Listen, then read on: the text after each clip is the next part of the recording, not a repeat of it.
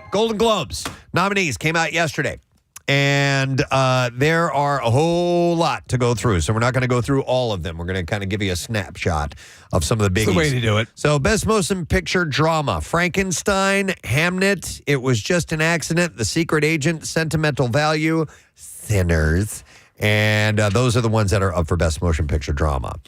Best Motion Picture Musical Comedy, Blue Moon, Begonia, Marty Supreme, No Other Choice, Nouvelle Vague, and One Battle After Another. I am lost in that category. Wow. I saw the One Battle After Another. A lot of these I'm not familiar with. It's funny because the One Battle After Another is it's big movie. It's a big movie. DiCaprio, Sean Penn. And it's an action kind of movie, but it is funny. Yeah. I mean, it's really funny. That's why it's in that category. Yeah. And Leonardo DiCaprio he plays a very, very... It's a serious character, but he's hilarious. From what I hear, he's quasi the dude-ish. Yeah. Yeah. All right. So cinematic and box office achievement. This Let's hear an this. award for the ones that do well in the box office. Avatar, Fire and Ash, F1, K-pop Demon Hunters, Mission Impossible, The Final Reckoning, Sinners, Weapons, Wicked for Good, and Zootopia 2. So my question is, how is Avatar, Fire and Ash on the list when it's releasing this Friday? Wow, that's a good question. Yeah. How does that happen? Yeah. Maybe, wow. Very good question. Yeah. Don't know. All right. Best performance by female actor in a motion picture, drama.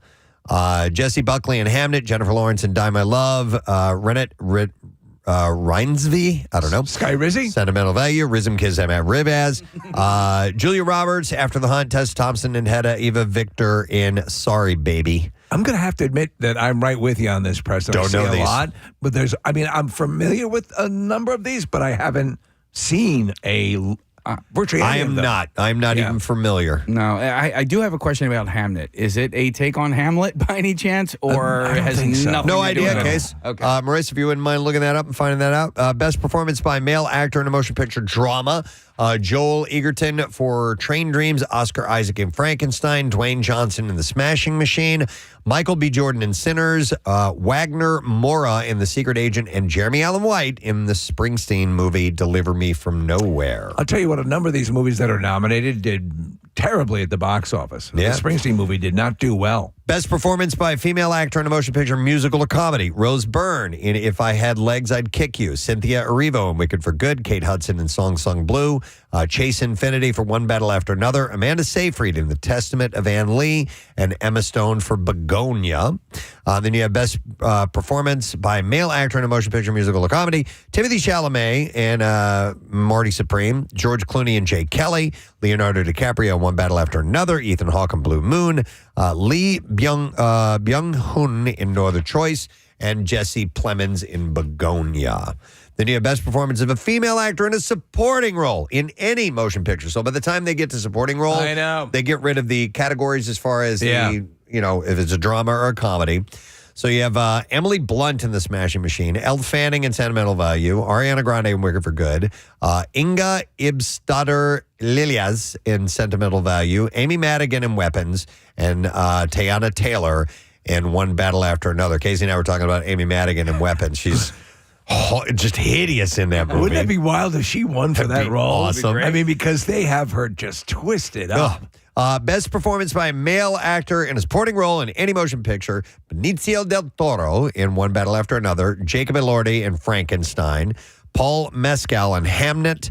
Sean Penn in One Battle After Another. Adam Sandler and Jay Kelly. And Stellan Skarsgård in Sentimental Value. Okay. Marissa, did you find out what Hamnet is about? Yes, it's actually the story of William Shakespeare and his wife Agnes losing their son, which then inspired him to write Hamlet. Okay. Best director, Paul Thomas Anderson from One Battle After Another. Ryan Coogler for Sinners. Guillermo del Toro for Frankenstein. No Place Like Home from Wicked for Good. What? I skipped the page. Sorry, that goes into song. Never mind. I guess we won't find out who the other directors are. All right, TV. All right. Best drama. The Diplomat, The Pit, Pluribus, Severance, Slow Horses, and The White Lotus are all up for that. So I've seen most of those. You got a favorite? I don't know. the pit's damn good. I love the Yeah, pit. and Pluribus is really engaging. Yeah, it's just that Pluribus hasn't wrapped up yet, so Yeah, I don't. yeah. Everything else is wrapped up. Everything is stuck the landing. Yeah, but I'm really digging Pluribus. All right, series, musical or comedy. Abbott Elementary, The Bear, Hacks, Nobody Wants This, Only Murders in the Building, and The Studio. For best performance, female drama. Kathy Bates in Matlock. There you go, Matlock. Yay, Matlock. Britt Lower in Severance, Helen Mirren in Mobland, Bella Ramsey in The Last of Us, Kerry Russell in The Diplomat, and Rhea Seahorn in Pluribus. Best performance, male drama. Sterling K. Brown in Paradise, Diego Luna in Andor, Gary Oldman in Slow Horses, Mark Ruffalo in Task. Task I think that was the only That's the only one I nomination. saw, yeah. Adam Scott in Severance, and Noah Wiley in The Pit. There could have been Tom Pelfrey certainly could have been nominated. Oh, my God. He should have Yeah. been. Well, I got to take a look at who the supporting actors were, but man, I thought, can you have two male leads? You can- because you those can, but guys were. They'll cancel each other out. So Yeah. in the nomination process, he might be under supporting. But if you're looking at not. screen time, Pelfrey probably has more screen time than Mark Ruffalo. Yeah. Best performance, let's see, female musical or comedy. That is Kristen Bell, Nobody Wants This. Ayo Edeberry in The Bear. Selena Gomez, Only Murders. Natasha Lyonne in Poker Face. Jenna Ortega on Wednesday. And Gene Smart for Hacks. And the best performance by male musical or comedy. Adam Brody in Nobody Wants This. Steve Martin in Only Murders. Glenn Powell, Chad Powers. Seth Rogen for The Studio. Martin Short for Only Murders in the Building. And Jeremy Allen White for The Bear. So them's there are the big nominations. So It's a lot of them. Yeah, the show is going to be January 11th. CBS and Paramount Plus. Nikki Glazer is going to be the host. So we shall see how they play out. Yeah, I guess we have some time to see some of this stuff. Speaking of Leonardo DiCaprio, as we were, he's been named Time's 2025 Entertainer of the Year. And it follows his role in One Battle After Another, which, Casey, you're just talking about, which is now Paul Thomas Anderson's highest grossing film. Does he get the customary basket from Hickory Farm? Of course he does, yeah. His performance as a washed-up ex-revolutionary thrust back into the conflict has put him firmly in this year's awards race, and he told Time magazine that he was drawn to the film's truly original story ideas and praised the fierce originality of Paul Thomas Anderson's process, calling the project a creative risk for the studio. He's already earned nominations for the film with the Golden Globes and Critics' Choice Awards, along with multiple wins, including from the National Board of Review, and Time will announce its Person of the Year and other annual honors later this week. He's a compelling actor, man. He's amazing. Yeah, I really like what he has become, and I'll check out just about anything he's in. Yeah, me too. All right, so this is really weird. Billy Ray Cyrus has reacted to a woman's lawsuit claiming that she is Miley Cyrus's biological mother. And so, yeah, so he's reacted as you would expect. So he called the whole thing false and absurd, accusing her of filing it to harass his family. The woman, Jamie Lee, alleged that she gave birth to Miley at 12 years old and had a private adoption agreement with Billy Ray and Tish Cyrus. Lee accused the couple of fraud, emotional distress, and interfering with parental rights and sought DNA testing for Miley and her parents. A judge denied her request for a trial. Billy Ray filed motions to dismiss the claim, saying he only recently learned of the lawsuit. The case was dismissed with prejudice, meaning that the plaintiff cannot refile the same lawsuit or claim again, with the court awarding him attorney's fees. So it's all in the past now. But Yes. I had never heard of that. It's lunacy. Wow. Sheer lunacy. Sydney Sweeney seems kind of young to be dabbling in plastic surgery, but that hasn't stopped the rumors from flying that she keeps her stunning looks by occasionally going under the knife. The actor addressed the rumors in a video interview with Allure alongside Amanda Seyfried in a segment called Truth Serum. Sweeney was asked, what is one beauty rumor about yourself that you want to debunk right now? And Sydney had said, she jumped to the chance saying, what's one beauty rumor? Let's debunk them all. She said, I have never gotten work done. I am so scared of needles, you have no idea. And Seyfried chimed in that once you get older, it's a net positive, assuring Sweeney, but you don't need it yet. So it would be dumb for her to tinker with what has been working so wonderfully for her so I think far. she won the genetic lottery. Yeah.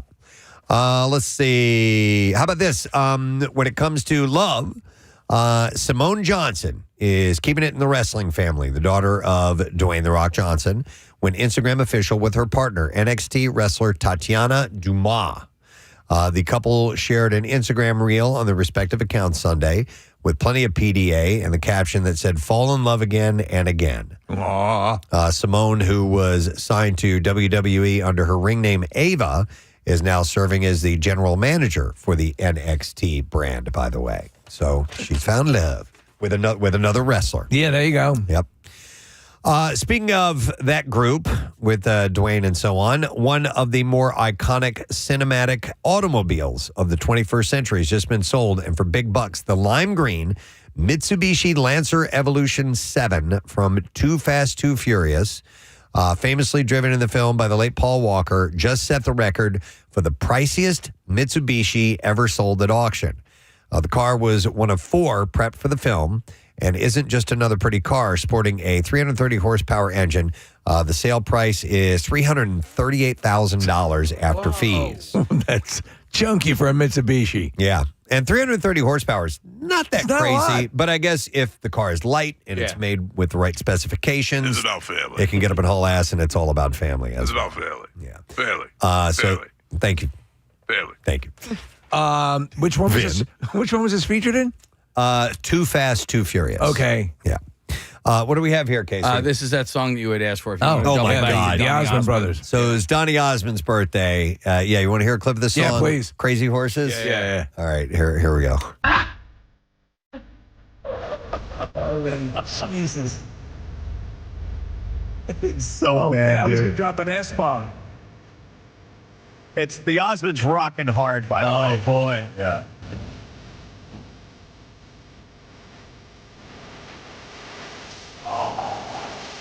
Wow. I should have played this for you first and had you try to guess Try what to it was. guess. Is there a video? Yeah, oh my God. You need to see this video.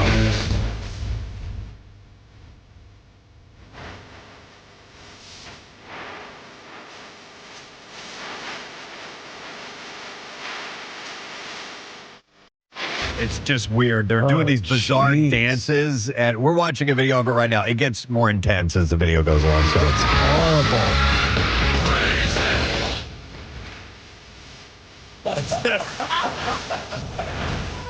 Jeez. Okay. I envy the Osmond brother that was deaf. So there's your little enlightenment for the day. All right, some more entertainment stories. Let's see. Despite the president expressing his desire that he be out of a job, ABC has announced that Jimmy Kimmel has been signed to a one-year contract extension.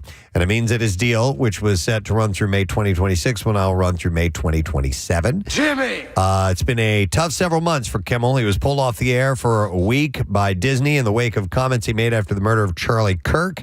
And he also lost his close friend and band leader, Cleto Escobedo III, last month. Yeah. He himself has been making overtures about wanting to wrap it up. Oh, yeah? Yeah, that's been happening for a couple of years. Yeah, and losing his friend, definitely. They were Like tight since they were childhood friends. little kids, yeah. So sharing the story as published by Bloomberg on his Instagram, Kimmel wrote, "I am pleased to announce another no-talent year." So he has signed on for another year. Taylor Swift, speaking of talk shows, is headed back to late night with the Late Show with Stephen Colbert, announcing her appearance for tomorrow night in a teaser that ends with Swift smiling in a cardigan and saying, "Hey, Stephen." The show put together a playful reel of Colbert dancing throughout the Late Show years to Taylor's song, and I'll get this wrong. Is it Opalite? Anybody know? It's Rhythm Kism. As Rivaz. Yeah. So building up major excitement, and her visit comes just before the debut of her 6-part Eras Tour docuseries on Disney Plus on Friday. The Late Show with Stephen Colbert airs 11:35 p.m. Eastern and streams on Paramount Plus the next day. Netflix has officially announced a show called Steps, or is it? I think it's a film. It's a new animated take on Cinderella, and it stars Ali Wong and Stephanie Sue. The twist this time is that they'll be playing the stepsisters who are misunderstood, it turns out. So it's going to focus on the stepsisters of Cinderella. Okay. It does look animated, by the way. Yeah, it's animated, but I didn't know if it was a series or a movie. So they're doing a kind of a Wicked approach to this, right? I guess you're so. Finding you're hearing the other side of the story. I think that's what they're going for. Yeah, so the story follows Lilith, who turns her sister Margot into a frog by accident and teams up with Cinderella and a surprisingly dreamy troll to save the kingdom and rewrite the fairy tale. Fairy tale. That remake they did with Lily James, right? Wasn't she the star? Yeah. She played Cinderella? Yeah. Was it good? I thought it was good. I saw parts of it. Good. Yeah. All right, and then we'll do one more quick story, and then we will wrap it up. Let us end with this one. Meghan Markle's With Love, Meghan holiday celebration premiered with a rare 0% rating on Rotten Tomatoes. Wow. Man, oh man. Oh. I watched one or two of them, and it's just bad. It's just bad. She's a bad host. Is she? Is she kind of flat, or what is it? Yeah. I've given her credit. She did a narration for a couple of nature documentaries and did a great job. Yeah. But she's putting on this thing that's... There's an interview going around with her and Craig Ferguson, where she appeared on the Craig Ferguson's late night talk show. Mm-hmm. She's bubbly, she's ebullient.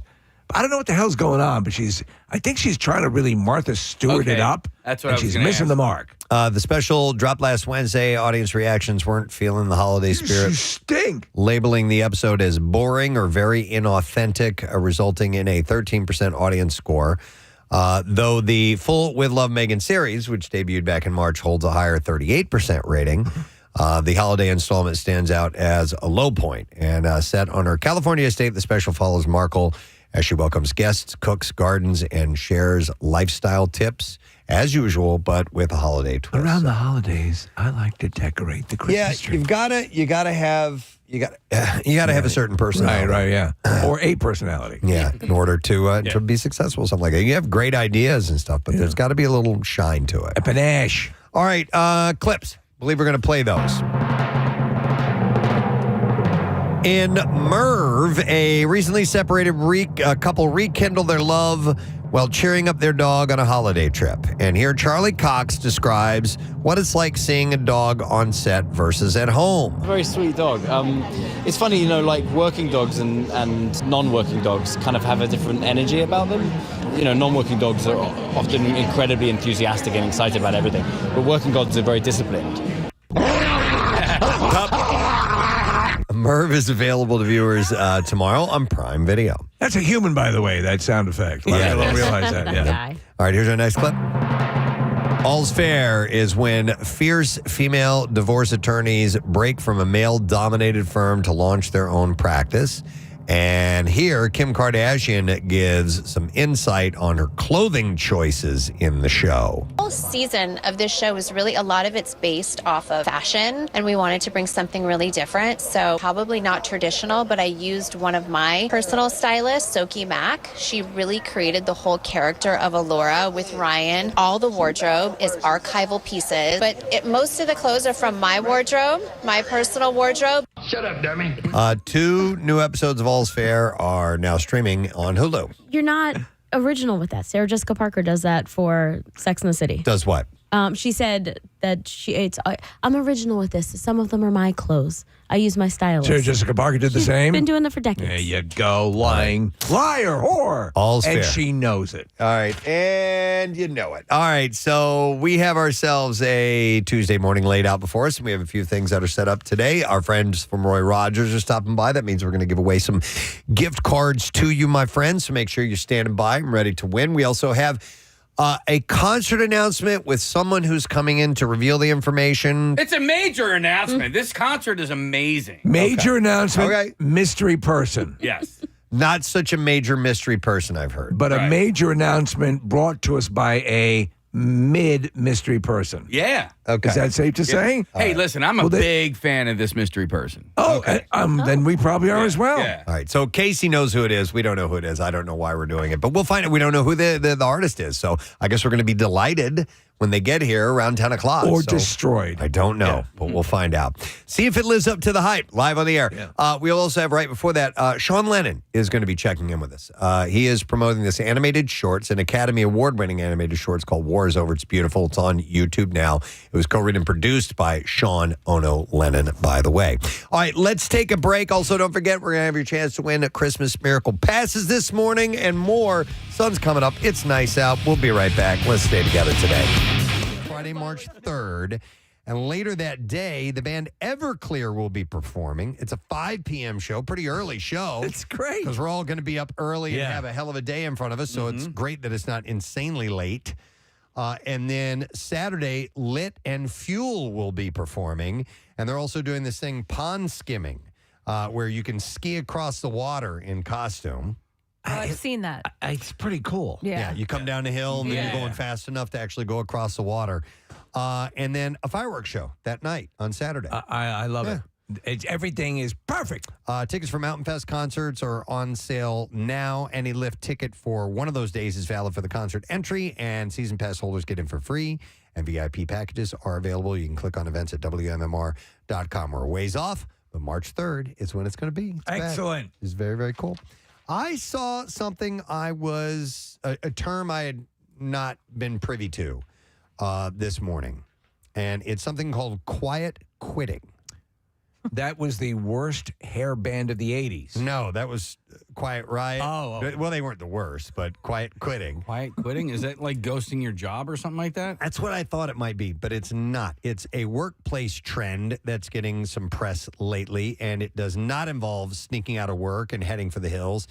Instead, advocates describe it as doing the absolute minimum their jobs require and refusing to work extra hours or take on extra assignments while focusing on out-of-work activities. So, like, they're forcing themselves to be fired or be let go? No. They're keeping, I get this, they're keeping the bare bones minimum requirement that they need to do to be working at the job, but they spend a lot of time, say, online or taking like What hour and a does that half. have to do about quitting? I don't know the name either, Kathy. I didn't understand that. You're quitting without quitting. You're resigning yourself to doing you're still working, but you're paring down to do the absolute minimum to make it to retain your job. You're quitting part of your job. So what are you doing for 24 years? They say it's about having an identity outside the workplace and refusing to let work rule your life. Oh, Critics- maybe I'm wrong then. Critics, including presumably some of their bosses, say some of it sounds a lot like old-fashioned slacking. Yes. Yeah. But I don't know. I disagree. And let me hear me out for a moment. All right. So when you are forging your career, right, and you're beginning, yes, extra time, extra hours, extra assignments, impressing the boss, doing things like this are absolutely crucial, I think. And I certainly lived my life that way. Yes. Once I found a career I wanted to get. Now, when I was working at McDonald's, I didn't give a damn. I just cared. I got in and out of there when I wanted. You know, I was a teenager. But when I started to realize, okay, I need to make a living, and I also found something I love to do, radio. I spent a lot of extra time at work and didn't mind it and was enjoying learning what I was doing. Right. And that ethos has lasted a long time. But I have to say in the past few years, because we have had a successful career and one that we've spent a lot of extra time in, I have also now made it a point to have my life outside of that. Yeah. And taking on extra assignments and things like that, I don't feel the need to do anymore. I don't think that's what this is, though. I think, at least, and maybe you've read the article. I think, at least what I think is, they're saying slacking, and that correlation is not between simply maintaining a work life and a regular life and balancing the two. But I think it means, like at work, you'll never say, I'll take on a project. I'll invest extra time in this. You're the second the clock hits 5, or whatever, you're out the door. You arrive at the last possible second. You take every second. And mind you, you're entitled. But also, if there are ways to dawdle throughout the day. Like I don't they're think doing it's the that. You don't think it's that? No, and I think the reason that some of the critics might say that it's slacking is because, man, how many people do you know that take work home with them? I know plenty of them. Yeah. And, well, I do. Well, all the time. We do. I work from home all the time. Yeah, a good probably third of my job I do at home. But I also, my buddy Steve is just constantly, he's taking work home with him. Yeah. And it's just, I think that the workload in some jobs, this is not everything, this is not an overall thing, but in some jobs, it's too much, man. Do they literally spell out what they're talking about there, or is it as vague as it seems to be? I'll read a little bit further on this. Gallup calls it not engaged. Jim Harder, chief scientist for Gallup's Workplace, a well-being research center, says survey data shows workers are less engaged, and quiet quitting sounds like what he refers to as not engaged, a group that includes 54% of survey respondents born after 1989. But while engagement is lowest among Gen Zers and younger millennials, it's been dropping across all age groups in recent years. So it's not. It still seems kind of vague. Yeah, and then on the other side, it says they're doing what they're getting paid for. Advocates say quiet quitting is all about maintaining a healthy work-life balance. People aren't going above and beyond. They're not bending over backwards for their employers anymore and sacrificing their mental and physical health. Yeah. They're doing what they're getting paid for. She says she wishes the trend had a different name because you're not quitting. You're taking care of yourself. You're coasting. You're carefully coasting. So it's the above and beyond thing kind of spells it a little bit. Sure. Now, I think, I feel that we all go above and beyond, for this, because this is not that's our agreement. That's what we do. We want to do the best we can do to live up to our agreement with the audience. But I think at a certain level, especially if you want to get ahead, you need to take. But but if you are ahead, if you're already ahead, and I think it has a lot to do with how your company treats you. Yes. If you work for a good company that takes care of you, you're more likely to go above and beyond. If you work for a company that does not take care of you, you're going to do the bare minimum. No, I agree. Yeah. I'm going to say something that'll only make sense to you guys, but recently there's been some requests of what I would call going above and way beyond. Right. And we've all it's ignored like, it. come on, man. Come on. Yeah. We're already working a lot, and that happens in all kinds of businesses. We say, oh, by the way, you also need to do this now. Right. Like, wait, what? What? Yeah. I'm sorry. How about? I quit. Yeah. I quit. Hang on. Let me go to Larry because he's got an example of quietly quitting. Hi, Larry. Good morning. Yo, you guys ever heard of Jerkmate? You've ever heard of Jerkmate? Yo, ever heard of Jerkmate? What's up, Larry? Yo, how are you guys? I work for a very big, very corporate, and that's the one word that I think hasn't really come up in this conversation. Very corporate company. Mm-hmm. So at this point, they were pretty good throughout the pandemic, and I stepped up, took the job above me.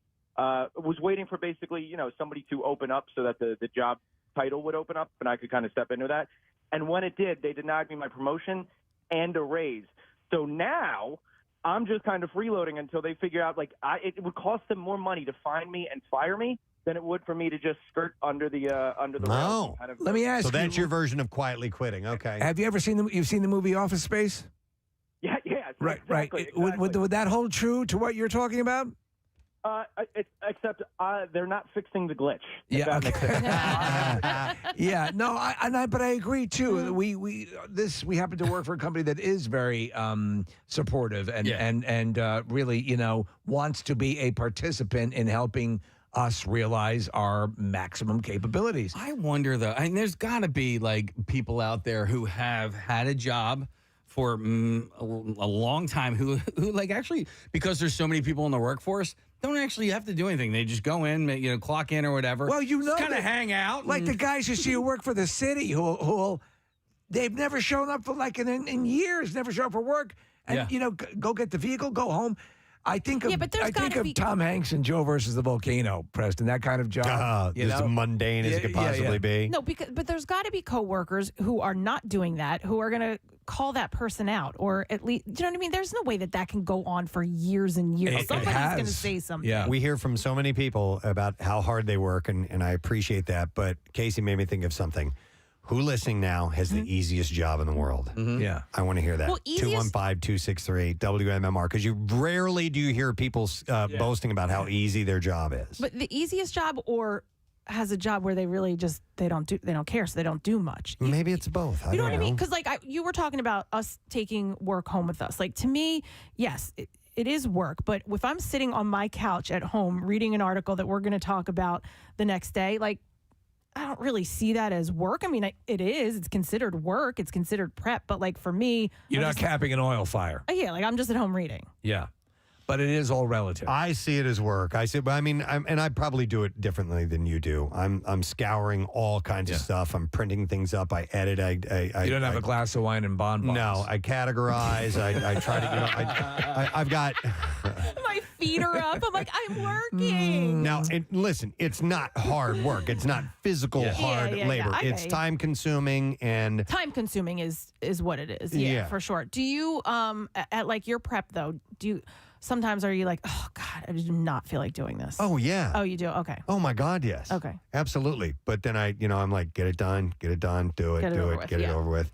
Well, also, that's why sometimes, too, like, because you do a lot of prep. Like, if I see articles, I'll send it to you because I think that I know. That's something that you could use and maybe a little less work for you. Right. No, I appreciate that. And ultimately, I've got to figure out if we're going to go to it or not. But, man, there was a point I was going to make, and I don't remember what I kept talking. That's okay. Why don't you tell Kathy how much she turns you on? No, that was. Oh God, that was not what I was. Shut up. I quit so hard. I'm so quitted. Yeah, I forgot what I was going to say. Okay, let me go to some calls. Easy jobs. All right, we'll go to John. Hey, John. Good morning. Morning. What's up, John? So I work at a golf store in Wilmington, and it's probably the easiest job in the world. I just talk to people about golf all day.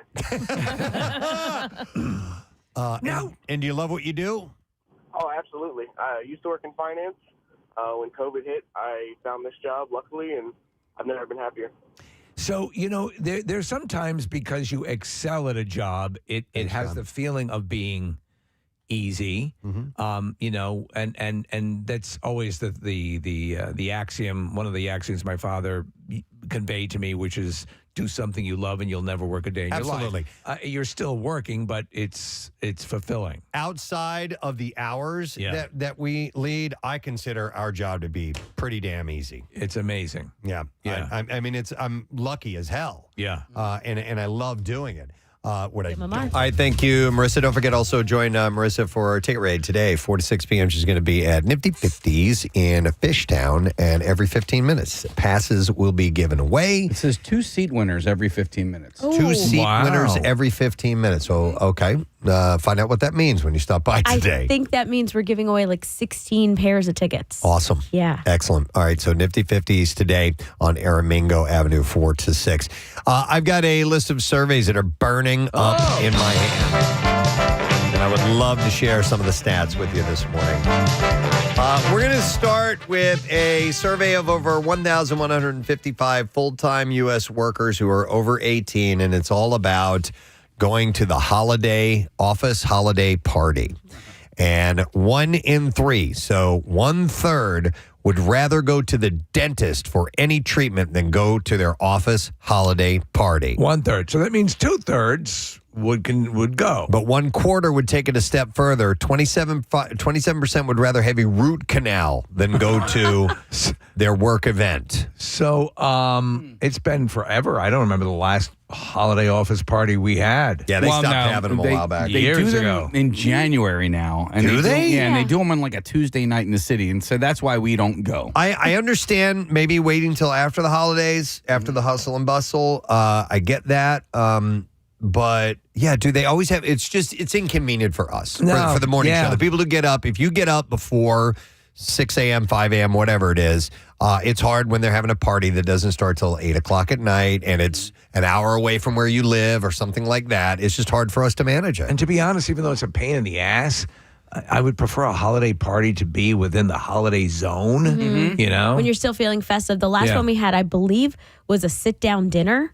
So you couldn't like come and go as you please. Right. Once you were once you were stuck. Oh, was that the one? Yeah, I know what you're talking about. Yeah. We were Where was it? celebrating something. It was a good time. It was around the holidays. It was Bill Yes. Weston we were celebrating. Yes. Was right? it Bill's retirement? Oh, yeah. Okay, Well, it was no. kind of a doubly party. Yeah, because I remember Tony Harris's car got towed while we were sitting. Oh no, poor Tony. And he watched it, man.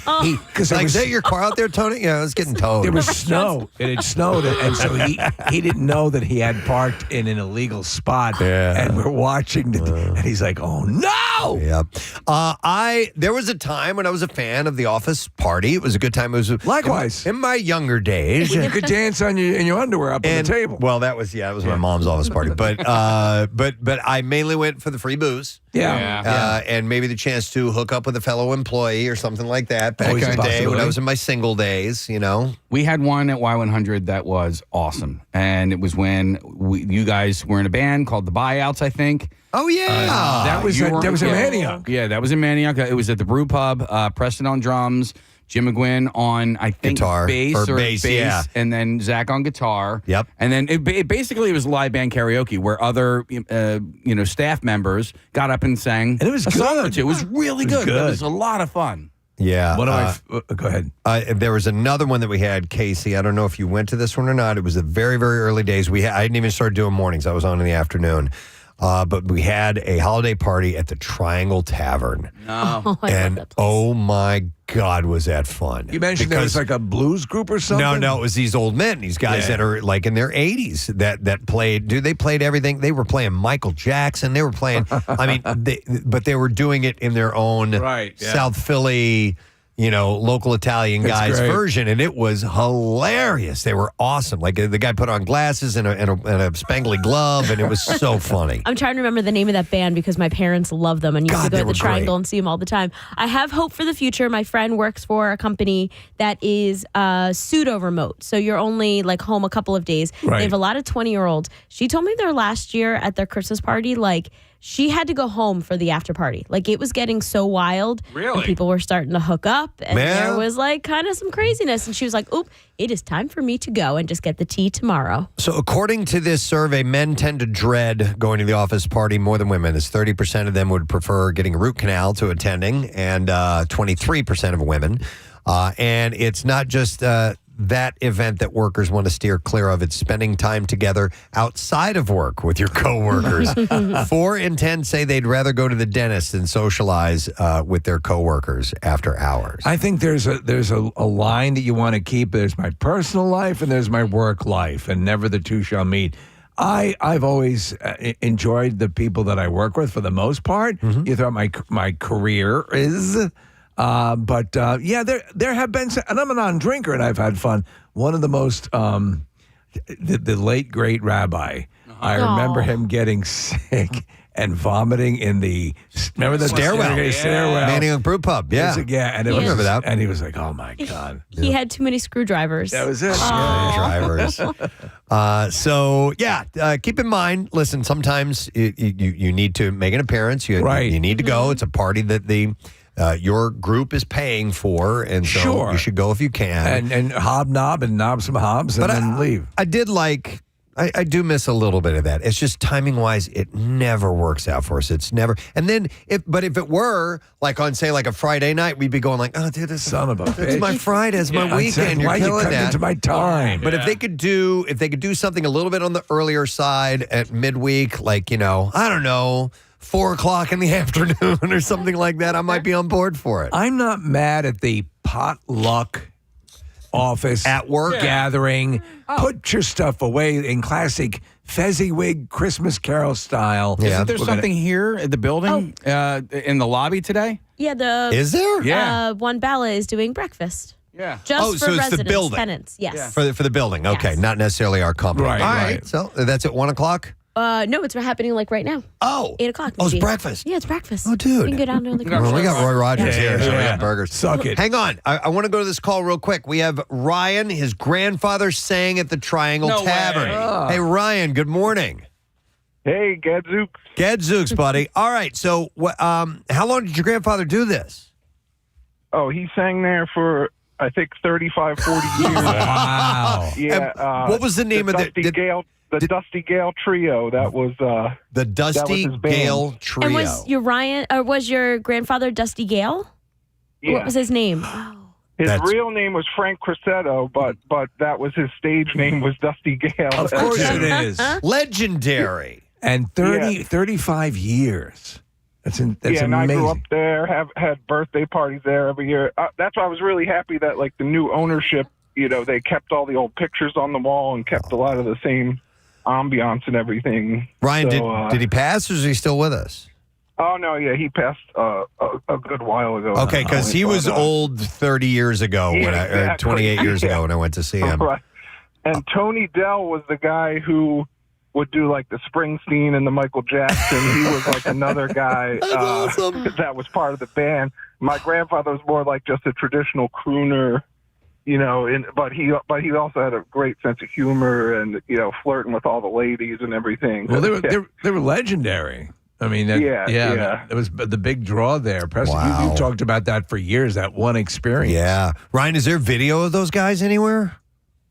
I found like a few little clips on Facebook before, but yeah, I don't think. Yeah, I'm sure like people probably have videos, throughout South Philly, but we don't have too much footage of it. I found something like somebody did kind of like a documentary, and there was like a clip going around on Facebook of him singing, which was pretty cool. Well, that's cool, Ryan. He gave a lot of joy to a lot of people. That's a really cool legacy.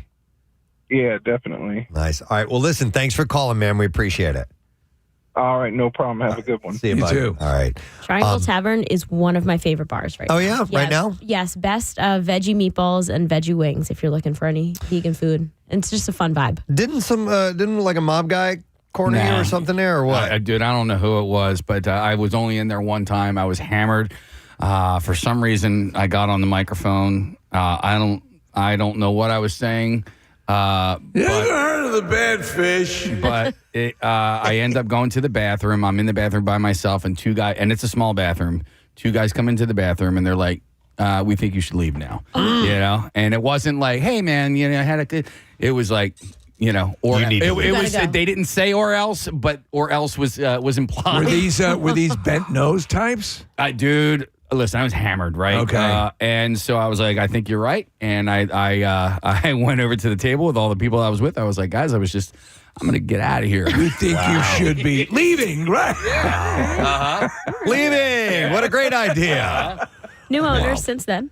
All right. Well, anyhow, so people don't like going, or some people don't like going to their office party, according to that. But like you said, Steve, 2/3 do. Yeah. All right. Survey says in this particular poll of 5,000 Americans, they asked the question, what do Americans really want for Christmas this year? And the overwhelming winner in this is money. People want cash. Yeah. They would prefer money for the holidays, and they're hoping on an average of slightly more than $600, I guess, when it's all said and told. So have you ever given, like, in a card, literally just money as a gift? Yeah. I'll do that. I tend to do that. We'll do that for family members or people that we know maybe in college or whatever. Yeah.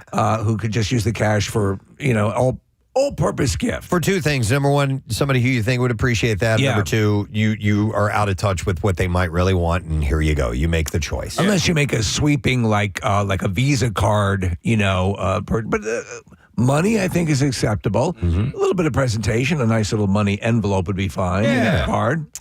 So Americans will spend an average, it says here, of nearly $1,120 on gifts this holiday season. Millennials are the biggest spenders for others at an average of $1,369, and baby boomers tend to spend the least at $842. Do you know what I'm actually looking forward to? I'm just the Christmas itself. Yeah. Just the time off, just the sopping up of the season, spending time with Claire and visiting friends, and that's really what I'm looking for. Like kids are expensive, and when they get older, they get more expensive. Tell me about it. Yeah. No, it's just, the clothes cost more, their toys cost, gadgets cost more. Toys become cars. Yeah. Or, but honestly, a phone, it's pretty standard. That's like $1,000. Yeah, it's crazy.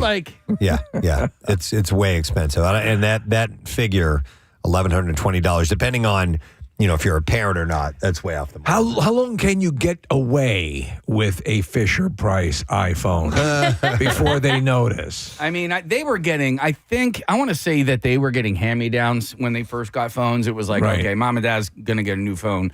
You're going to get the old phone. Right. I think it's insane to give, and we held off for, giving them iPhones or whatever. What was the age? Long time. I want to say and it's going to sound ridiculous, probably like 6th grade. We waited for they were, middle of the pack. Age-wise, what are they at that time? Like 12. Okay. Something like that.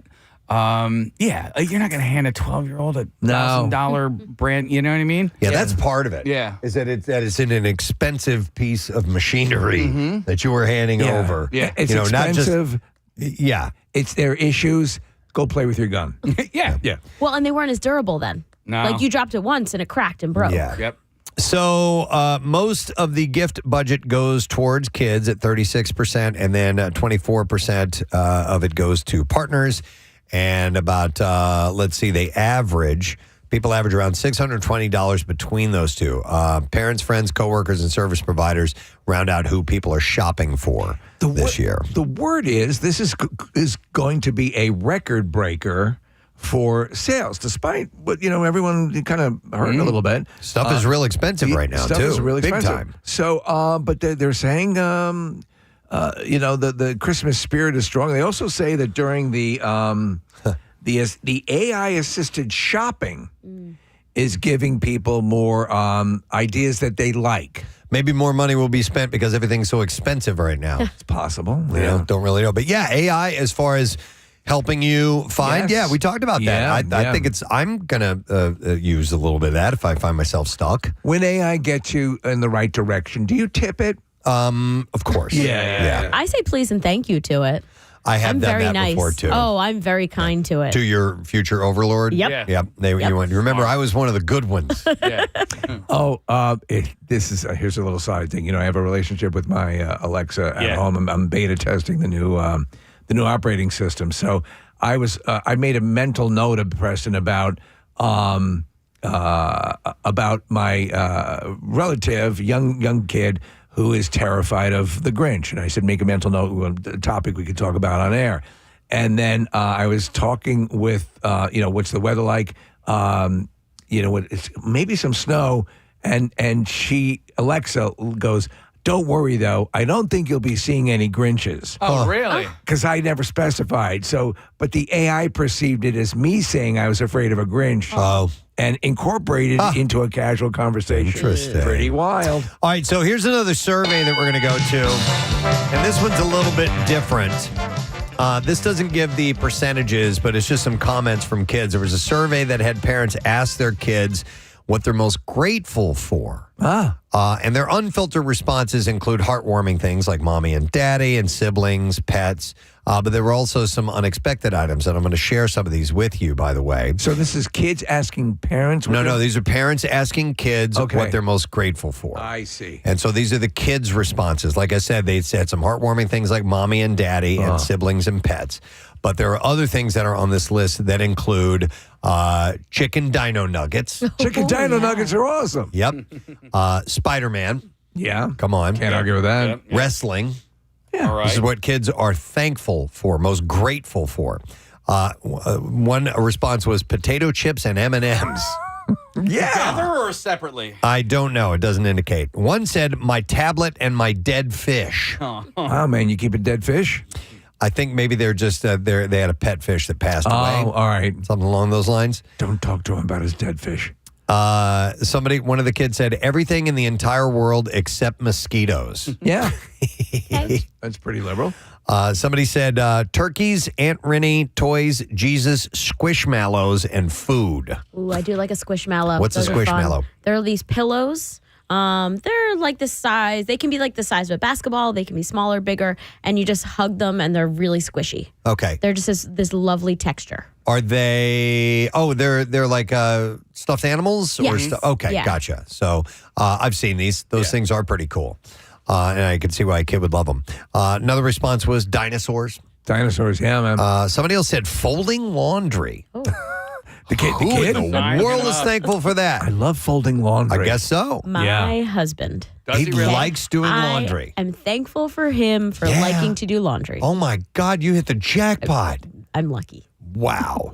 Now listen, there are some people that get a sense of accomplishment out of that, and it's kind of Absolutely. therapeutic in a sense, but I can't stand it. No, actually, I'm thankful for his mom for making him like laundry. Right, right. And then somebody else said, I'm thankful for Elsa's yellow hair. Aw. These are things that kids are grateful for the holiday season. I thought that was kind of a fun. And these are all college kids. Yeah. No, these are little kids. All right, there was a survey of 2,000 adults, and they asked people about life choices that they regret most. And people spend nearly 6 days a year wishing they could undo certain life choices. Almost half, 47%, struggle to come to terms with their past decisions that they regret. I think if you live a good life, we hope to have as little regret as possible. But we all have regret at some point. Yeah. Right. Yeah. Oh, my God. There are things that I regret I did when I was a teenager. So you're saying... And still...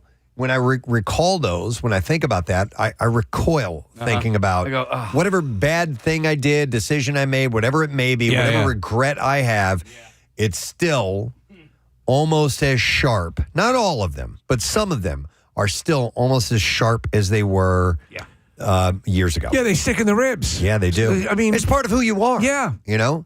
And there are ways to come to terms with those, but I don't think I'll ever be fully rid of a regret that I feel over something I did, even if I were to get, somebody who forgave me for something. If I asked them about it, I still would feel bad that just feel personally initially bad. did something dumb. You Do know? you think full relief from that regret will come when you reveal the location of the bodies?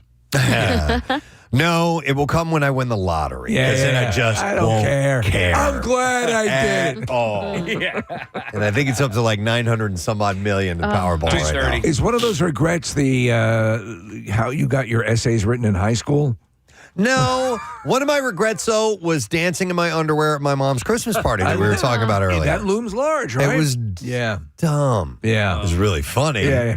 But it was just dumb, man. And you know, I blame some of that on alcohol. Yes. But I was the one who drank that alcohol. Right, and that's right. my fault. So. Right.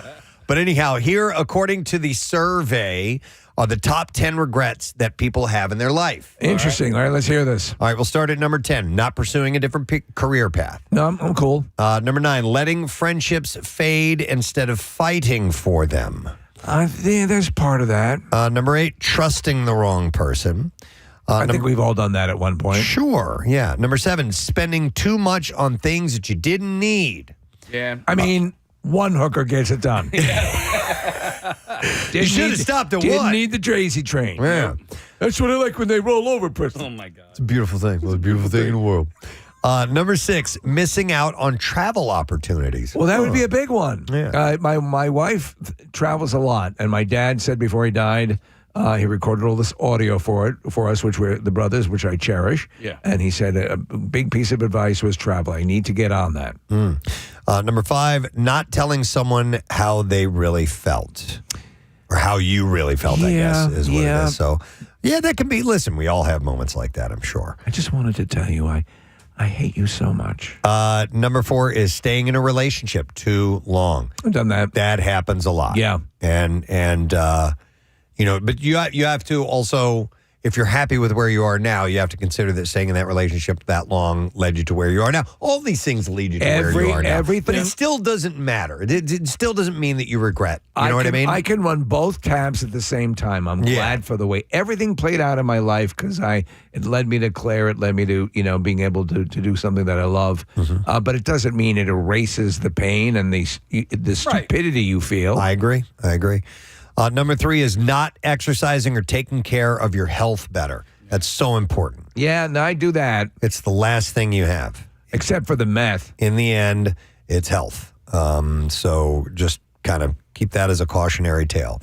Number 2, not saving enough money earlier in life. A big one for people. I wish I had had more of a structured understanding of finances early on. Me too. Because one of the things that I feel like an abject moron when the subject of mortgages and bank statements and all of that, anything like that. I got it.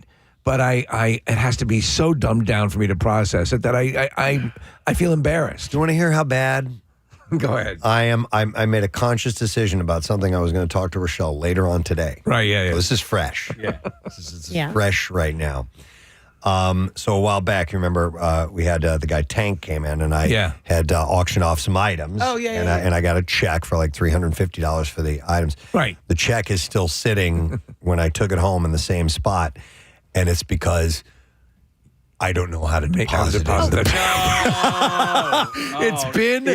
It's been that long. Yeah. It's been ever since Rochelle and I got together. She took over all of that. There was a day when I balanced my own checkbook and I handled all my own affairs, but it's been decades since I've done it. And I literally was thinking about going to Rochelle and say, honey, I need you to help me out with something. Can you help me start a Christmas club? I don't remember how to deposit checks in the bank. No. That's how bad it is. Preston, since then, you can now do it on your phone. I know. You know that? You don't need to teach me right now, but it's just embarrassing that I am at the level that I am at now. And I know it'll be easy, but I still have to be. It doesn't matter. I have to be taught. You're still embarrassed, and you'd rather put it off. That's the best way to take care of things. Yeah. If they're difficult, put them off. Listen, I am a moron, but I do know how to deposit a check. Yeah, I know. Yeah. Listen, you are way more involved in that stuff than Steve and I are. No. I'm really, really not. But you have your debit card. I have my debit card, and you have your name sewed into your clothing. Yes. Yeah. It's funny because before my son went to college, he needed to open a bank account. Right. And my wife put me in charge of that. I was like, why are you doing that to him? Well, she's teaching you responsibility. Yeah. Do you have your own account? No, it's all together. Yeah. Okay. Yeah. But when I deposit a check or whatever, I don't know what my account number is. I just use my debit card and you insert that into the little machine. You know what I don't want to do? I know this is stupid, not to go off on this tangent, but Claire handles all of that. And I inevitably, God forbid something would happen. Yes. Mm-hmm. But for me to ask to get me up to speed on that is an acknowledgement that something could happen that might find me without her. Yeah. And that's too painful a thought to think about. Do you know what I'm saying? Well, it's like Casey who won't make a will. Right, yeah. We do have a will. Yeah. But Casey won't do that for that very same reason. Because it's going to be a murder-suicide in the will. There you go. I don't know what's going to happen, But listen, I need to do it. And someone's going to... Yeah, if the unthinkable happened, I would have to find a teacher. I would have to find someone to tutor me. So anyhow, the number one regret that people have, according to this survey, are caring too much about what other people think. If you can listen, it's not wrong to care a bit about what people think. Yeah, it's not I don't give an F what you think. It's not that. This sort of frivolous lifestyle that, say, Charles Manson enjoyed. It's worrying about what other people think. Right. You know what I mean? Yeah. When maybe it's not a person that's that important to be concerned about about them worrying about you or being, having issues with you. It's also narcissistic to think, they're gonna think people are living their own lives. Right. They have other things. They're thinking about themselves. Yeah. And once you can liberate yourself from that, they talk about the freedom that as you get older, I crapped in my pants. Oh, well. Now, where's my pudding? Yeah. Oh, my God. Steve, it's so funny you mentioned that. Yesterday, I don't know why, but just for fun, do you remember the movie Grumpy Old Men? They had, at the end of the film, they had a gag reel, and they had multiple takes and outtakes and stuff like that. And I just felt like watching it because Burgess Meredith is hilarious in that. Yeah. And there's this scene where it's an outtake, and it's Walter Matthau, and he goes, they're freezing on him. He's like, I just farted and I'm afraid to move.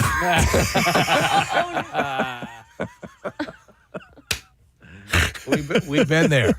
We've all been there. Awesome. Yeah. Hence the shirt. All right, one more survey. All right, we'll end with something a little looser. Like a shard. Like your shards. This poll from YouGov is all about card games. And 4 in 10 said that they play card games either online or in person very or somewhat often. Most people say they love or like card games, while far fewer say they dislike or hate them. You played a lot. In fact, you were very good. Yeah, no, I mean, well, I don't know if you're talking about poker, but I played all sorts of card games. And, like when I was growing up, obviously played Rummy 500, Gin Rummy and all that. But then we got into hearts. Hearts and spades are pretty much the same game. But then, I have this... it's almost like taking Latin, right? And then you can like understand all these other languages because you have it, you have this Basic foundation of Latin. And so with hearts, it was the same thing. And so it didn't take me long to learn pinochle after that. And then when I was in the Grand Canyon, I ended up playing, I can't remember the name of this game. But Deliverance. No, it's called like Rucker. Euchre. Yeah. Okay. Okay. So we were on the boat and guys talking about playing euchre, and so I sit down and we get to camp and I start playing euchre, and I immediately took to it. And the guy Jay, who was trying to teach me, was really surprised with how good I was, how quick. And I was like, well, I've been playing cards my whole life. Let me ask you. I understand the scheme and all that. What brings you more pleasure? So those would be like solitaire, and those kind of card games are different than gambling card games. Yeah. Which do you enjoy more? I love pinochle. Okay. I love regular, when you get into like double deck pinochle, or, airport bidding and stuff like that, I can't stand that. Yeah. Just the standard pinochle, whatever team gets to 121 first. You love that game. I love it. We played so much freaking pinochle in college.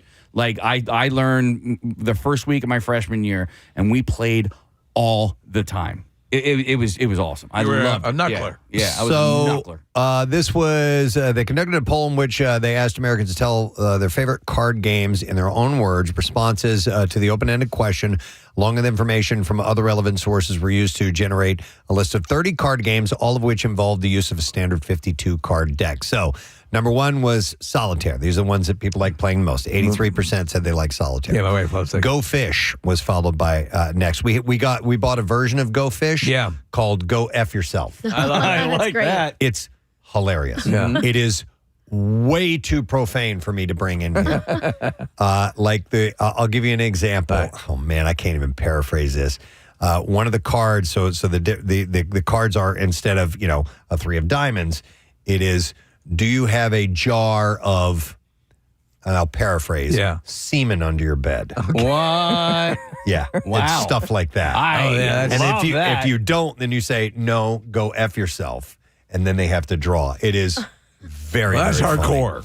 All right, And that's for 6 and up? So it's for 6 and up.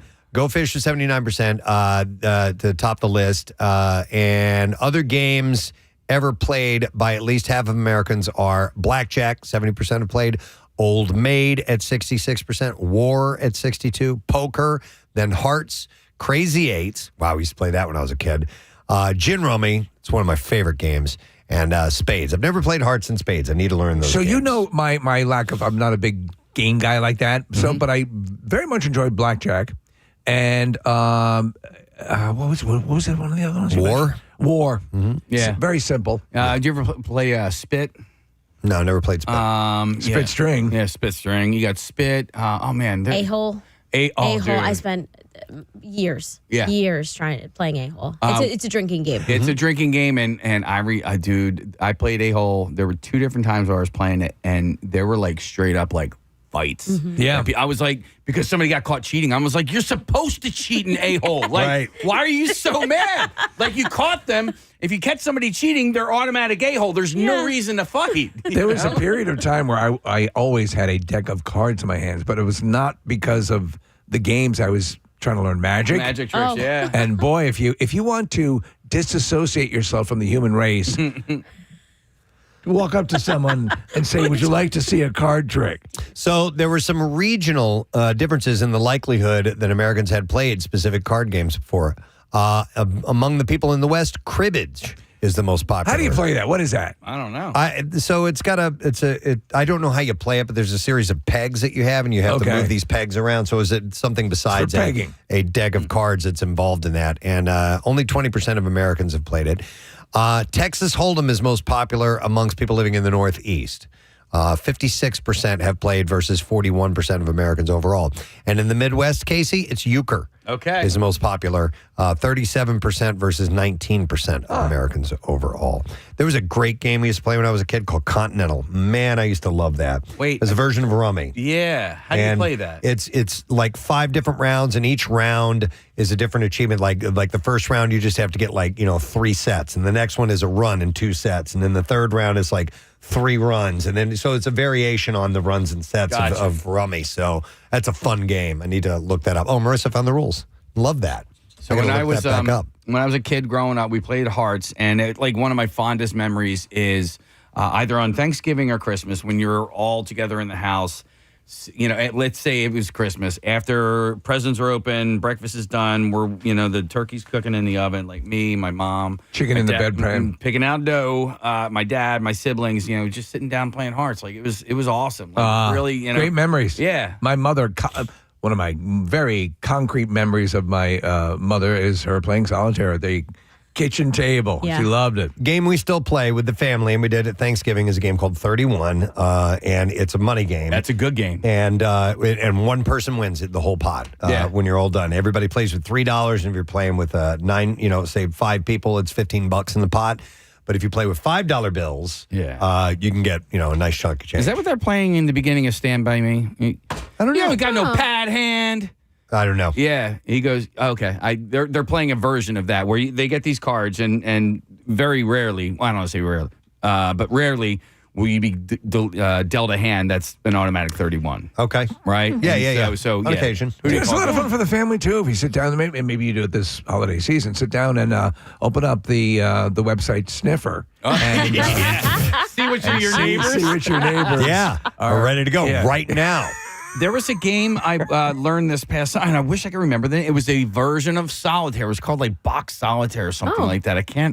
It was really, really hard to win. Okay. Really, really difficult to win.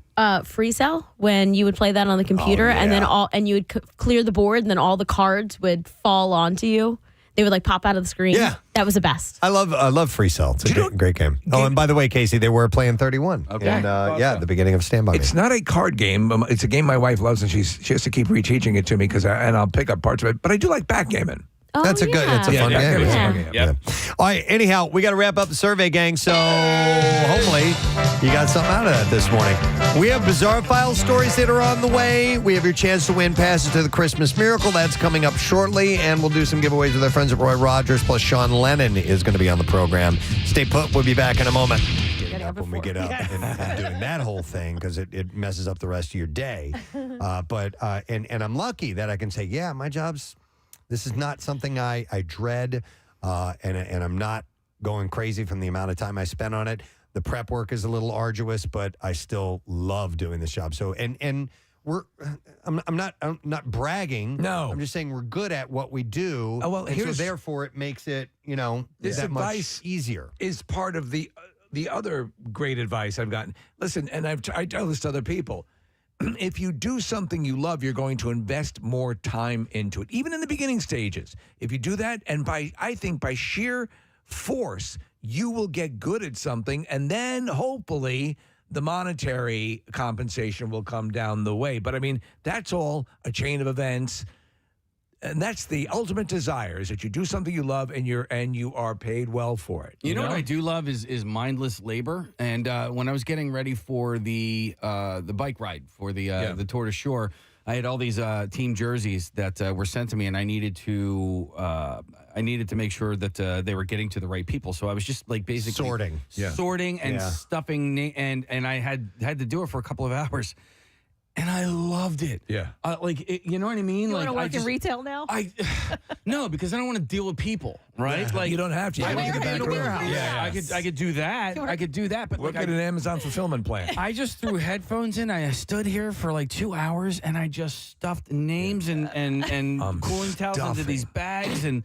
I do like the organizing factor of things like that. Like, Yeah, okay. I'm actually volunteering at a nonprofit today, and we're putting together packages. So to me, that's perfect for you. Like I'm gonna make sure each package has two of this and one of that. I love sometimes if you get to put a little bow on it and something like I that. can tie the bows. the studio that I have in my room in my house in one of the rooms. I love. Oh, today I'm gonna rearrange the wires so that everything sits properly. Like that sort of. Yes, that's sort of where I can just check out and do that. I do love that kind of work as well. You know what I was going to tell you guys back to? You mentioned the bad part of our job is getting up so early. That 2-week vacation. I know you're going to make fun of me, but I'm not kidding you. I am dead serious.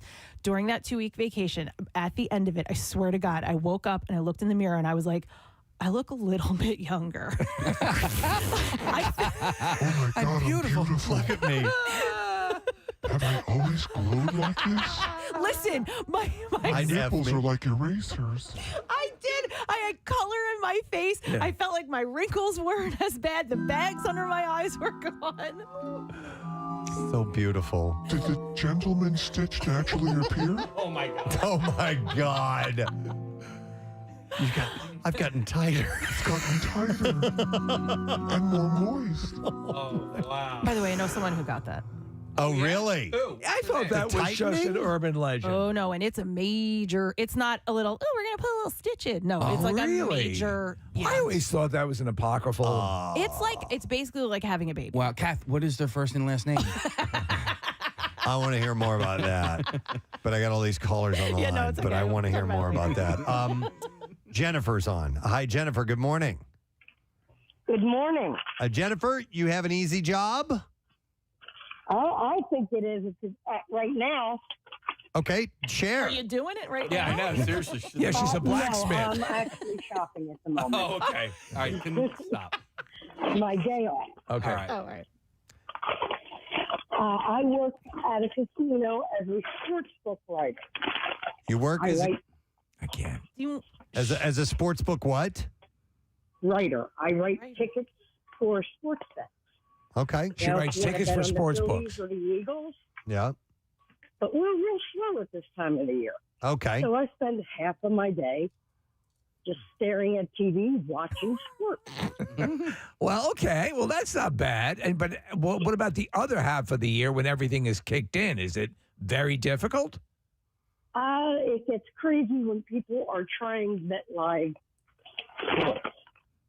All right, That's the sorry. hard part of the We're sorry to interrupt your shopping, Jennifer. Yeah. We'll let you get back to Sounds that. like but she's thank you for the fighting a call. robot. We appreciate it. All right, let me go next to Brandon. Hey, Brandon, good morning. Yeah. Uh-oh, here we go. All right, you have an easy job, it says. I'm a trash man. Trash man. How is that an easy job? That looks like hard labor to me, man. You drive the truck. A monkey can do my job. There is, I know, and I've known a few trash men in my life that love their job? that love the job. I agree. That love the I job. have as well. Yeah. I will say, anytime I see the guys going by my house, they're either like laughing or singing. Right. You've got a group that you work with. Listen, you know that it's got its dirty elements, but the trucks will do a lot of the work. But also, you're getting a bit of a workout yourself. Yeah, how old are you, Brandon? The only thing I can complain about is the weather. Okay. Yes. How old are you? I'm 30. Okay. 30. Man, I see those Why guys not? lifting some really heavy trash cans. I'm like, no way, dude. Brandon, do you need to work out outside your job? Your job is a workout, correct? Yes. Yeah. Yes, that's correct. Okay. But I also am able to work outside my job because I'll probably be done within the next hour. Oh, there you go, man. All right, you get done early. What time you get up in the morning? We start work at 7. I get up at 6. All right. Okay. That's not too bad at all, man. All right, so Brandon considers it an easy job. Yeah. I would consider that a difficult manual labor gig, but he thinks it's one of the easiest jobs. I wonder how they pick the case. To your point, do they go in rotation on who drives the truck? Because the dude who's driving the truck always has kind of the That's the dude. easier That's gig. That's a good his gig, question. yeah. Let me go to Kenny. Hey, Kenny. taking me all this time to realize, but I love you. I love you. I love you. All right, Kenny, what's your easy job? Well, I'm not there anymore. Unfortunately, I had to move on. But I was a guard at the old Byberry buildings. After the asylum were abandoned. We were all over the place, and it couldn't have been any more of an easy job. We chilled in the trailer for about 7.5 hours out of the 8-hour shift. The boss said basically just take a drive around every once in a while. Here's a TV. You can hook up your video games, and we did. My God! It was an amazing job. But I would. But that's for me. That would not be an easy job. That would be so boring that I would. Because you're looking for busy work to kill time. Yeah. I mean, you could honestly get another job while doing that job. Right. Do you know what I mean? Like if you could find a job that you could like work, online job, you could work from home. Kenny, quick question. Did you ever see anything of the paranormal? How much time you got? Wow. Are those buildings completely gone now? There's some that still exist. There's a self-help, like a halfway house, and there's a bank or something that uses. Okay. Do the tunnels still exist? Flat. Do the tunnels still exist?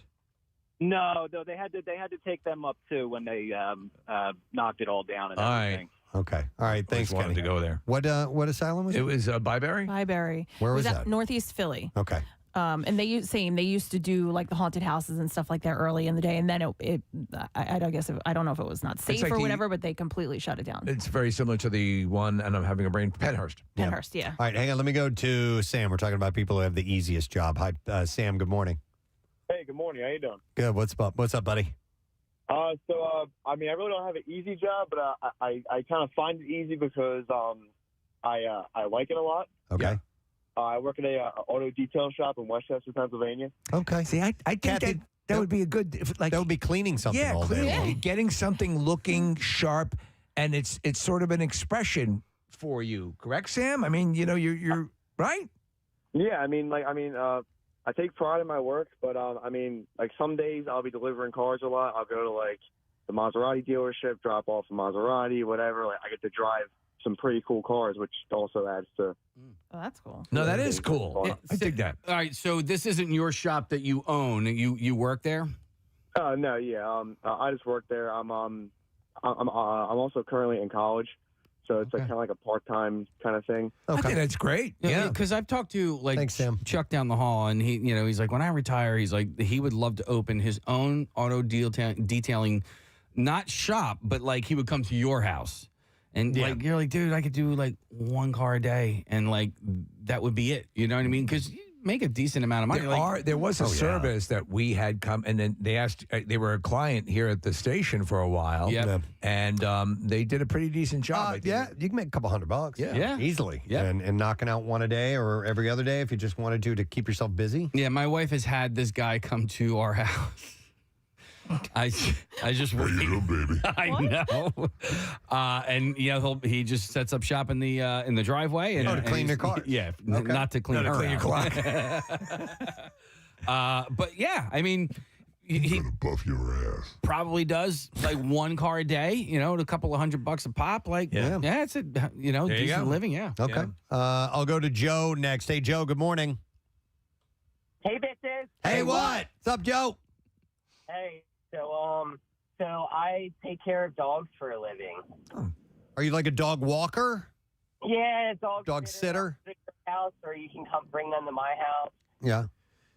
and it's awesome. And you consider it to be an easy job? Yeah. Well, I mean, all you're doing is taking the dogs for a walk here and there and just playing with them, and then the kids help out. So. By the way, there's no reason to be embarrassed if you have an easy job. No. I think you win. You're lucky. I think it's a great job. Yeah. And so you're obviously an animal person to begin with, and so how would you make your own hours? Well, yeah, basically, but I mean, technically, I work 24/7. I mean, I'm always. Oh, yeah. So. Okay, yeah, that makes sense. Yeah. All right. Like right now, I have a puppy with me. I asked the owner if it was okay if I brought him to the beach, and the in Ocean City, and the beach is paying for itself basically right now. Oh, that's cool. Having puppies wouldn't be too bad. Thanks, Joe. Appreciate it. Hang on. I want to go to Mark, who's been a trash man for 28 years. He's got a different take on it. Hi, Mark. Good morning. Hey, guys, let me tell you something. I'm going to debunk that guy's theory right off the bat. I guarantee he doesn't work for a major trash corporation because front-end guys, which I've been doing for 20 years now, go in at about 2:30 to 3. I'm fortunate enough that I can come in at 5, and that's considered banker's hours in the trash industry. He's going in at 7 o'clock in the morning and only working till 11. He probably works for a county that's picking up parks and recreations. I did residential for 7 years. It is one of the toughest jobs there is.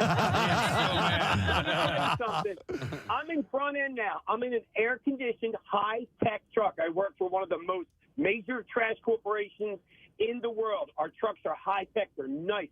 They're comfortable. They're ergonomic for the driver. I have AC.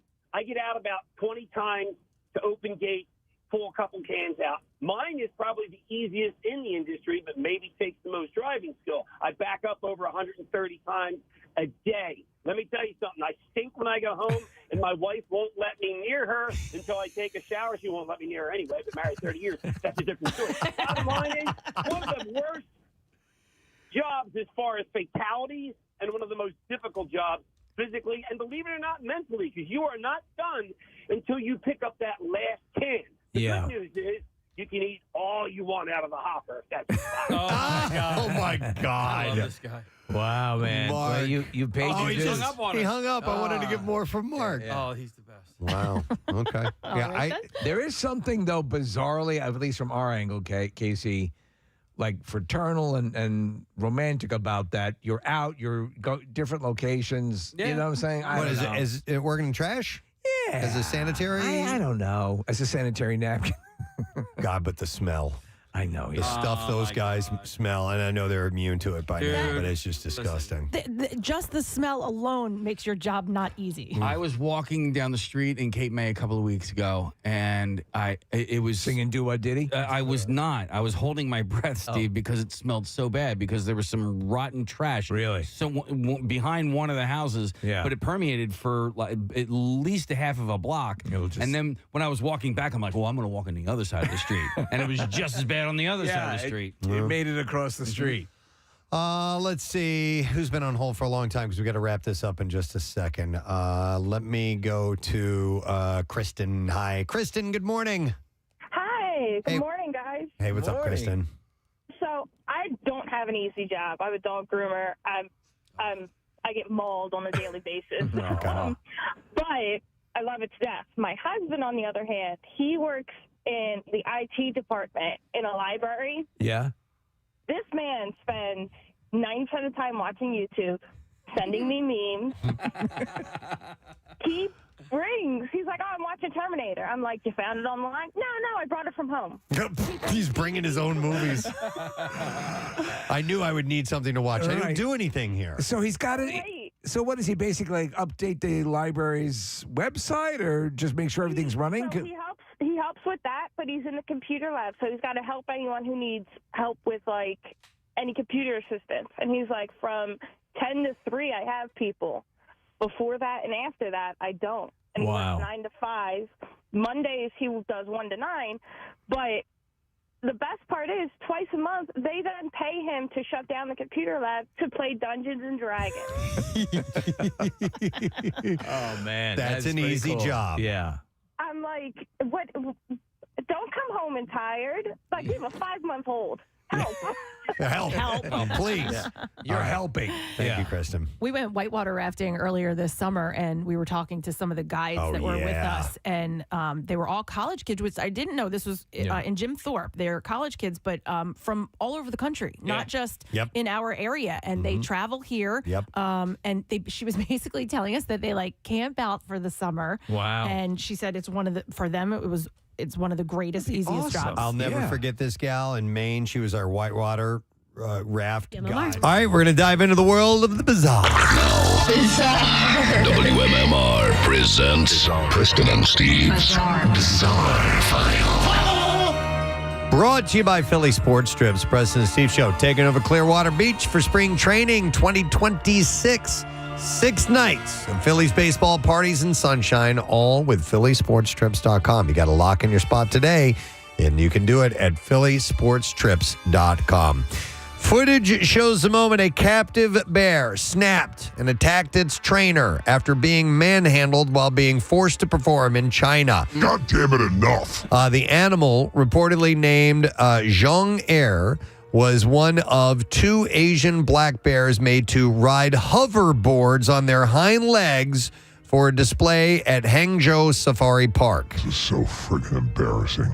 They were seen twirling on the self-balancing Hey, look at me, I'm twirling. electric scooters before zipping around the performance area, each with a trainer guiding them. And at one point, Zhong Er was led off of his hoverboard and around the back of a central stage area. He appeared to struggle to keep pace on his hind feet, but his trainer kept a firm grip on one of his front paws and continued to drag him into position. As the trainer turned him around, placed another hand on him, and began to make him start backpedaling, the bear then lashed out. Footage showed Zhong Er swiping with his claws before tackling the trainer to the ground and holding on. You want to go, you little bitch? Other staff are seen briefly attempting to pull the bear off before giving up and resorting to hitting him with objects. Eventually, the bear was carried backstage and the show was called off. Park manager said neither the trainer nor Zhong Er were injured.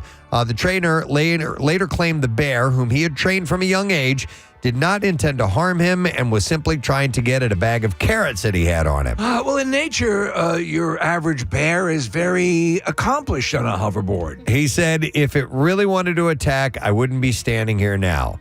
Nonetheless, remember that. Zhong Er's been moved to a different part of the park, which tattoo that on your chest. Has suspended and all so-called demonstrations involving Asian black bears. So, yeah. I wonder how much bigger. I know. They're being forced to do something. Yes, they are. shouldn't Yes, be they are. doing. All right, an argument in Florida took a sharp turn on Thursday night when what began as a verbal disagreement allegedly escalated into flying poultry and ultimately a felony arrest. According to the Broward Sheriff's Office, deputies were dispatched following reports of a fight between 2 women. By the time authorities arrived, they learned the confrontation had gone well beyond words. Investigators say 25-year-old Jamisha Teshay Wallace threw a piece of chicken directly into another woman's face during the argument, setting off a physical altercation. The report is detailed in nearly every respect, except it does not specify whether the chicken was raw or cooked. File this one under cock-a-doodle-doo. After the chicken was thrown and the situation escalated, deputies say Wallace went upstairs to her apartment and returned holding a kitchen knife. She allegedly pointed the knife toward the victim and moved it toward her hand, making contact. This reminds me of the Eat It video from Weird Al Yankovic, where they're knife fighting, holding a chicken in between the two of them. The contact did not cause a cut, but it was enough for deputies to clarify That's the Colonel Sanders way. the incident as aggravated battery. Wallace told officers she had been jumped, but investigators determined she was the primary aggressor. Detectives arrested Wallace at the scene. When setting up a prison, there are some things that need extra attention, like keeping the cell doors locked. Yes, that's a big part of it. A power outage at a Missouri prison on December 3rd caused the cell doors to open in 2 housing units. South Central Correctional Center in Licking, Missouri, lost power, which made the doors unlock. In one unit, there were no problems, but the other unit held inmates in restrictive housing where people are kept when they break rules or don't get along with others. And a few of those inmates refused to go back into their cells and damage some property. It's time for an impromptu mixer. The prison's emergency response team stepped in and got everyone back into their cells. Our first licking mixer. No staff members were hurt and no inmates had serious injuries. I used to work right next to Licking, Missouri back in the day. All right, and India's Sarawagya Singh Kushwaha has become the youngest player in chess history to earn an official FIDE rating at the age of 3 years, 7 months, and 20 days. Think about that. Wow. That's staggering. And what was the title again? It is, well, I gave you their name. Yeah. So It's something like FIDE or something like that. an official FIDE rating. Wow. Yeah, so the chess prodigy edged out the previous record of compatriot Anish Sarkar, who was 3 years, 8 months, and 19 days when he reached the milestone in November of last year. Kushwaha, who is enrolled in nursery school, holds a rapid rating of 1,572. To achieve a rating from FIDE, the International Chess Federation, a player needs to beat at least one FIDE-rated player. A rating is a score that measures a chess player's strengths based on their performances and is not the same as a ranking. World number one, Magnus Carlsen, is the top in rapid chess with a rating of 2,824. Kushwaha's father said, "It's a matter of great pride and honor for us that our son has become the youngest chess player in the world to achieve a FIDE ranking. I gotta be honest, I don't know where he gets it. And we want him to become a grandmaster." Kushwaha defeated 3 rated players in events across his state and in other parts of the country to secure his record-breaking status. That's my boy. I mean, I asked him, how did you get so good at this? Man, 3 years old. That is it's almost science fiction level. Yep. All right, and that is where we're going to wrap up the Bizarre File for you at this point in time. All right, we are going to take ourselves a break. We'll come back in just a moment. We have more Roy Rogers love to give away today. We will also do our Christmas Miracle giveaways in a little bit. Stand by for that. Sean Lennon on the program, too. We'll return in a moment. She was awesome. And same thing. Loved her job. Travels all over the place. Goes to different, depending on the season. You know, she'll head out west when it's warmer and then head east. And just loved the job. One of Jace's surf instructors, too. She goes to Hawaii for the winters and then comes to Ocean City for the summers. A guy who would teach surfing in Costa Rica in the winter. He would be a snowboard instructor in Colorado in the wintertime. And in the summertime, he would go to Costa Rica and teach surfing. I'm like, damn, man. Didn't he die in a big wave off Australia? Or is that that was boating. That was after the bank robbery, and we don't talk about that. Yeah, I mean, it's a legit career. The guy who ran our thing in the Grand Canyon, like, that's what he does from May to September, and he majored in that. He found a college and basically majored in like adventure activities. That's cool. Yeah. Right, one last call, then we got to take a break. It is Jeremy we're going to go to. Hi, Jeremy. Good morning. You guys rock. Jeremy, it says here you got an easy job. What is it? Dude, I coalesce the vapors of IT security maybe 3 hours a week, and I work 40 hours a week. So you're actually working for 3 hours of your 40-hour work week? Not even working. I'm literally just talking to somebody else in a meeting about an issue and tell them what to do and how to do it. Okay. Yeah. Do you feel mildly guilty that you make money doing that, or are you okay with it? Completely. I honestly Netflix and spreadsheets. Netflix and spreadsheets. Dude, well, you listen to what Preston said earlier. You win. Yeah. You know? That's it. You got a job, and you're obviously providing what your bosses need you to provide, or else you wouldn't be there. Yeah, so there exactly. I was talking to my friend Joey Lee the other day in the parking lot of Wawa, and I said, if I ever complain about my job, just slap me in the face, because this is what I do for a living. Yeah, I push buttons like that. Yeah, you know. Yeah. All right. Well, anyhow, thank you guys. And quietly quitting. I was not familiar with that term. No. And it essentially means just doing what needs to be done and only that, and not going above and beyond. My buddy Steve texted and said, quietly quitting equals lazy F. But Steve, my buddy, he drags so much of his work home and shouldn't be doing that much work. He's a booker at Chippendales, right? He gets all the guys. Yeah, exactly. But anyhow, hopefully you enjoy your job. You enjoy your job, then you're in a good position. If not, I hope something comes along that you really want to do. Yeah. We need to take a break. We'll come back in a second, and we'll get to the Bizarre File. It's on the way next. Stay there.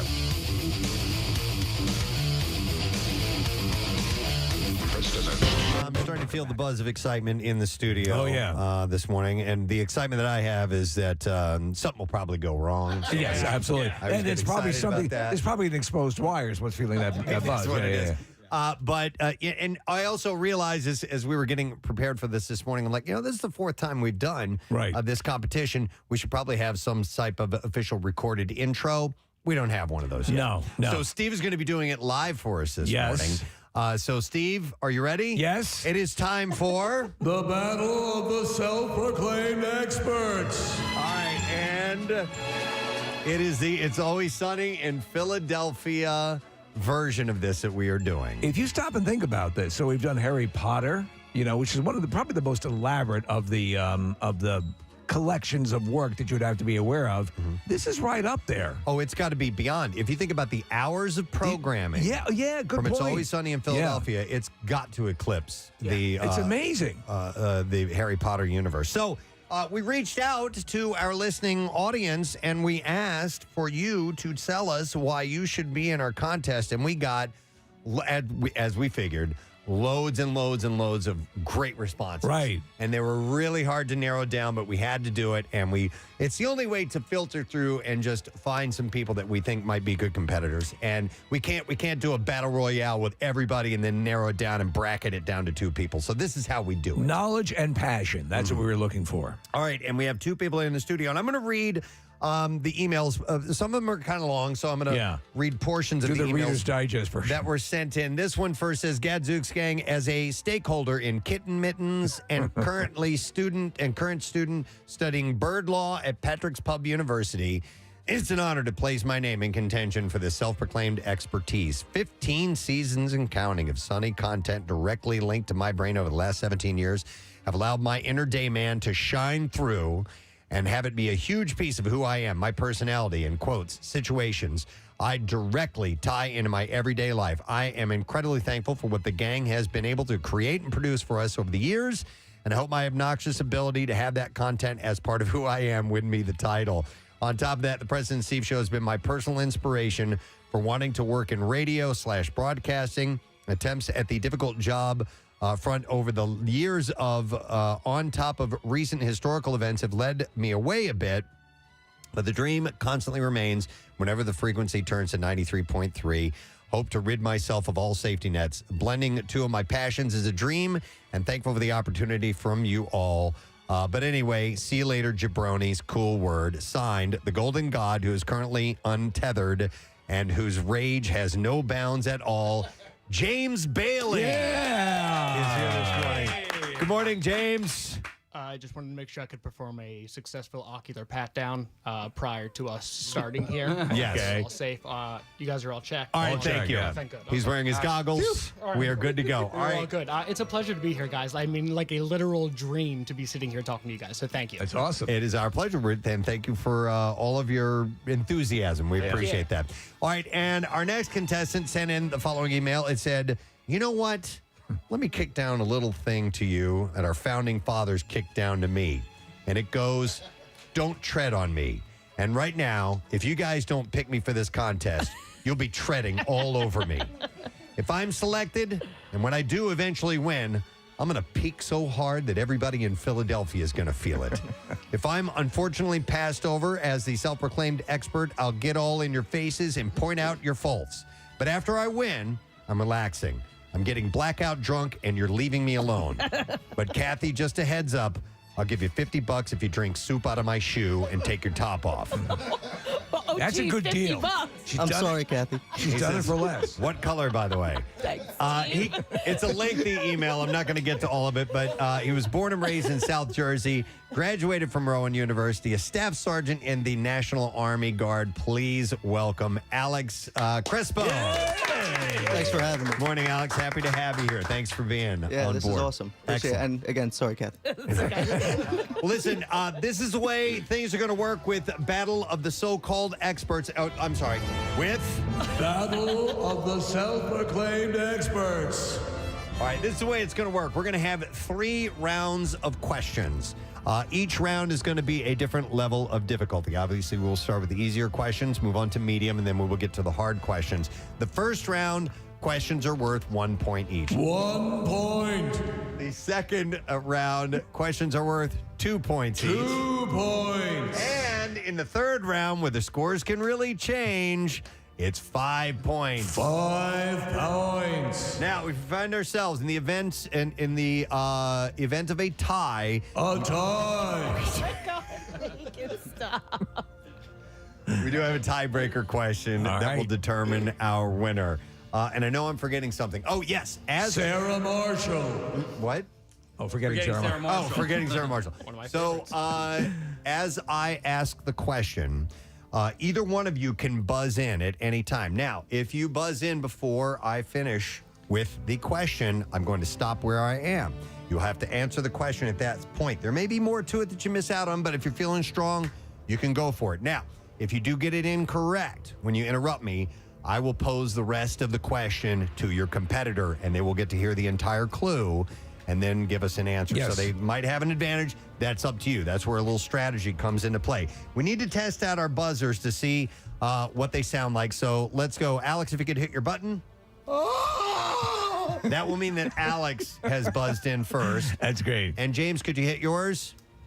Hey! All right. When you hear that, that's James, and he will get to answer the question. And that's how things work. We have our podiums set up here in the studio. If you're streaming on YouTube, you'll be able to see all of this live. Nick is going to be our scorekeeper. Nick, you all set? Yes, sir. All right. I don't have your mic on. This one? There we go. There you are. Mike wasn't on. All right. So we are going to get this underway. Let's begin with round number one. Gentlemen, grab your signaling buttons. And by the way, I need to compliment them on their T-shirts. They are wearing It's Always Sunny centric shirts. yeah. We have the Bird Law shirt and the Implication shirt as well. You had to call them to say, at least to alert them to the fact that while we are fans and watch the show, these are the encyclopedic knowledge of the whole show. So we may not be aware of everything. And in fact, I need Connor in here because Connor is going to be our judge should we need to go to a ruling. Connor's another super fan. Connor's a super fan, and he helped out with all of the questions. So, Connor, I may go to you for a thumbs up or thumbs down. Like on the Craig. gladiators. All right, here we go. Starting with 1 point questions. These are the easier questions of the lot. Let's begin. Here we go. In what year did It's Always Sunny debut? Hey! James. August 4th, 2005. He knew the date. Oh, my God, that is correct. Absolutely. 1 point for James. Like I said, these are the easier questions. Question number 2, and there are 5 questions per round. I forgot to mention that. Which Pennsylvania bridge is seen? Alex. I'm going to go Strawberry Mansion Bridge. But I think I jumped the gun. That is incorrect. Which Pennsylvania bridge is seen in the opening credits? George Washington Bridge, correct? Or no? That is incorrect. That is incorrect. Both of them wrong. It's the Ben Franklin Bridge. George Washington Bridge is in New York, James. Round up. No, that's very different. Very different. All right. Is it the Verrazano Narrows Bridge?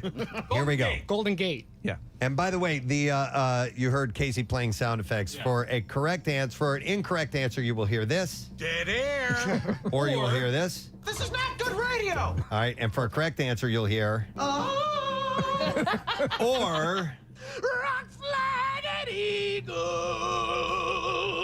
See, it all looks professional. It does. All right. Third question of the first round, and there are 5 per round. Here we go. What is Dee's nickname that was... Hey! All right, James? Shut up, Bird. Incorrect. Ooh, This is not good radio. What is Dee's nickname that was given to her in high school? The Aluminum Monster. Yep. That is correct. Alex gets a point. That's from the episode titled The Aluminum Monster versus Fatty Magoo. Question number 4. What is Rickety Cricket's Hey! James? Matthew Mara. Matthew Mara is correct. Rickety Cricket's real name. All right, question number 5, and this is a lengthy one. A lengthy setup. I just want to tell you ahead of time. Here we go. Mac and Charlie go to a diving pool they used to go to as kids, but the pool has been abandoned and is full of garbage. Mac says that the pool looks like the way that it is because of a pattern of discrimination against lower class people, but Charlie says it's because a kid drowned. Alex? Jamie Nelson. That is correct! And round 1 comes to a completion. And by the way, that was from Mac and Charlie White Trash episode. Nick, what is the score so far? All tied up at 2 apiece. All right. Nice, guys. 2 Very for nice. Alex, 2 for James. WMMR. Thanks, Chris. I want to thank our friends at the Cherry Hill Roy Rogers for getting up early and making us breakfast this morning. We'll do some more giveaways with those guys, but people are still super excited about that Roy Rogers being open in Cherry Hill. There's I love it. Such an element of nostalgia to it because Roy's used to be an absolute go-to, especially when I was traveling doing stand-up comedy. They used to have a lot of the, road off the highways, the rest stops. Yeah. They had the agreement with a lot of those, and I'd end up, living on Roy's for a long time. So we'll do some more giveaways in a little bit. Steve brought something up earlier this morning, was talking about the Grinch. You recently found out, Steve, that the Grinch who stole Christmas. How did you find this out, by the way? Somebody said something to you. Just this weekend just passed. So we went out to Boyertown at the Colebrookdale train. They do a wonderful thing. They do the Polar Express, and some tickets are still available for it. These incredibly ornate, beautifully restored train cars. And Nathaniel out there and his whole group, they have this stretch of track. They take you out, and Santa wanders through the train and, delivers toys to the kids. And it's just hot chocolate. It's just the best possible situation. So what began as just Claire and I doing it one year became a whole family thing. It's a tradition we had about 28 people. And so they had an addition this year. And one of the additions wandering around was a wonderful Grinch. Well, when we were on the train, one of my family member, little girl, I'll keep it anonymous for purposes, but she freaked the F out. And then only to find out she is mortified, terrified of the Grinch. And then I found out, talking to other family members, that now you've seen the kids react poorly to sitting on the Easter Bunny's lap. Yeah. You've seen the kids get upset when Santa but the Grinch was like, she wasn't going to get off the train because the Grinch was in the parking lot. Oh my God!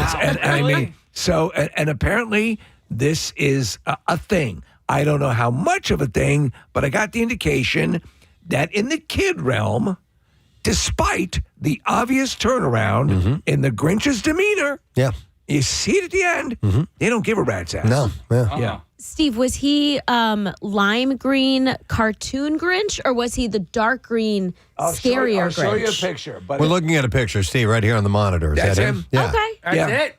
He's got the puss on his face. He looks a He's got little the mean. puss on his face? He's got like the little his lip out, like he he's pays this mean. woman to sit on his face. Yeah. Sourpuss. That's Mrs. Grinch straddling his face. No, listen, I totally get it, though, Steve. And even though he has to turn around on the show, it doesn't really matter, because leading up to that, the close-ups they show of his teeth, his face, his spindly fingers, his eyes and everything.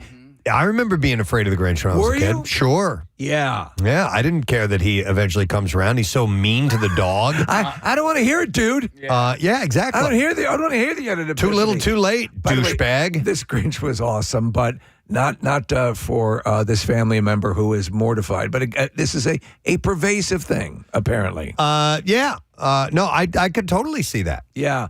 And I'm wondering, like, other iconic, but besides the Grinch is obviously for all intents and purposes, like a monster. Yeah. Oh, yeah, without question. So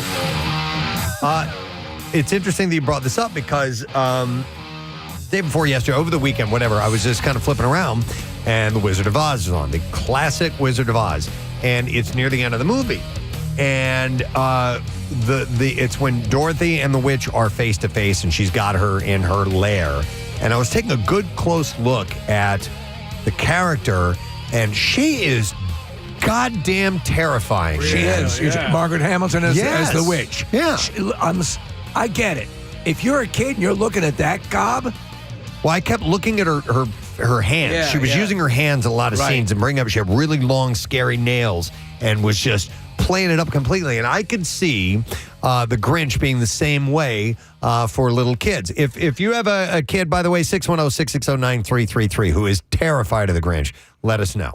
It's funny you should bring that up, because Margaret Hamilton, of course, legendary for playing the Wicked Witch. And it made me remember that Mr. Rogers, because this was such this was such a pervasive thing. Yep. She came on the show to say, it's not real, but you're very nice. Yeah, I saw it not that long ago. It was on my Instagram feed, and she was great, and she played up and did the voice stuff without the makeup on, right. and just to calm the kids. Yeah.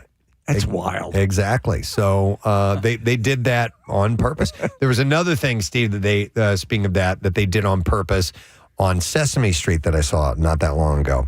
When they eventually when all of the adults finally see Snuffleupagus. Yeah.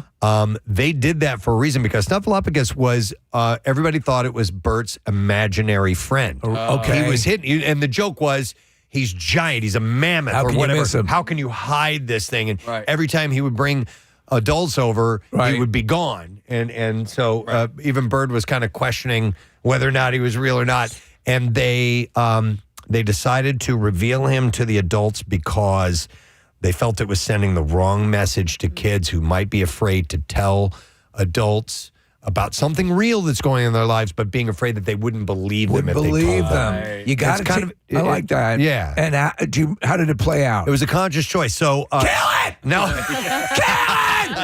Some of the adults were saying they were starting to make excuses like, well, we thought, this and that. And then eventually they apologized and said, Bird, we should have listened to you. You were right. I don't want to hear it. He's real. And some of them were like, I believed you, Bird. Or Bird. And but no, it was a conscious decision. So that so a kid could feel safe. Yeah. Yeah. It was a smart move. Right. It was definitely a smart move. And I just saw that play out the other day. I think we should eat it. I never saw. It'll provide meat for months. I never saw. It could feed all of Sesame Street. Sesame Street. We won't have For to a worry month. about food. That's great. I never saw Jim Carrey's How the Grinch Stole Christmas. Oh, really? I did not want to. I liked the 30-minute animated version with Boris Karloff as the narrator and all of that imagery. Chuck Jones animation. I didn't think it needed to be done.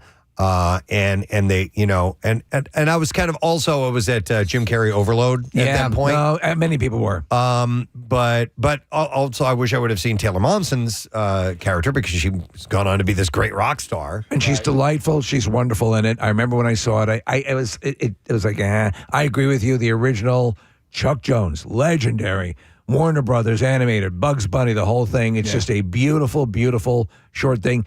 They pad the story like crazy, obviously, as you might imagine, and so it's okay. He is a lot more, Preston. You're talking about like lit from below, and with the teeth and everything. Scary imagery. A lot more horrific. My buddy Brett loves the Jim Carrey Grinch movie. Like he quotes it all the time. Many do. Yeah. And again, Taylor Momsen's just adorable. Yeah. And that relationship is fantastic. I never saw the other Grinch movie. With There was Benedict Cumberbatch? Yeah. It's really good. Is it good? It's really good. Okay. Well, so Benedict Cumberbatch. It's another animated film, Preston. Okay. Oh. And Benedict Cumberbatch is the voice of the Grinch. I wonder if this little girl in your family, Steve, knows the Jim Carrey one or the animated one. Because the Jim Carrey one is a little scarier, but I to wonder. her, it may have hit her. I almost said algorithm, but I don't know how old she is. I'm gonna guess her sphere. 6. Okay, yeah. So, but whatever she saw, it rattled her cage, man. There was a scene in the original animated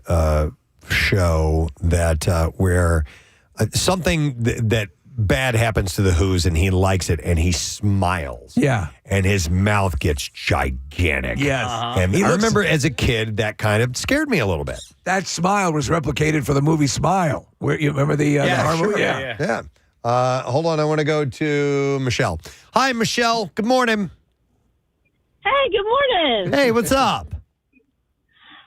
So I was really freaked out when I saw the Grinch, the Jim Carrey one, as an adult.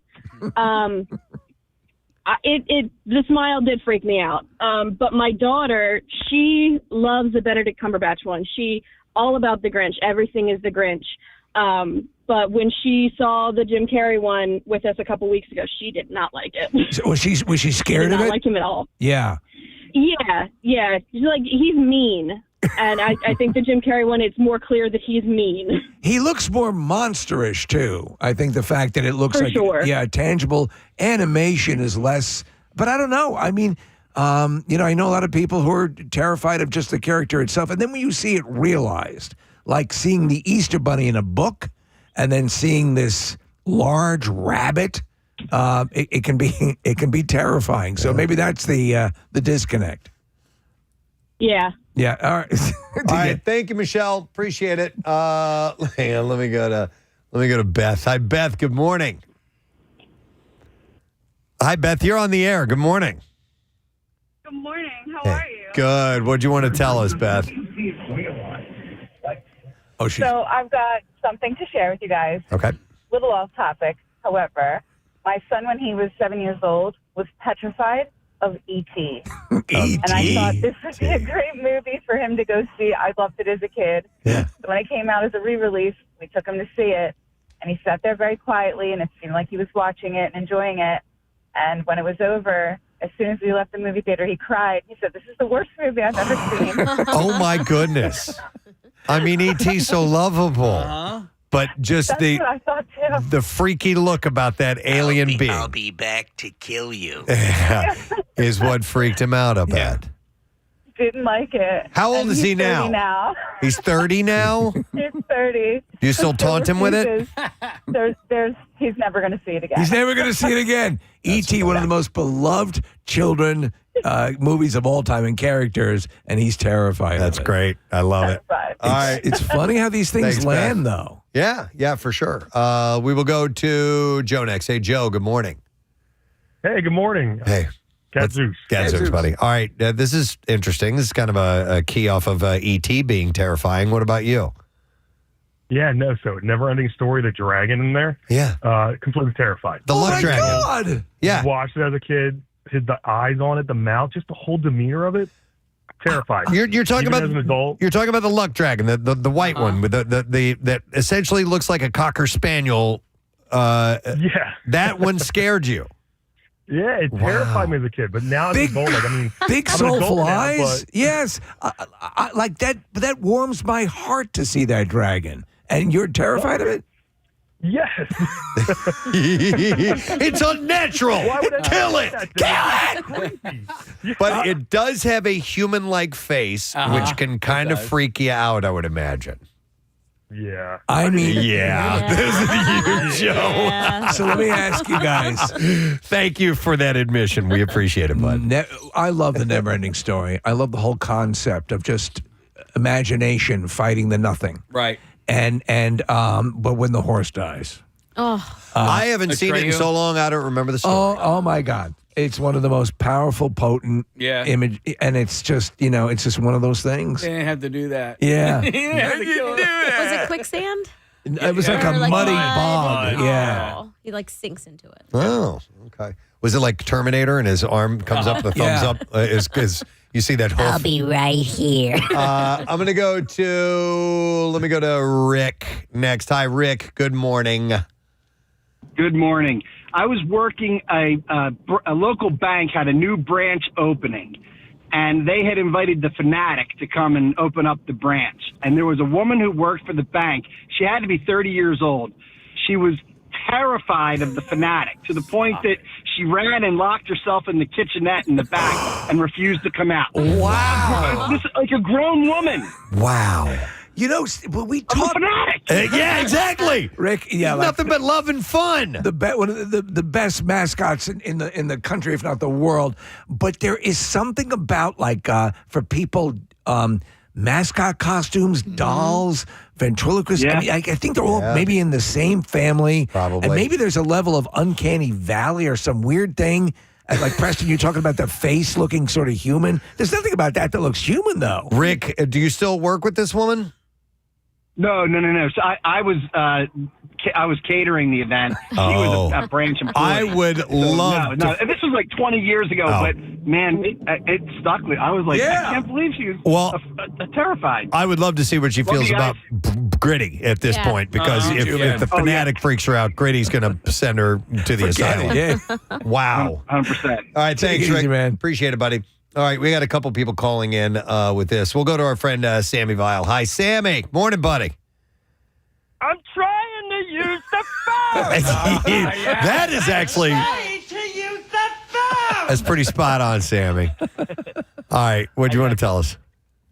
Yeah, so I used to be deathly afraid of Lady Elaine Fairchild from Mr. Rogers. Mr. Rogers. She was scary. She was mean, too. Well, by the way, the puppet itself was an arch ugly looking wench. Yeah.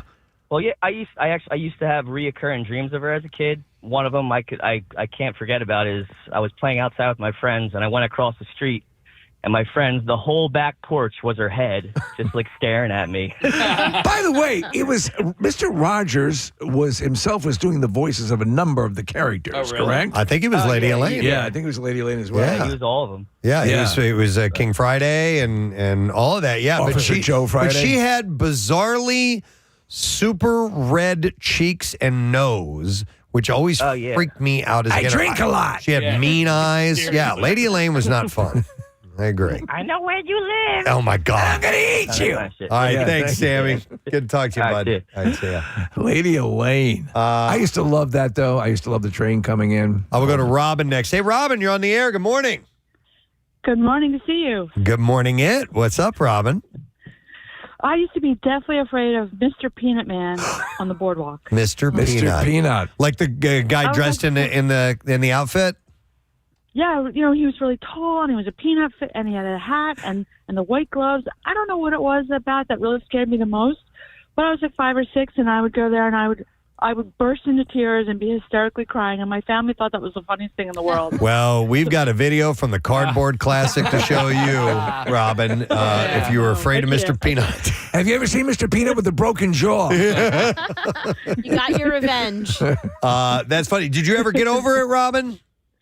Oh, yes, I love peanut butter now. I love Peanut World. All right, there you very go. good. No. Yeah. All right, thank you, Robin. Appreciate it. Mr. Peanut, yeah. Case, do we need to take a break? We have Sean Lennon coming up at 10 o'clock. No, we can take a couple more calls. All right, let's do this real quick. We'll go to Megan. Hi, Megan. Good morning. YouTuber. What's up, Megan? My niece, at around 5 years old, she came up to my room to get a book, and she saw this huge poster of Jack Skellington, like a nice smiling Jack Skellington, and she freaked the F out. She just could not handle it. The next year, at 6 years old, he's her favorite character. There you go. You turn the switch. But initially, what you're looking at is a skeleton.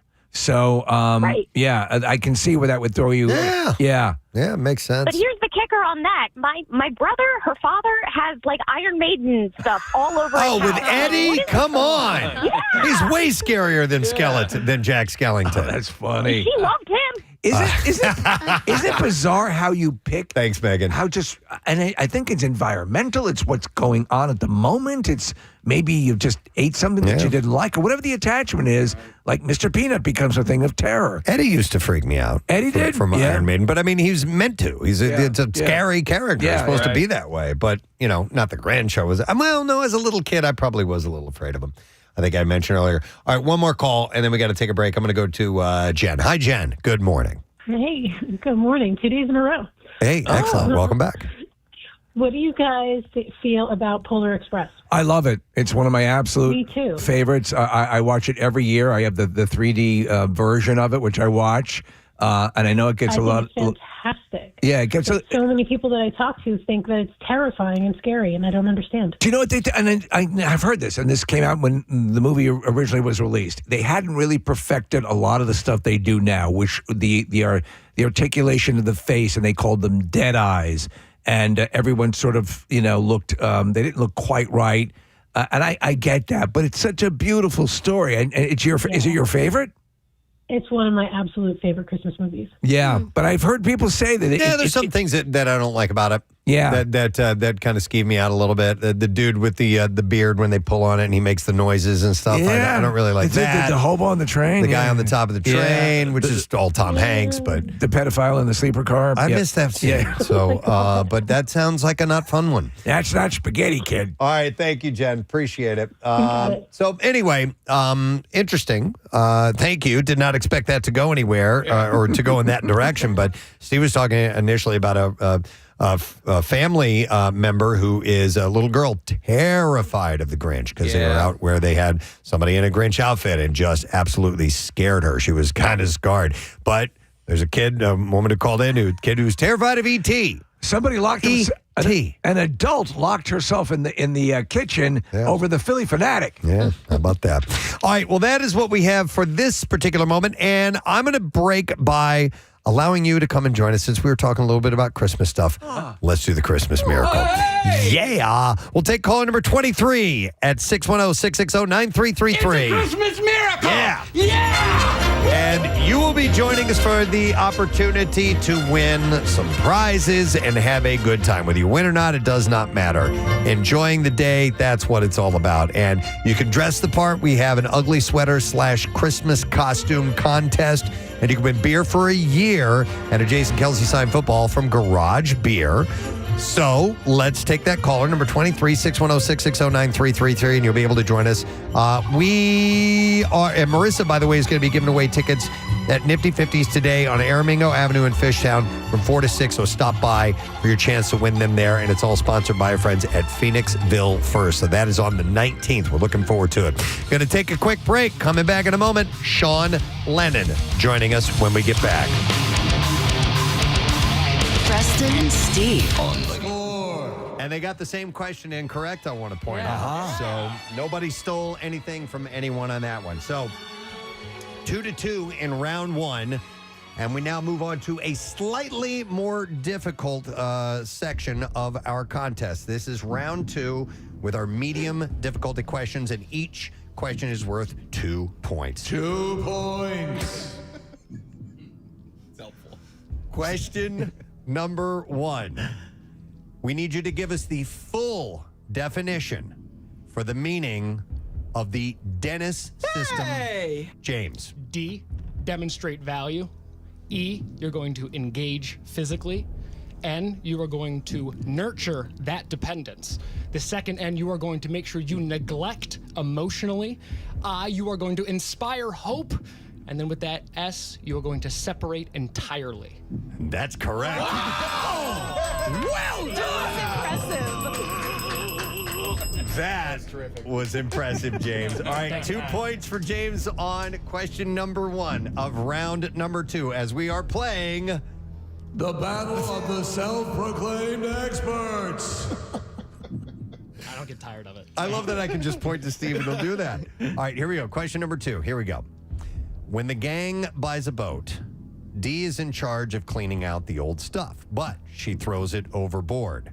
When Charlie starts to find the items, what does he believe? James? There's a horse cemetery down there with dolls and figurines of sorts.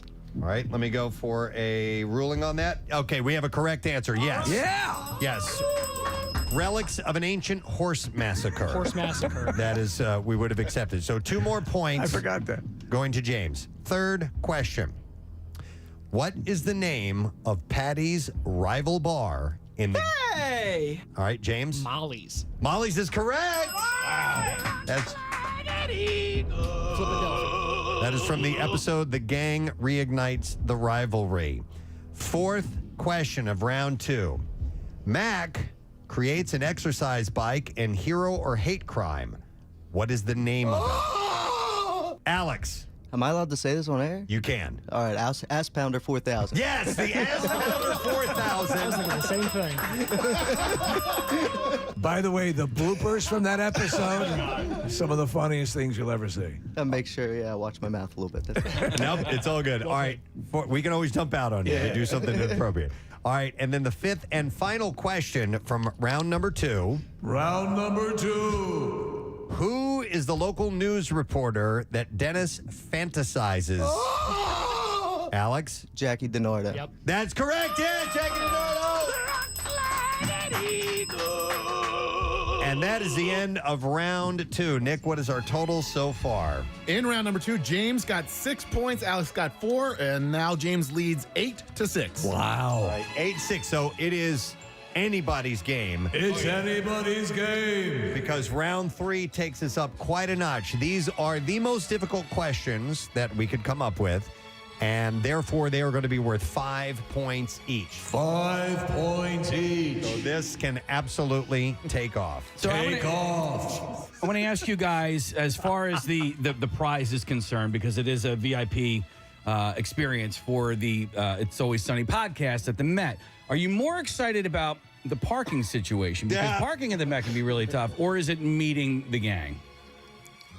I've never been to the Met, so I'm not too sure how the whole parking thing is, but... Talking past experience, parking is actually higher on that list than I'm proud to admit. Have you guys in this scenario? Have you guys ever had the opportunity to meet anybody from the show? From the show directly? No, I okay, have not. all right. So this is They're fantastic. Yeah. Yeah, you guys are going to love it. Whoever gets this is going to have a wonderful experience that night. All right, we're ready for the third and final round. 5 points per question, our hardest ones yet. Battle of the self-proclaimed experts. Let's begin. Begin. Question number 1, here we go. What name does Dennis refer to Frank's character, the troll, in The Nightman Cometh? Hey! James. His name is Antonio in the show itself. That is correct. Yes, that's a correct answer. Antonio. Dennis refers to him as Antonio before he shoots him. Bang, bang. And that is from the Nightman Cometh episode. All right, question number 2. What size shoe? Alex. 13. Yeah! Wow. To finish the question. What size shoe does Sweet D wear? And that is from the episode Who Pooped the Bed? A size 13. 5 points. All right, we have 3 more questions to go in round number 3. Here we go. Pappy McPoyle, the patriarch of the McPoyle family, has a pet Pocono swallow. Alex wants to answer. Alex? Royal McPoyle. That is correct! Wow, played. That is from McPoyle and Ponderosa, the trial of the century. So 5 points for Alex. Wow. 4th question in the 3rd round. What are the names of the 2 episodes that Preston and Steve are... Hey! James? The Gang Gets Whacked, Part 1 and 2. That is incorrect. This is not good radio! So I'll finish the question for Alex. What are the names of the 2 episodes that Preston and Steve are both in? All right. Charlie Goes America, all over everybody's asses, and Max Big Break. That is incorrect. Dead air. It was indeed Max Big Break, but the other was America's Next Top Patties Billboard Model Contest. You starred in... Yeah, Casey and I were in the Charlie episode. That's yeah. correct. You might remember us from the high five we gave in the background. Yeah, in the van, right. Yeah. I was in, Steve and I were in the one with the construction workers. That was the Billboard contest. And we were with and some... Max Big Break was the... Eagles players were with us. The Flyers game. That's correct, yes. All right, so the last question we posed to you has to do with the episode that Kathy was in. All right. The episode Kathy was in. In the episode that Kathy was in, Dennis looks like a registered sex offender was the name. What was the name of the sex offender? What a good question. In the episode that Kathy was in, Dennis looks like a registered sex offender. What was the name of the sex offender? Alex. Wendell Smart Eyes. Smart Eyes was his nickname. All right, I'm going to the judges, and they were giving a correct answer for Alex on that one. We would have also accepted Wendell Albright, but Wendell Smart Eyes is correct. And we go to Nick McElwain for the total. And how did we do after round 3? With 15 points in round 3 and a grand total of 21 points overall, our winner is Alex! Oh, my goodness. Alex rallied. I thought James had it. Listen, they're insane, both of them, with their incredible command of this knowledge. But at the end, Alex, you did it, man. Good job. Thanks, guys. Wow. Yeah, that was awesome. Good job. James, your knowledge is... I'm gonna kick a little ass. Hang on. Gonna kick some ass in the USA. Gonna climb a mountain. Gonna soar a flag. Gonna fly on an eagle. I'm gonna kick some butt. I'm gonna drive a big truck. I'm gonna rule this world. I'm gonna kick some ass. I'm gonna rise up. I'm gonna kick a little ass. Rock, flag, and eagle. Beautiful. James, your knowledge is impressive. Oh my God, he's got a bag of spaghetti. I forgot to ask you guys what your spaghetti policy was. Alex, did you bring some cat food to eat? I brought no cat food. I should have brought a bag of spaghetti. That looks pretty good right now. You want some? No, we're good. Oh man, It's good stuff. They know their stuff. I wish we could send you both, guys. You know what? We might not be able to get James into the event, but we can Set him up with parking somewhere around the city. Yeah, maybe we could do that. If I'm within the vicinity of the event, that's actually still pretty cool. Well, we are going to set up for Alex as the winner of the self-proclaimed expert of It's Always Sunny in Philadelphia, a VIP experience, tickets, parking, food and beverage, yes, and a meet and greet with the gang for the It's Always Sunny podcast live Monday, September 19th at the Met. Yeah. I don't think we could have had two better contestants. Great job, guys. All right, you know what? We had tiebreaker questions, and I hate to see these go to waste. Let's want do it. Want me to ask these just for fun? Please, this is for fun. We'll have you buzz in. All right, so Tiebreaker questions. But not for points. All right. Just for the hell of it. Who did the Flyers? We're doing this. Who did the Flyers play during the shooting of Mac's big break? Wow. During the actual shooting of it. Not the actual murder. I'm gonna just say the Devils off of guess. Are we buzzing in? My fault. Nah, just go ahead. I was gonna say the New Jersey Yeah, I Devils. was going to say the Red Wings, but Nope, it was the Montreal Canadiens. there's some red in there. Played the Habs, yeah. All right, and then the last one, we had a second one ready to go. In Hero or Hate Crime, the arbitrator scratches the ticket. Now, buzz in if you do know the answer to this. And it revealed the ticket won $10,000 as Mac takes the ass pounder for. Hey! Yes. I'm gonna guess $14. That is correct. James would have got that right. As Mac takes the ass pounder 4,000 and his ticket and leaves. The others are presented with the bill. How much has Mac left? And it was $14. They used 3 arbitrators in 17 hours. The bill was $9,986. They decide that Mac should pay for it because arbitration was his idea, which will leave him with just $14 because $10,000 minus $9,986 equals 14. There you go. Of course, we all know how that works out.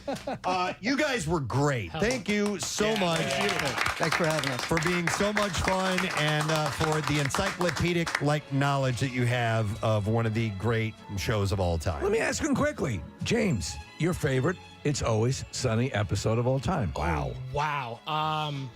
See, I got hooked early on, probably like late season 2, 3. Right. So I have an affinity for those.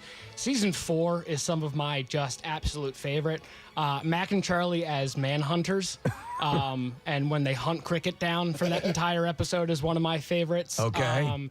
I'd probably go somewhere around that range, at least that time, Manhunters. All right, good choices. And you, Alex? I think same thing. Those seasons 4, 5, and 6 were probably the best. But my favorite, I think, is probably Charlie Catches a Leprechaun. Yeah. Okay.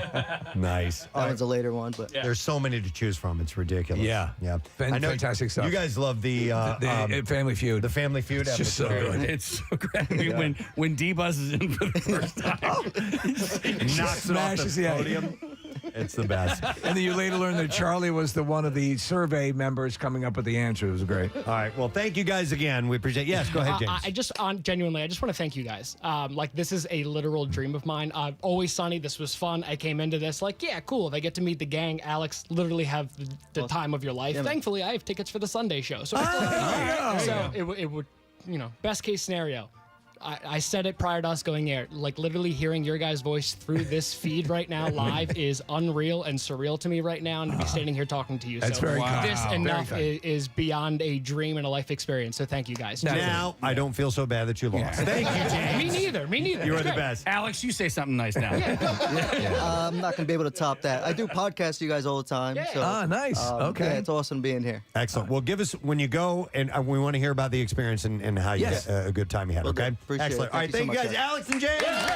Always Sunny, the battle of the self-proclaimed experts. All right, we're gonna take a break. Brought to you in Dolby Vision. We'll be back in just a moment. Stay with us.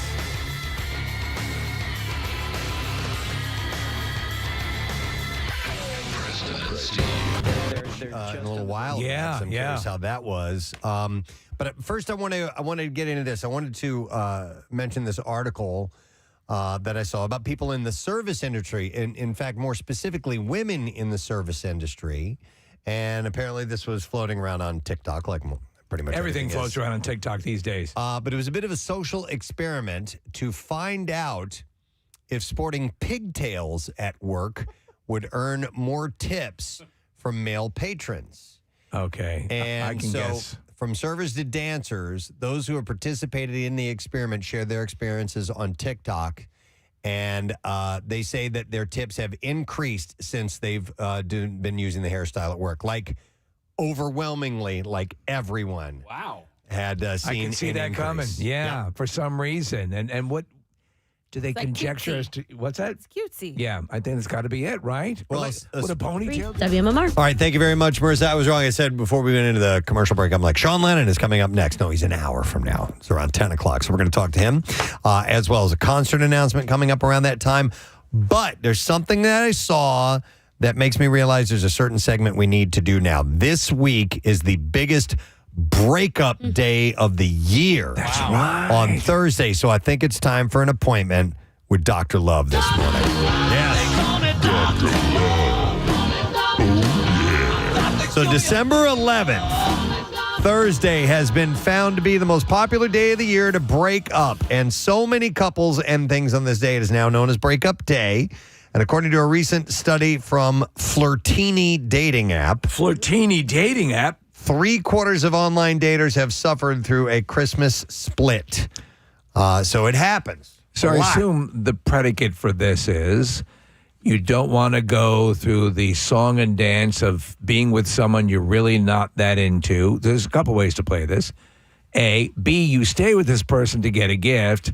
Or C, you see the end of the year as a time for change, and you figure now is the time to pull the Band-Aid off. Well, psychologist Rachel Harker says it has a lot to do with this being a time for reflection. There you go. As people look ahead to the new year, they may evaluate their lives, and any doubts or concerns about their relationship will likely feel amplified right now, which prompts a decision for a fresh start. It makes sense, especially when all the, family obligations and meeting with people, and if it seems like a charade, you're headed down the road to this being over. You may as well do it before this happens, before all of this stuff comes along, and then that's what you would like to. Sometimes people can't muster the strength to do that, and end up getting dragged along in this undertow of having to go to and do all those family obligations they didn't want to do. If you're feeling this way, it's probably best to just tear it off now and let it go. But Steve, breaking up is hard to do, man. I heard that one. Mm-hmm. It sucks when you feel the decaying orbit of a relationship, and you're doing what you can to stick things out, but there are times when it's inevitable, when it's going to be best to wrap it up. Have you ever had a holiday breakup occur around? To me, no. Yeah. It sucks when it happens, but only one person is seeing it. Yo, and the other man, person that's is the worst. happy and joyous. For sure. It's the best time ever. No, it's great. It's awesome when you think everything's fine, and then all of a sudden somebody just stops calling you. And I think that's the best. And then that person is wondering, like, what did I do wrong? What? It's not you. I just found out Snuffleupagus is real. What is it about me that is undesirable? Yeah, and you can think that for years and years. That's great. That's what you do, is pretend like nothing's wrong, and then all of a sudden just stop calling somebody. Yeah. Have you've been ghosted? Yeah. Yeah. I might have been talking about myself there. Yeah. I was the ghoster. Yeah. It's just bad. I couldn't. I'm a pussy. I'm weak. I get it. When it comes to confronting uncomfortable things like that. Yeah. You just don't like confrontation. I just don't like confrontation. I'm not a strong swimmer. Yeah. So I don't know. Wait, was that? Hold on. Wait. Back to the Future. Yes, it is. Thank you. But and we were talking about regrets earlier. That's one of my regrets. You've had a few. Yeah, but I did it a few times that way. Too few to mention. Stop it. Yes, that's one. You don't want to do that to anyone. No. I've actually in my life been able to have the let's talk.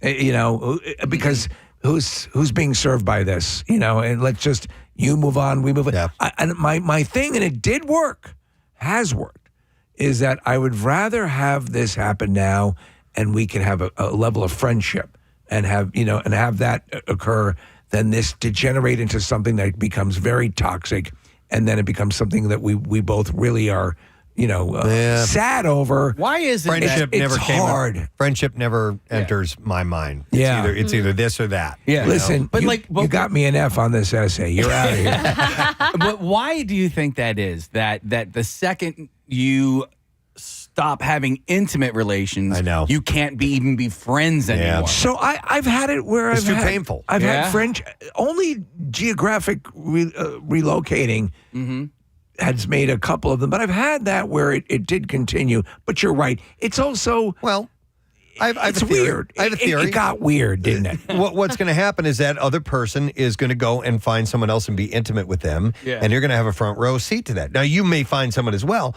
but there's still a connection that you have, and it doesn't. You know what I mean? I do. Yeah. So, And you might not also have a relationship with them except for being their partner. So, like, you think you want to hang out with their friends, but if you're not dating anymore, you don't want to, like, be part of their life anymore. maybe so. Yeah. But they're saying that it's this week. So you 11th. listening right now, can you feel it? Get prepared. Are you got? You have a sense? Does that happen? Is that possibly going to happen? You know, get the drop on him and call him right now. You cut him off first. Yeah. That's smart. You're lousy in bed. So it says that if your relationship is already on the rocks, the extra stress during the holiday season could make it too much to survive. And don't you think it would gut you if you were with someone that you weren't? You know the relationship is over, and they get you some wonderful gift, and there's a heartfelt moment because this is where that is amplified. You're just going to feel terrible. Well, especially if you're the one that wants to break it off and they aren't really on board for that, and they go and get you this wonderful thing, and it's like, oh, man. Oh, my God. It just got worse. I mean, I'm going to keep this, but I... It's personalized. I can't return it. Yeah. All right. So anyway, just be prepared. December 11th, Thursday, is the breakup day. So it may be coming. We'll see. All right. All right, Dr. Love is going to help you out this time around. I have some other things that will fall a little bit on the more positive level. We need that. Are you ready for love? One more time. Are you ready for love? Oh, my God. Kill Bill. Intern, kill Bill. Do you have a little bit? Do you have a? I can't find the rest of the God, clip. it's so hilarious. We used the voice jammer, and our old intern we called Kill Bill, who we thought was for sure going to get on top of a building with a rifle at some point. Here are some top dating trends for the next year. For the year ahead. Let's hear these.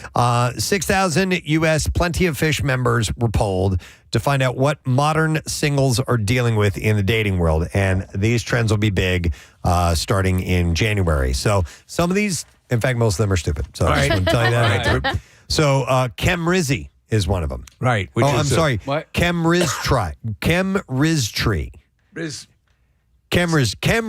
Sky Rizzi. Instead of chemistry, Oh. Kem Riztree. Oh, my God. It's dumb. Ketamine? Catching what's that? It made me think of ketamine. No, not ketamine. Chemistry. All right, so you got the Riz. Catching unexpected chemistry with someone you didn't think you'd be into because they have undeniable charisma. A quarter of singles have felt this, proving attraction doesn't always start with love at first sight. That was me and intern Ben. As you can imagine. As you can imagine. Have you ever had that? Someone who just there comes that moment that you're Yes. you've been in the orbit of someone, and then there's that one moment where you're like, oh wow, Yeah, like it's like a Clueless. Oh my God, I think I'm in love. Yep, most love definitely. Josh. There are a few times where it has happened where either someone does or says something, and it's like a switch is thrown. Like, wow, Yeah. I didn't see this before. That's pretty magical when that happens.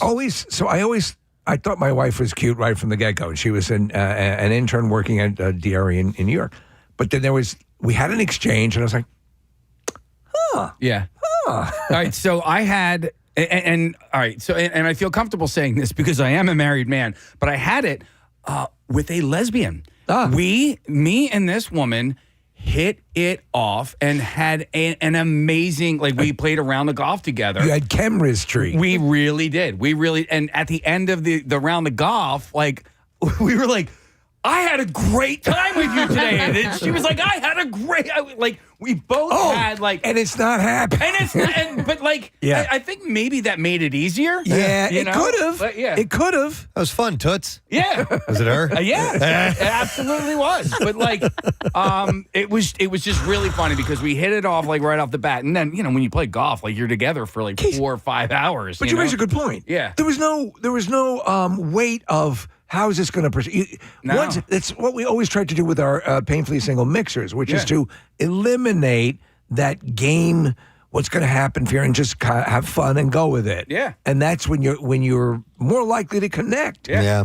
Then we stopped doing them because everyone was just trying to get laid. Yeah. And they're taking the car seat out in the back of their car. All right, so here's another dating trend: love luring. Dating for the plot means saying yes to experiences, and singles are all about it. A third have gone on a date just to see what happens, and half are looking for love through new shared experiences. So does that mean saying yes to someone that you normally might say no to and just going out and giving it a shot just to see if something's there? Would that constitute what I always call thinking outside the box and breaking patterns and trying something new? Maybe it does. I'm not sure. I saw a girl who was dating people. She was making them take her to the painting place, Color Me Mine, Yes. so that she could get a new line of dishware. Stop it. Each time she was painting the same dish. Well, there's a method to that. That's a good plot. Sure. That's a good plot. All right, this is more like what I was talking about, Steve. Curveball crushing, and it is trying to connect with someone outside your usual type. All right, so that's what I was referring It to. says something 42% of singles have had luck with. Yeah, and I think I would recommend this for anybody who keeps striking out, using another term from baseball. But you have a type that you're attracted to, but you keep ending up with the same douchebag over and over and over again. Maybe try a curveball. Right. So there's nothing wrong with having a type that you are attracted to and pursuing that in a way. But as you say, if time and time again it does not end well, they say insanity is repeating the same action and expecting a different outcome. Right. So over and over again. So yes, I agree with that 100%. There's also something called true casting. And it says, forget the filters and facades and get real. 1 in 4 singles say they show up as their true, authentic self from the very first date, and more are expected to hop on this trend. Straight up, I have a Mississippi mud pie in my shorts. Are we going out on this date or what? So this is opposed to trying to put on that facade that you're this type of person, and not necessarily lying, but trying to be somebody that you're not. It's a tough thing because everyone gets nervous. Yeah. Well, and at some point you're going to have to fess up, but you do want to make a great impression. I remember that one time where she finally said, well, are we going to go to Buckingham Palace or what? I have something to tell you. Yeah. I feel like you have to tell the person that you're doing that on the other side, so that they don't think this is your 10% and you're going to get even worse. Like if you go to a date and you put on a first impression, right? And that's what the other person is expecting. So if you go on a date and you're true casting, you need to let the person know, I'm not putting on a facade. This is the real me. Okay. Right. Just so that definitely they be handy. I don't think that's going to work against you. And also, if you're being you and you can be good at it, because we all put on a little bit of something, but if you can be good at that, then you're hitting the ground from as close to the real you as you would want to be, so that again there is that reveal, and you fear that. Have you ever withheld something from someone you had started dating for fear that they would think less of you? Probably in the earlier days, but nothing's coming to mind. Yeah. But I probably would have. Yeah. Years ago, when I started dating, I used to kill hobos. Yeah. And it took a while before I wouldn't tell it. Yeah. You couldn't admit that immediately? No. Yeah. But it's saved freeing that. once you admit it, like it's a freeing. Where'd you get that rumpled hat? Then the last dating trend is status flexing. According to dating experts, situationships are out and defining the relationship is in. And now singles are proudly labeling their status, whether they're casually dating, agreeing to be exclusive, or full-on boyfriend-girlfriend. I don't know what it is like now. Obviously we've talked, Preston, gleefully about being out of this game for many years in Casey, and now you, Marissa. But I think, is there a knee-jerk anti-reaction to labeling a relationship too quickly? Yes. Yeah. I don't think you need to label something too quickly. Right. I think it becomes what it becomes naturally. Right, right. I just realized something. I know nothing about Ryan Shuttleworth's Oh, my love God. life. He's the newest member of the Preston and Steve show, and we need to find out. Single as a Pringle. Single as a Pringle, you say. Maybe stop saying that. I love you, Ryan. That is check number one. Got it. How long has it been since you've been in a what you would call a relationship, a steady relationship? Probably a year, I would say. All right. And you're quite a catch. And how long did that one last, that last one? That one was about a year itself. So. Okay, so Yeah. a substantial amount of time. Okay. What was it your choice, or was it a mutual thing that ended it? It was kind of a mutual thing. More so, I would have liked to have kept it going if we're being honest, but, the cards didn't get dealt that way. I will say that her and I are still very good friends, so there is that aspect of it, which is nice. Normally, that's not the case for me. I usually, whenever something ends, I'm very happy when they go to the wayside. So. All right. So do you use apps to meet people? It's terrible. I hate them so much. I loathe them. Have you tried Sniffies yet? Yeah. Sniffies is great. I thought about it. Because there happens to be a ball sack right in Ballackinwood. So question, people say that. They'll say, no, I don't use them. I don't like them, or they do. Even though you don't use them, do you still look at it every now and then? Oh, yeah, absolutely. Okay. That's what I was curious about. I peruse that kind of stuff. I do better, going out into the wild and, meeting people, whatever situational base it is, too. Yeah. I have a little bit of a different experience. For those that don't know, I'm a little vertically challenged. Yeah. So having that aspect on the app immediately kills everything. That sucks. I will tell you this: you're possessed of confidence. I mean, obviously, I see that could be a thing, and there's one of the apps has removed any of reference to height and so on and so forth. But you're not, you're just your stature's a little less. So, Well, let me ask but you. still, your confidence, I think, makes up for that. Do you have a preference in height of woman? 6'6". Oh yeah, no. To answer your question, Casey, I do not. I'm open to any interpretation. So I mean, maybe do the curveball thing. Anybody listening, maybe try for the short king. We're all right. How tall are you, by the way? I'm 5'4". 5'4". So short kings have been all the rage for a while, We are, yes. right? I'm not familiar with short kings. The attraction of the more diminutive man. Nikki Glazer talks about it because she says that her boyfriend, or maybe it's a fiance now, is a 10 in the face, but he's shorter, so she had to. In order to get a 10, she needed to have a shorter man. She had to fun size it. Yeah. Okay, I see what you're saying. What I love about Ryan is you'll go out and you'll even just go to a bar by yourself. Like you will make friends at a bar. Your personality extrudes when you're out in public. So your girl is out there. She is. Promise. She is. I Let's know find it her. is. Well, maybe she'll be at the Christmas Miracle, ladies. Yeah. We're gonna have. Listen, Ryan is gonna be. He's gonna be dressed as an elf. I mean, what more do you want? I mean, you get to see the contours of his penis. That's everybody's dream, including mine. But listen, if you just keep that in mind. Now, member of the show, we have a single member of the show. It's been a long time. Absolutely. I mean, like somebody who's not even dating anybody right now. Yeah, is available. yeah. So I mean, and super horny. Yeah. Oh, extremely, massively. Short guys work very hard. yes, they do. Right? Exactly. They're very generous. Yeah. All right. So anyhow, these are top dating trends. I thought those are very helpful, Love Doctor. Yeah, yeah. 2026. Are you ready for love? Yes, we are ready for love. All right. So this is from Counselor Debbie Keenan. And she has come up with some questions that couples should ask each other. So if you're already in a relationship, she says that she stresses that relationships are strained when you're caught up in the rat race and forget to check in with each other. And she said, I've seen even elderly couples who haven't properly spoken to each other for years. Norman, where were you? I was in the goddamn woods. Which is Told you to leave the light on. why she has come up with some questions for couples to ask each other.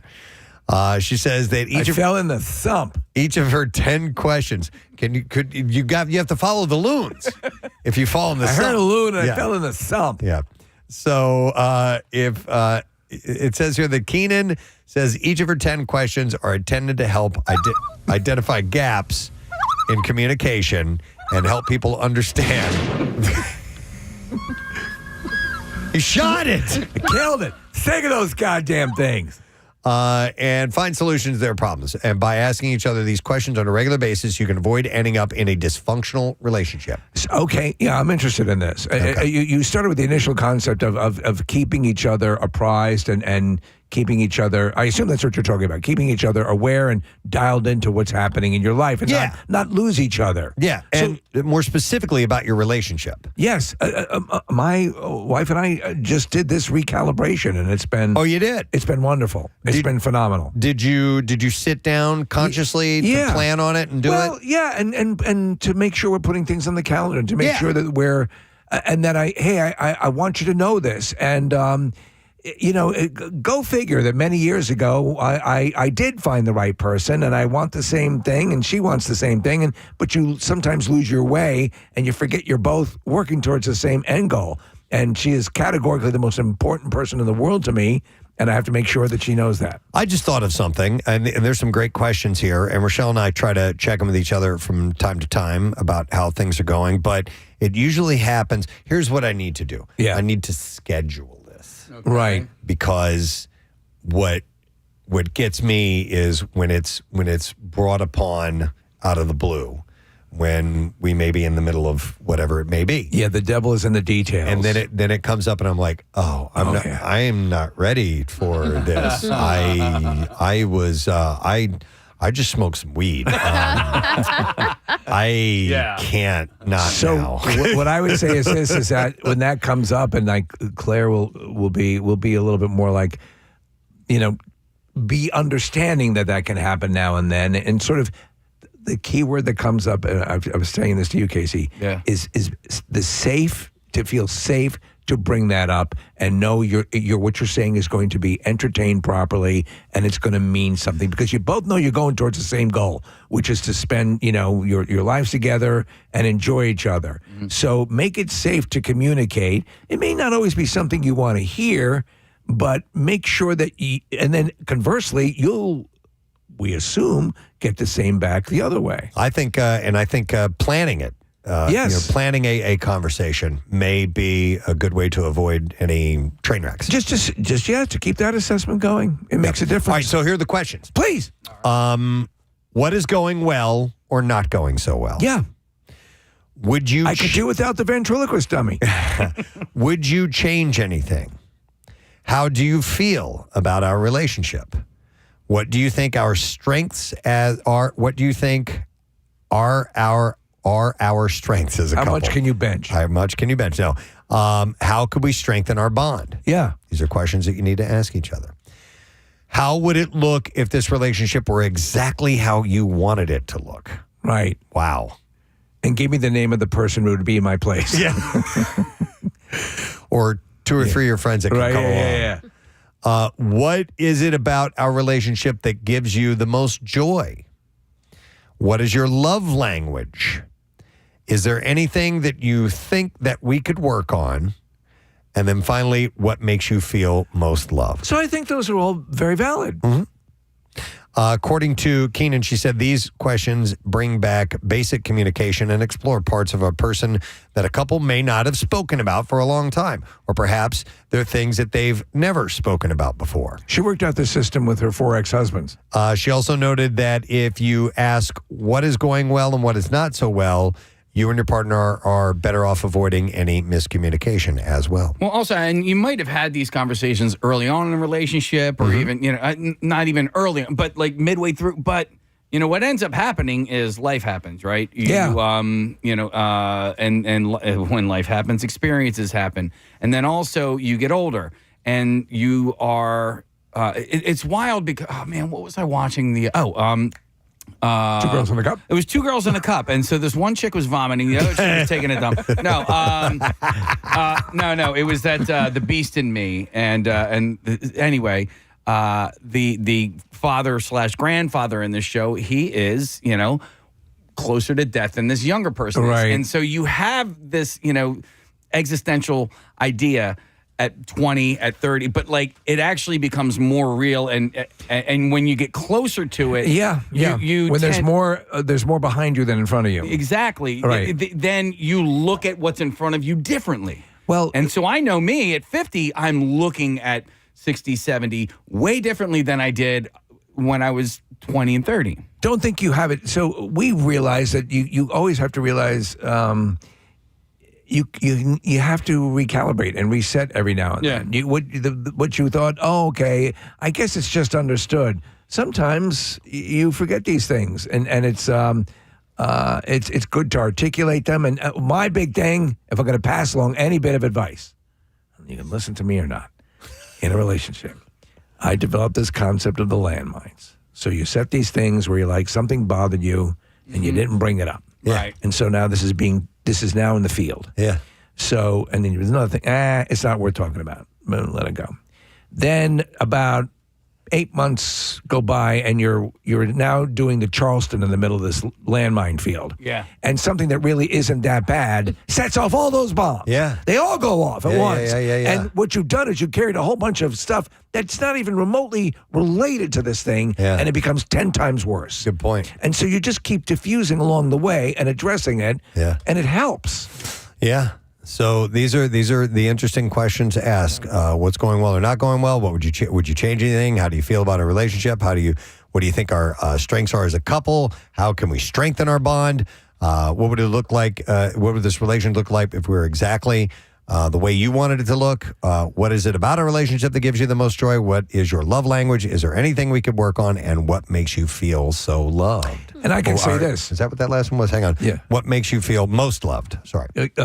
Is that I have found, if you're wondering, Claire, my wife, has been sensational in matching my efforts and then some. So you can get in that sweet spot, because let's face it, if you're involved with someone for a while and you want it to work out the best, you found your person, you want it to be the best. Somebody texted and said, "Sounds like a road to divorce to me." It could be, Well, yeah. Listen, you got to talk about these things. I mean, what if you do find out? Oh, this is. Hey, you know what? I want to be an Elvis impersonator. Well, then you find out your truth. That's what you find out. So, all right, let's do another. Are you ready for love? Yes, thank you, Dr. Kill Bill. All right, how can you tell if you're good in bed or you need some schooling in the sack? Ask the pimp. There are some warning signs to watch out for, according to sex coaches, therapists, and counselors. And your neighbor was watching through the binoculars. Oh, and that guy, too. It's Steve next door. Raise your pelvis. Yeah. All right, so here are some things that might be some warning signs. You struggle to stay in the moment. It says a lot of us struggle with this, but psychologist and intimacy coach Dr. Lori Beth Bisbee points out that great sex requires all parties to be present, connected, and focused on each other and what they are doing. They don't have any examples of what not being in the moment in the middle of sex are. No, this is something you can do if it's protocol, if it's frowned upon. Can you ask the cuck how? You can talk to the cuck. Well, I don't know if you can or if she can. Does this look right? It depends on who's cucking, I guess. Yeah. I don't really know. Are there official rules to cucking? I don't know. There's Canadian rules. Not official rules, but I think it's home field rules. If it's Bill Weston, you can ask him questions because he'll give you answers. Use your index finger.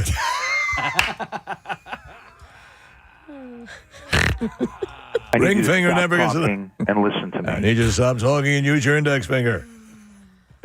I get off. Here's another thing. You don't leave out your elbow. You don't check in before, during, or after sex. According to, oh my God, sexpert Annabelle Knight. Oh my God. Annabelle. Yeah. Never asking your partner what they like is a missed opportunity. Annabelle says silent sex isn't bad. Oh, I'd like you to leave. But zero communication often means zero collaboration. Let's collab. So you should talk about your likes and dislikes and your preferences. With the mailman. Well, if that's part of it, yeah. All right, here's another sign. Your partner has given up on giving you feedback. If they've tried before and felt that you didn't listen, sex and relationship coach Gemma Nice says that may be quiet quitting. What's trying that name? to talk about it. What? What's her name again? Gemma Nice. Oh, I've never heard that. Yeah, Gemma or Gemma, Gemma. Yeah. It's a pretty name. So here's another one. You rarely last long enough for your partner to finish. Women take longer, typically between 20 and 30 minutes, while men usually last between 5 and 7 minutes. Communication is key if this is a problem in your love life, so you can figure out how to make it work. You treat sex like a performance. Says trying too hard to be good in bed can backfire, so try to treat it like an experience and not a one-person show. That's why I use Benadryl. You don't have to show off. All right. Have you ever, in your years of sexual prowess, attempted something that was well outside my range? Yeah. I'm going to put this wingsuit away.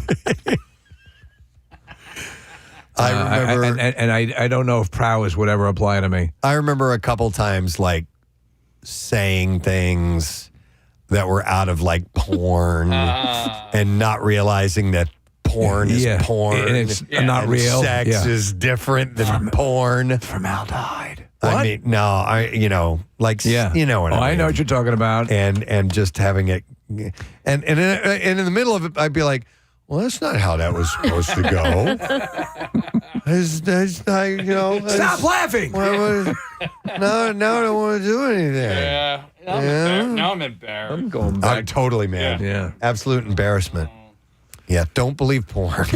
Porn is not a good instructor. Porn is a liar. Yeah. All right. Your pleasure is the main focus. That's a mistake. No. Intimacy is not a solo mission. You're there for the cuck. Is a shared experience, so make sure that your partner is satisfied too. That I will give myself that. Yeah. My priority was always my partner. Partner first. Yep. Yeah. Absolutely. It's like Alec Baldwin in that, Outside Providence. Yeah, Outside Providence. Oh, yeah. It's not over till you both get your cookie. If you remember that. Yeah. It's like Chinese. All right. It's never spontaneous. So it's saying that predictable routine sex gets boring and lots of us fall into this rut. Right. And it's true. Yeah, it can be. Especially if it's tough to be spontaneous when you have a house full of people. Yeah. Because sometimes you have to plan. Yeah, You guys well, literally got to put it in the books. If you're in your neighbor's house. Yeah. No, but the spontaneity problem. can come when you suddenly don't have anybody. Yeah, when all of a sudden everybody's gone. Like, Yeah. ooh, speaking of noise. Speaking of noise. And then finally, you constantly skip foreplay. It says some people don't realize how important it is to a good sex life, and Gemma reminds that foreplay doesn't start in the bedroom. It begins the second you finish your last sex session with flirting, teasing, and sending playful messages that keep the anticipation alive. What would 5 play be? Don't know. I'm thinking about that. Well, it's not the number 4. Yeah, it's FORE, not FOUR. So, all right. So these are some tips. I think these are helpful. These are signs your bedroom skills need some work, and maybe that's worth a refresh as well. Are you ready for love? Yes, I'm ready for love. All right. We've kind of delved on the negative a bit. I want the today. positive. I want the things that are life affirming. Okay. All right. This is an interesting one. All right. I saw this. Love This is doctor. a survey that was done, this might have been a Reddit post, but anyhow, it was men sharing the sweet ways that they describe what falling in love feels like to them. So this is from a man's perspective. All right. And these are, this is not everybody. These are just these specific Right. people that were asked. We're talking what? Gary Busey? I don't know, Yeah. but it's what they describe what falling in love feels like. So I'll give you this one. This one guy said, for me, love is like a nauseating stomach feel where you're super hungry but want to throw up at the sight of food or something or smelling liquor during a terrible hangover. What? I never felt that way. Yeah, that guy's the soul of a poet. No. Here's another. Happy and safer than you've felt before and a strong urge to ensure the other feels the same. There's a sense of euphoria, like a gas leak. Yep. But here's another one who says they disagree with that.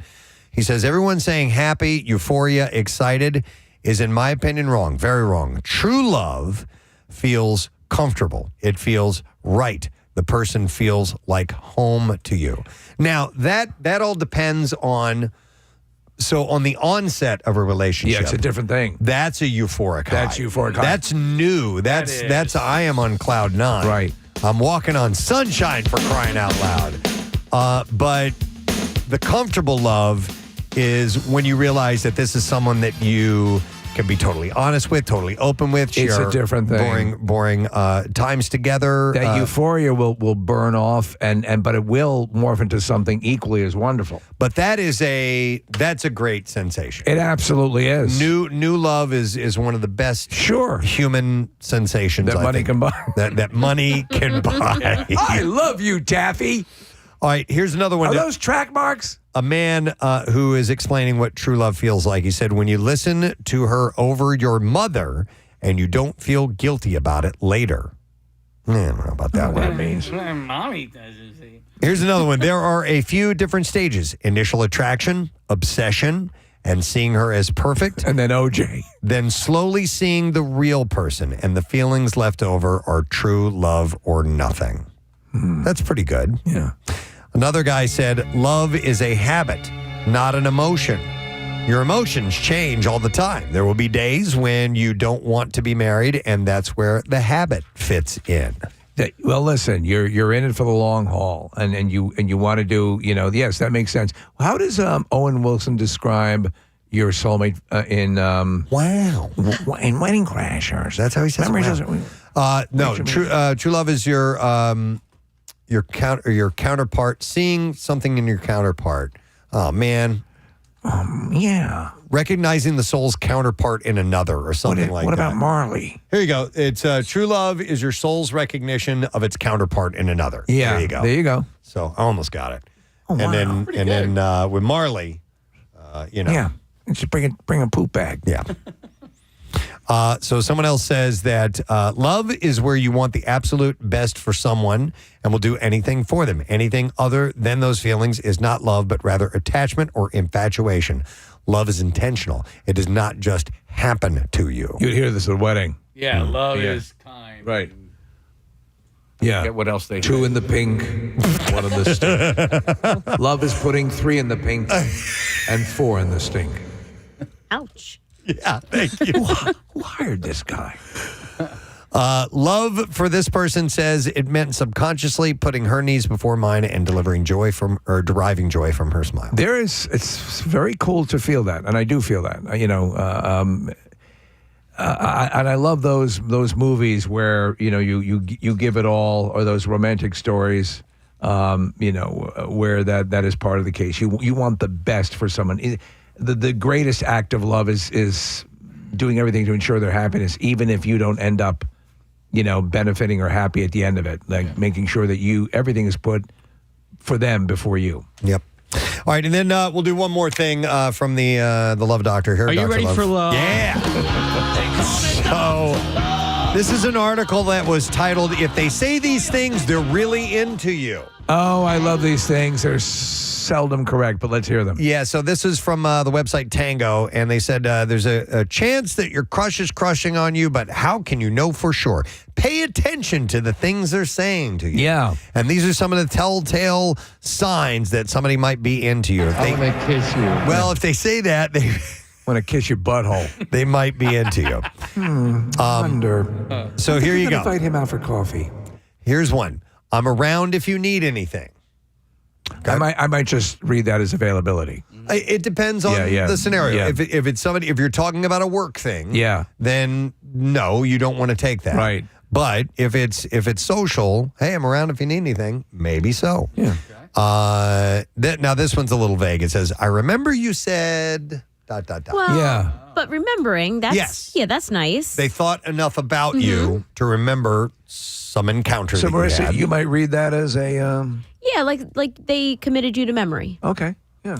Here's another one. I love how your mind works. But don't say it like that. Yeah. I love how your mind works. You're not as stupid as I thought. No, I think they mean you have some Right. You have an synergy. interesting way of seeing things. Yeah.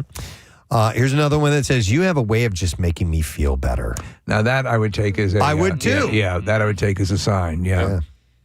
Another one is, text me when you get home. Oh, yeah, that means you care. Yes. Yes. That you made it home okay. Yes. Yeah. And I could see that. And then if they haven't texted you yet, follow up and say, you home? Yeah. There's your chance. Where There's you your at? shot. Stalker. Where you at? Yeah. No, it's your shot. All right, here's another one. I don't usually share this, but. Yeah. I don't usually share this butt. You don't share this butt, but I'm willing to do it with you tonight. In fact, I've never done this before. No, but that's when they want to bring you into something that is that's important to them, or maybe a little secretive. I strangled a cow. Here's another one. You'd love this place. No. I guess it depends on the scenario. Yeah. Here's another one. You have to meet my friends. Oh, that's pretty good. Yeah. That I might see as maybe You want to bring that if you're going to take that step of bringing them like into the circle. Yeah. Then you're saying, okay, might be interested. Right. What? The you love this place might be a litmus test, because if they think you like it and you go there and you don't like it, it's like, yeah, we're not meant to be. Okay. Right. All right, here's another one. You're different. That can be read one of two ways. It was David Berkowitz who told that. Oh yeah, you're different in that you're not. You're different. You talk to your dog. Well, it might. And he answers. It also might mean you're weird. Yeah. As well. You really think so? Yeah, I think she likes it. You're different. I tell you what, maybe sometime you'll come back to my cave. Two more on this list. Number one is I feel comfortable around you. That one I might see if I were a single guy. Yep. And that would resonate with me. And Jesus. That's when you're fully comfortable around them. I feel comfortable around you. Wait a second. Ready, Casey? Uh-huh. I feel so comfortable around you. Salted in my face. I can really be myself around you.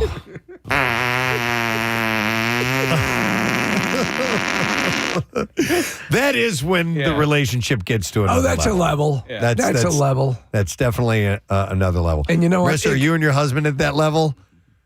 Which means Never. yes. Never.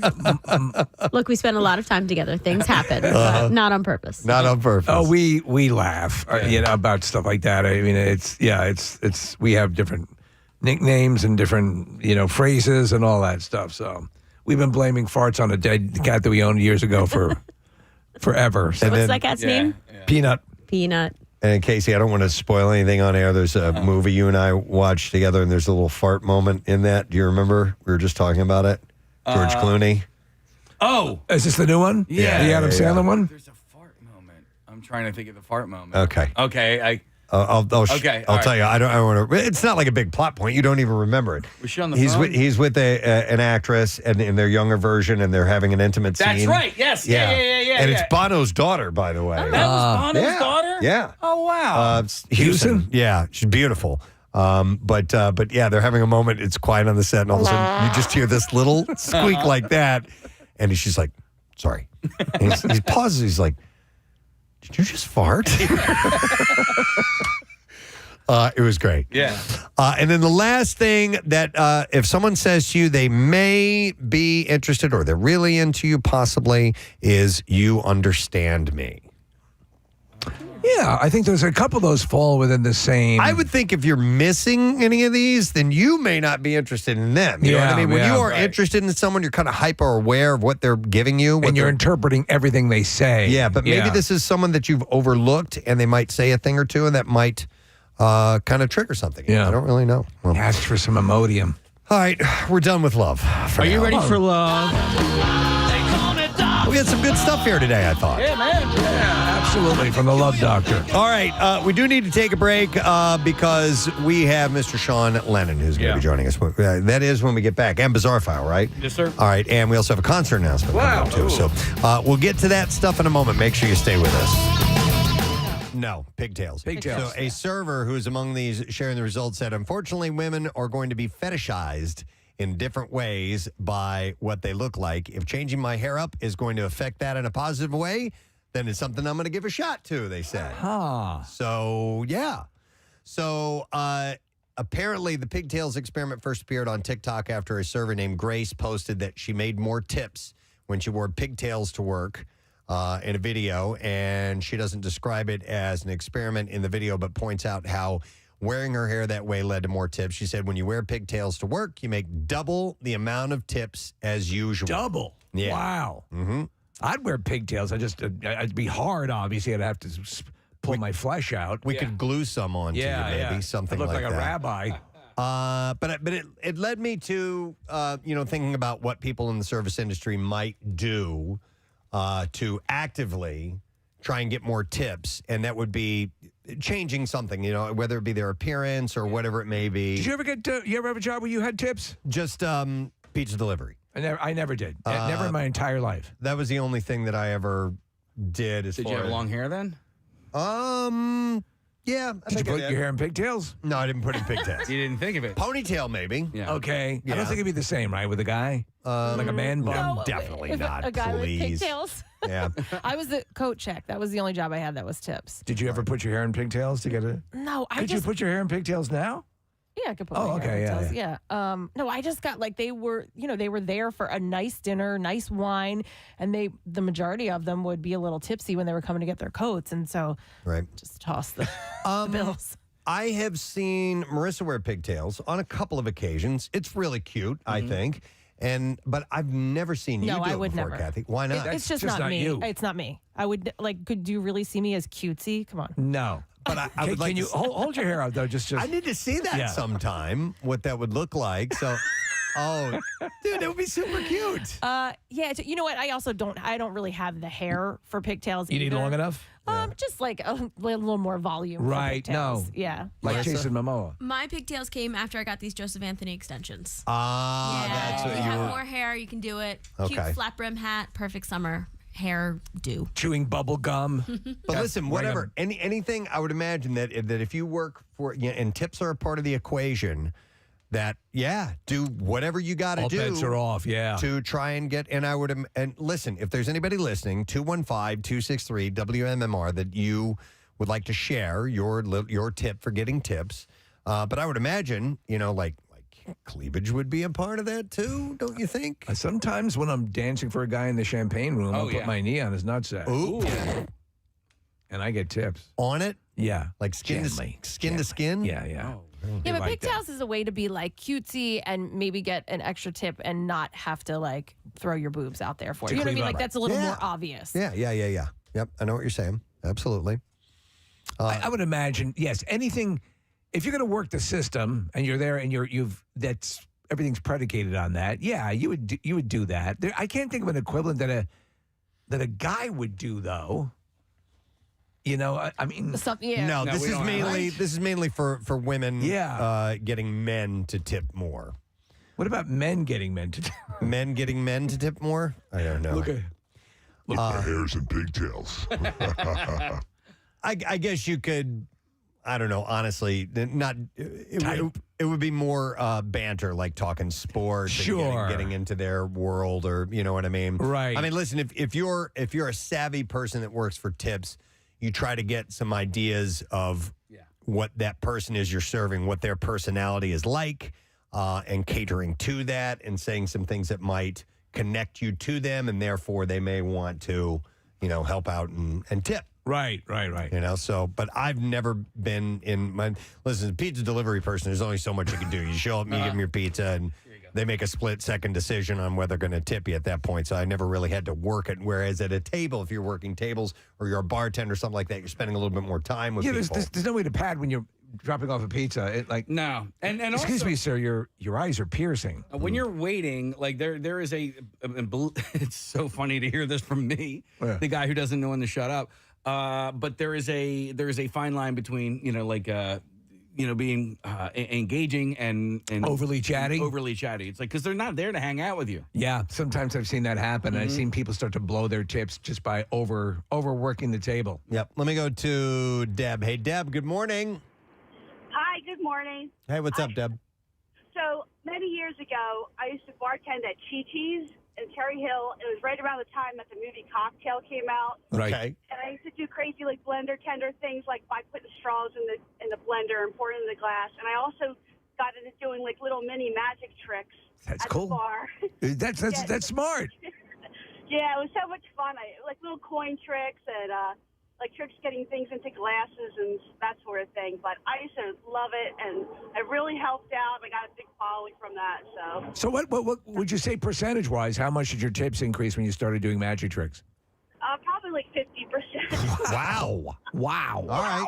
Yeah, it was pretty good. I mean, I would do it to people that were kind of just there by themselves, just like kind of barfly type of people. Right. And, so they would come back to the bar regularly and had a great rapport that way. It was a blast. That was a great job during college. It was really wonderful. Let me ask you, did you get hit on a fair amount as a female bartender? Yeah, back in the day when I was single, for sure. But Yeah. No, it's just, I think that's probably one of the, it's something you got to put up with, right?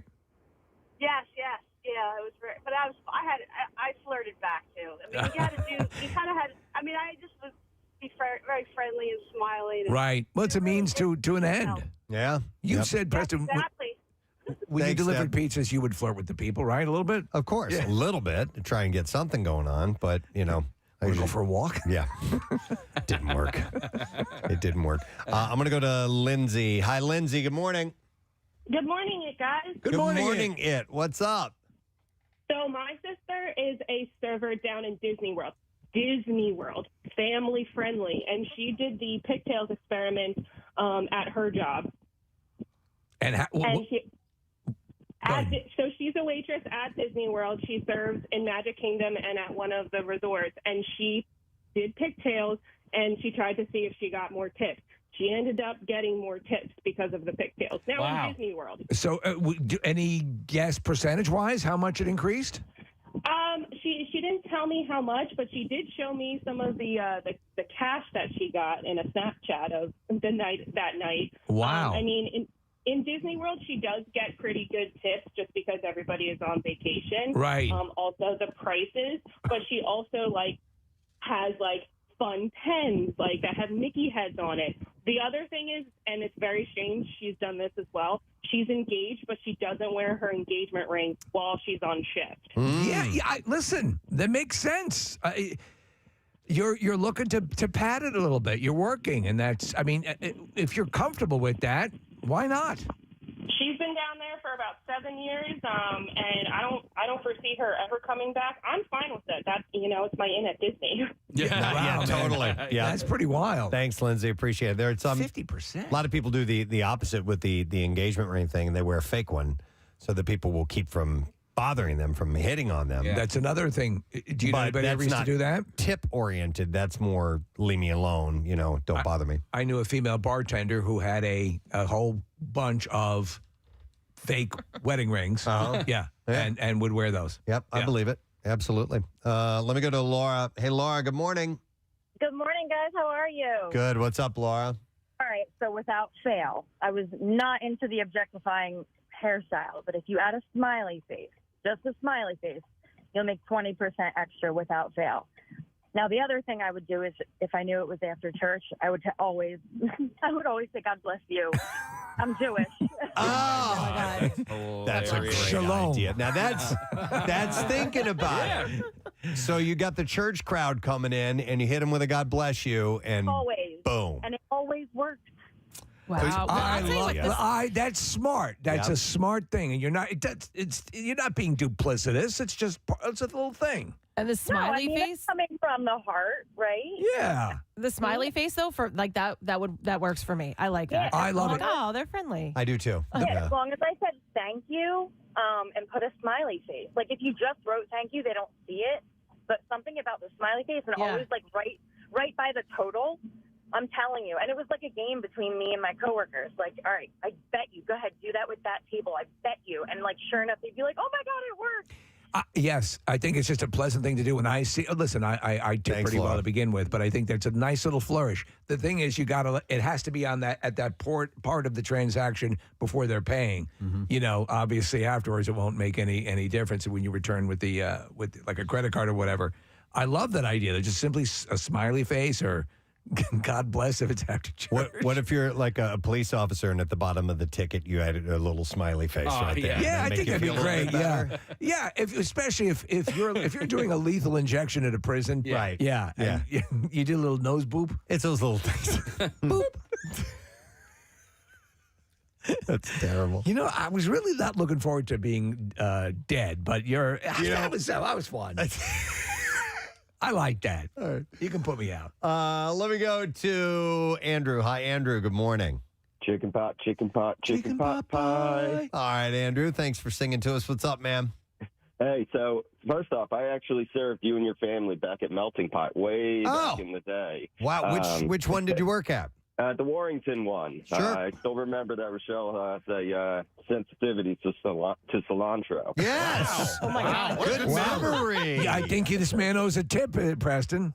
Hopefully we tipped him well that night. Oh, it was great. Anyway, so I bartend, and my biggest tip is I put on the fakest personality that I can ever put on. Whenever I go to greet somebody, I just turn it on, and I get complimented for it all the time because I'll go over and say, "Hi there, everyone. How are we doing today?" And just be so excited that they're there. And then as soon as I walk away, just go back to like, oh my God, what a miserable day. Normal Andrew. Whenever I'm at a table, I'm the happiest person that I could be. Andrew, I would say there's sort of an unspoken understanding between customer and server that, okay, even if you're putting this on, I'm enjoying this, because having someone who is a sourpuss and just frowning and down, it sucks. So if you're going to go the extra mile to sell it, even if you don't feel it, that's still cool. They're not demanding authenticity, but they just enjoy that you're kind of working it a bit, correct? Absolutely. If I can make them enjoy their 30 minutes with me by putting on a super fake ass and a big smile just to get, over a 20% tip, then great by me, and I hope you had a great time. So what's your degree of success with this? Averaging over 20% tip for putting on a big smile in front of everybody. That's worth it. And it makes it worth it. WMMR. All right, thank you, Marissa. Still waiting for Sean Lennon. He's going to be joining us via Zoom to hook up. We'll give him a second. If he doesn't, we can just dive right into the bizarre file and then, bring him on board when he is ready to go. But a reminder, we have a big freaking deal this week. We have a chance to to purchase a $100 gift card to Nebraska Brazilian Steakhouse for $50. It's pretty incredible. Thank you very, very much. And, of course, they're in Center City and in Horsham, and you can grab these. It's great because you can get the full, 15 cuts of meat and fish and grilled pineapple and gourmet size. When they were here, they kept going on about the grilled pineapple, which I've not had yet. But, it's apparently huge, massively popular. So their salmon is phenomenal. They also have that cheese bread. Oh, my God. Oh, my God. So anyhow, if you want to get this deal, you can go to WMMR.com/deals, and you can get it right there. All right, I'm gonna call it. We're gonna do the bizarre file, and then we will welcome Sean if he joins us. If not, we got some other things that we can get to. So we're gonna do this right now. WMMR presents Preston and Steve's Bizarre File. Brought to you by Worldwide Stereo. You want to see a grown man cry? You toss your old TV and surprise your football lover with a real home theater this holiday from Worldwide Stereo. Montgomeryville, Wayne, and WorldwideStereo.com, making holidays more fun since 1979. Well, a monkey who spent several days on the lam after escaping from a truck that crashed on a rural Mississippi highway earlier this year has now found a permanent home in New Jersey. The very thought of a monkey riding a lamb. At a wildlife refuge. Forrest is his name. Run, Forrest. He tried. A young adult rhesus macaque, and he was among 21 monkeys being transported for biomedical research when the truck that they were in overturned. It was back in October, and 5 monkeys were killed as law officers searched for them in the immediate aftermath of the crash. Video from officers' body cameras showed a chaotic scene as monkeys had escaped from the wooden crates dashed around the grassy interstate median, with some running towards cars and semi-trailers on the interstate. Forrest and 2 other monkeys eluded officers at the crash site and eventually escaped. The other 2 were later shot and killed by civilians. Remember I told you about those? Yes, that's right. I remember the story, Who said that they were protecting their families and neighborhoods. You don't know what that monkey's going to do. While Forrest spent about a week on the run before being spotted by a resident who lives near the crash scene. Did anyone mention encountering a man named Flag during this crash process? No. He was captured by workers from one of the companies that had been transporting the truckload of monkeys. Wow. In search for a new home, Forrest was recently relocated to the nonprofit Popcorn Park Animal Refuge in Lacey Township, New Jersey. I like hearing that. Officials there say that he has steadily acclimated himself to his new surroundings and gradually built his trust with caretakers. And his diet includes a commercial animal kibble mix of grapes and peanuts as well. As it should be. The Animal Refuge, by the way, is seeking donations to help fund the monkey's care if you are interested in helping out. We will stop there because our guest is on the line and he is ready to go. So he's on to talk about this beautiful piece of animation. Won an Academy Award for animated short in this past year's, in 2024. It's War is Over, and it is absolutely beautiful. Just 12 minutes long, but it is, I was tearing up. I assume you were as well. Yep, in a big way. Absolutely. So we would like to welcome Mr. Sean Lennon to our program today. Sean, thanks for joining us today, man. Good to be here. Thanks for having me. Absolutely. Listen, we fell in love with it immediately. And you know what's a crime is that shorts like this a lot of times go unseen by the general public. I remember watching Academy Awards and finding out that a short had won and eventually being able to see it. And I'm like, how had I never seen this before? Because there's fantastic art that is being created in the world of short film. Well, they used to get shown before major theatrical releases. You would see the shorts would pop up, and you don't. So, and Sean, I'd have to say this is a gift you could give to someone this holiday season by giving them this 12 minutes because it's just a beautiful film. Thanks, guys. Yeah, I mean, actually, it's funny you mentioned that because I fell in love with shorts as just a format when I was a kid because, there used to be shorts before movies. And, sometimes you would have cartoons. And actually, then later on when Pixar started, they made some incredible shorts before their features. And, it's just such a charming, format to just watch something that's, 11 minutes long, 15 minutes long. And some of my favorite little films are that length, actually. So the animation, you have, and the effects are done by Weta, which is a Peter Jackson company. Peter Jackson did Get Back, the documentary, which was phenomenal. Yeah. Is that where the association came from? Is that everything sort of dovetailed together? Yeah, I mean, it was really just luck. I had been, talking to Peter about Get Back, just, kind of in a producer capacity, just kind of back and forth a little bit. And we got to know each other and we became friends. And, just sort of on a whim, I thought, what if I showed this script to Peter? I mean, I know he loves Army stuff because he's sort of really fascinated with World War I and World War II battles. In fact, he's a hyper nerd about it. He's a scholar and he recreates battles in the miniature and he's an expert on the Civil War as well. So I thought, I think he might be interested in this, but without actually asking him to do anything, I just said, do you want to read this script just to give me your advice? And he immediately said, what is this? I want to do this with you. I was like, okay, good. Mm-hmm. So yeah. No, it translates well. It's just it's a story basically of a chess game that's taking place perhaps unbeknownst to enemy combatants who are conducting this game of chess vis-a-vis a messenger pigeon, carrier pigeon, mm-hmm. And it plays. And that's all we can say. That's all we can say. Yeah, yeah. We can't give the whole thing away. Right. It's only 11 minutes.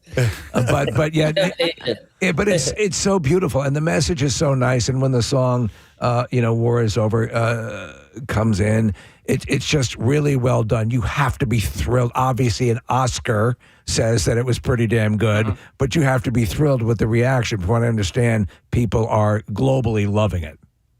Yeah, I mean, it's funny for me to have this kind of success with a project is definitely, a new territory. And, getting an Oscar nomination was mind-blowing enough, and to win was just wild. And, but at the same time, I do have a lot of pride and confidence in the film itself. I mean, Dave Mullins, the director, he's really a top shelf guy. He worked on the animation of every Pixar film, you've probably ever loved, the greatest ones, The Incredibles and Toy Story and stuff. So he's obviously top shelf and he doesn't do anything, subpar. I recommend seeing his short film that was nominated for an Academy Award. It's called Lou, L-O-U. It's really charming. And in fact, it was watching that short that convinced me that he for sure would do an excellent job with this. This in the film has a feel, and this is sort of nostalgic in a way, because I think of your dad and I think of your mom and I think of, and I was watching a BBC interview with you, and you were talking about That's even rock stars today or sort of thought leaders. You go to their social media and you were seeing a lot of contentious stuff. You weren't seeing the message of peace and hope and building bridges. And that's kind of where your mom and your dad sat. Activism, whether you agreed or disagreed, the message was always, well, let's talk it out. And that's kind of exactly what's exemplified in this short film. Exactly. I mean, I think the message of John and Yoko is, simply put, about peace and love. And sadly, that message seems to still be relevant today. And, I don't think my dad would have imagined it would have taken this long I guess, for humans to evolve beyond kind of tribalism and war. But, it seems like it's something that's deeply ingrained in us, but that we all know we have to kind of grow out of. And hopefully, we'll survive long enough that we learn how to get along peacefully and to resolve conflict, with words and not guns. But I honestly think that the world is more divided today than it has been in my lifetime. And, in my childhood, there was a lot of political differences, but there was a sort of basic respect for your fellow human, in my case here, a fellow American. And I think we've lost that a little bit. It's probably a result of social media for the most part. I think you're right. I think you're so right. Yeah. Yep. But at the same time, I still believe in this message of peace and love. And that's why I'm sort of focusing my attention on continuing that legacy. One thing I failed to mention was at the top here, and Steve had mentioned about sending this to someone, is it's available on YouTube. It's just it's right there. You go grab it. It's on the official John Lennon channel, but you can search War's Over, inspired by the music of John and Yoko, and it's this beautiful animated short that you can send to someone, and they're going to love it. I wanted to ask real quick, if you don't mind, Sean, about your where your musical career is right now, because you do a lot of different things or have done a lot of things over the years. One of the things I loved was the Claypool Lennon Delirium. Les Claypool, phenomenal, great. I love all his projects, but you two together put together some really cool stuff, and I dug that. Is there any going to be a continuation from that down the road? Because it was a few years ago when you last delved into that. It's funny you should mention that, because we actually do have an album that's about to come out hopefully early next year if we can finish the packaging in time. Yes, we got a double album. It's our third album, and it's actually really something I'm proud of. It's our first concept album, so it's an homage back, to the kind of prog albums of the 70s. It actually has a full plot and story to it with characters. In fact, one of the characters is voiced by Willow Smith, a good friend of mine, and it's hilarious. And, maybe one day it'll be a feature film. It's going to be funny, and it's based on the paperclip problem, which essentially is this idea that AI could turn everything in the universe into paperclips. To put it, it's quite conceivable. I love it. That's very cool. That's very cool. So we got the wrap up, but we'll be looking for that. That's very cool. And then again, this movie is short, 12 minutes. Send it to someone who you think might be in need of a pick me up and a reaffirmation of the. We're also trying to raise money for a charity called War Child that helps families and children affected by war. So actually, you can donate right through the link on the YouTube channel, John Lennon YouTube channel, and it's just all you have to do is search War's Over Film, and it should come up. Excellent. All right. And when you get the album out, you and Clay, you and Les come through Philly, all right? Please. I'd love to. Excellent. All right. Thank you. Sean Lennon, everybody. On the Preston and Steve show right here. Yeah, that's it's beautiful. What was the animation type you had said, Steve? They use the Unreal Engine, which is used on a lot of video games, and so the people from Weta, the same special effects people who did The Lord of the Rings and the Zack Snyder Justice League, top of the game. So it's a combination of both those things that create the look. Yeah, it's almost got, there are elements of it that look realistic, but not. The humans are Pixar-ish. Yeah. It's really, I really enjoyed it. So that's cool. Watch that. All right, so I have a question. Yes. Are we going to take a break and come back with our big announcements, or what are we doing? Ladies and gentlemen, I'd like to bring into the studio our very, very special guest. Okay. Been a YouTube fan forever. I knew it. It's Chuck. Hey! I knew it. What's happening? It's Chuck. Oh, my God, Chuck. What's happening? Hey! How is everybody? Ladies and gentlemen, program director of WMMR, Chuck frickin' D'Amico is here. Are you ready? On his I'm Eating Fruit tour. I need everybody with me on this one. This is the greatest thing to happen in rock in the past 49 years. All right. Are you ready? We're ready. Thursday night, May 28th, Freedom Mortgage Pavilion in Camden. 93.3 WMMR presents Wait a minute. Triumph! Wow. That is pretty big. I knew it. Yes! So hang on. Yes! Triumph has not played shows in how long? In a long time. Long time. Rick Yeah. Emmett been out of the band, officially touring since probably the late 80s, early 90s or something like that. Is this the actual full roster? It's all the original members.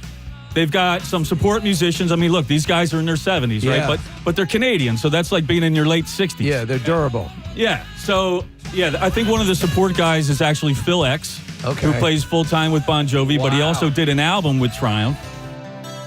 Yeah! By the way, Triumph is Chuck's favorite band. Yeah, so like 3 months ago, I got a call from John Hampton at Live Nation, and he's like, "Hey man, do you remember the Canadian trio Triumph?"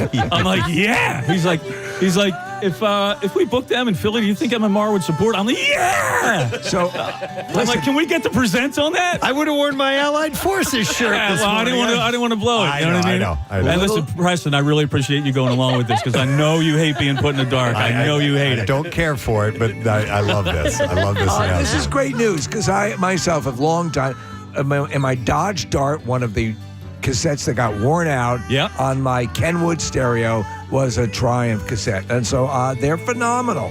I'm already working on free parking for Dodge Darts. Here we go with a slant 6.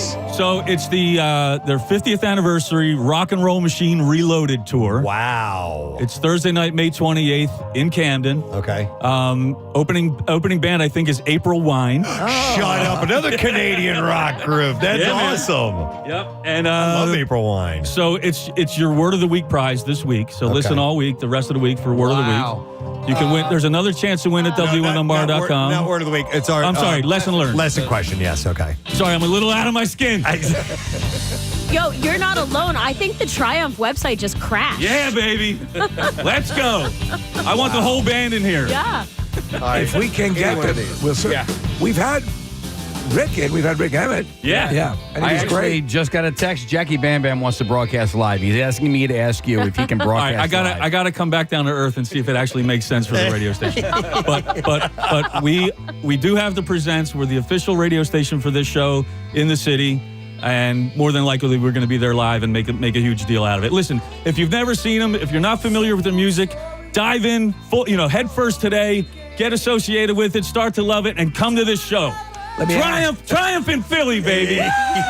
Are we going to be, by any chance, playing more Triumph than usual? Yes, more than likely, yes. I love it. I love Triumph. Always have loved Triumph. Another power trio out of Canada that I'm a fan of. Like for me, they're some of the most inspiring rock anthems ever. Yeah, right? I mean, if there was ever a band built for big arena rock, like you had a guy that was incredible music writer in Rick. The promoter was Mike Levine. Like even in the Triumph documentary, which I'm sure you all have seen many, many times over, there's video of Mike Levine at WMMR in that documentary. Wow. Yep. That's very cool. Nice. And then it's Gilmore, like the drummer, was all about the lights and the lasers and the explosions and all that stuff. So killer show, killer music. Be there, man. Thursday night, May 28th.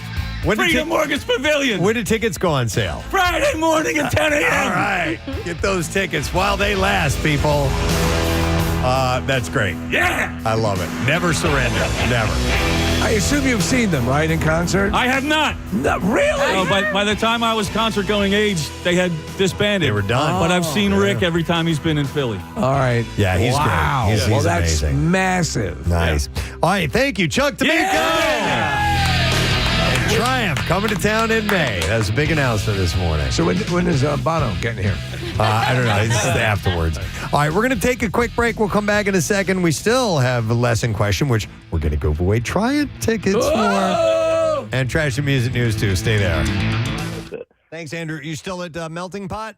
No, they closed. No. I'm at a bar in North Wales now. All right. Well, enjoy, sir. Are there any Thank melting you. pots? Yeah, there definitely are. There used to be one in Chestnut Hill that they closed, and Yeah, there's one in King of Prussia. We went there not that long ago, actually. Here's a text says, as a male server, you got to sweet talk the old ladies to get at least a 10% tip.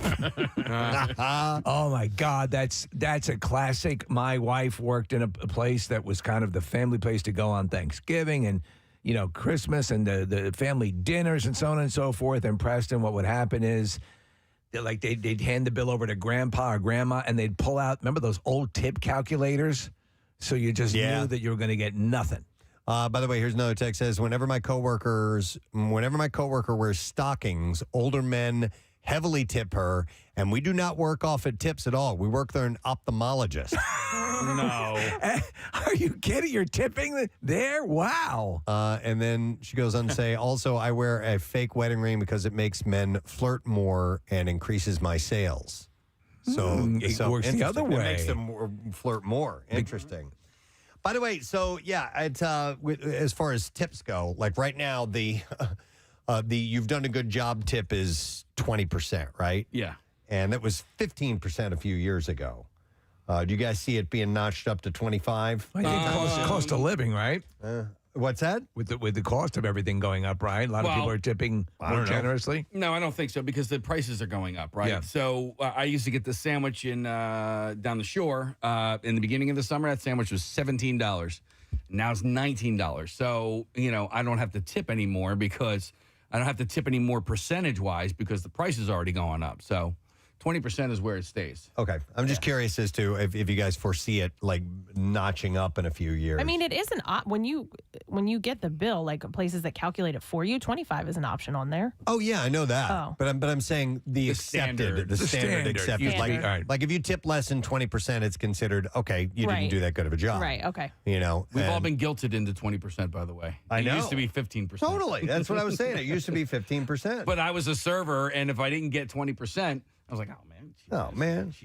I was a server at a restaurant in the mall, and King of Prussia Mall, and it was a place that used to be called Rock Bottom. Brew Moon, and then that became yeah. Rock Bottom. Yeah, so when I worked there, Casey, was Brew Moon, and it was a great restaurant. I really liked working there. And then Rock Bottom was a good restaurant as well. But people generally tipped less because they'd been shopping in the mall. And so it was not a great place to be a server because people would come in and they interesting. would have spent a lot of money while shopping, and then they felt like they were going to cheap out a little bit at the meal. That sucks. Yeah, it did suck. Yeah. So location, obviously. Yeah, for sure. Yeah. The only other time I was a server was this place called Murphy's Old Irish Pub, which is still in Alexandria. It's on King Street, and that was a great job. And Steve, we would have regulars there almost daily, and people would come in for lunch, and then Friday and Saturday nights people would come in, and you get to know the customers, and once you get to know them and there's a rapport, you usually get tipped pretty well as a result. You also appreciate when a customer understands that means everything. The tip means a lot. Yeah, and so. you knew which guys wanted coffee as soon as they got there, and when you get to know your regulars, it's a cool experience. No, I love it.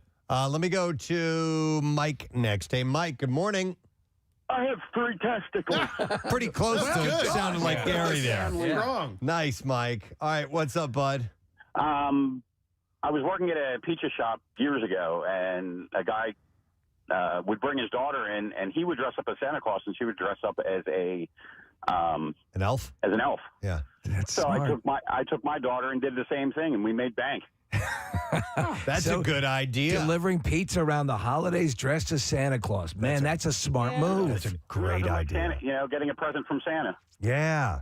Ooh, solid. All right. Owing to your impression, dressed like Gary Lauer. Well, then could you do it for other holidays? For, around Easter, the Easter Bunny or around Halloween? Veterans Day, dressed as a veteran? Or, no, that'd be wrong. Probably not do that. That's false valor. Yeah. Or you could do, but for the 4th of July, you could be like Uncle Sam or something like that. Sure. I do have a cousin that used to deliver at the same pizza shop I have, and he used to wear these crazy hats. He was a DJ. Love it. A party DJ. Okay. And he would wear these crazy hats, and he would make ridiculous amounts. Good idea. For Hanukkah, you could dress as Jackie Mason, Preston. Something that kind of stands out. I like that. All right, thanks, Mike. By the way, we did a welfare check on Gary Lauer, and we never heard from him. We never heard back. Yeah. You're right. You're right. We did that the other day. So Gary Lauer if you're listening, we just want to find out if you're okay.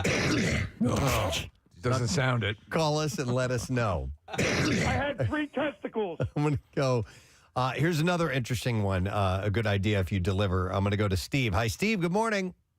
Good morning. You bitches keep bothering me at work. Well, that's what bitches do. What's up, man? Yeah. So I deliver in Lansdale. And one is they usually give about 45 minutes to an hour to deliver, as you guys know. If I'm coming close to that, I will call the customer and let them know that I'm on my way. That's one thing that, does work. Another thing I would do is I would wear Philly shirts and Eagle shirts. That also helps. Oh, that's nice. So support the wearing sports shirts. Teams, yeah. Yeah, okay. Right, especially during the games and Sundays. I mean, I'll bank like $200 during games and Sundays. Now, if you pull up and there's like a Pittsburgh flag in the window, do you? Do you keep a bunch of jerseys in your car? Go Steelers! That's a good idea too, man. If you see some indicators, a license plate frame, or something like that, stay, yeah. You switch real quick. That's pretty smart, and it would be worth the investment.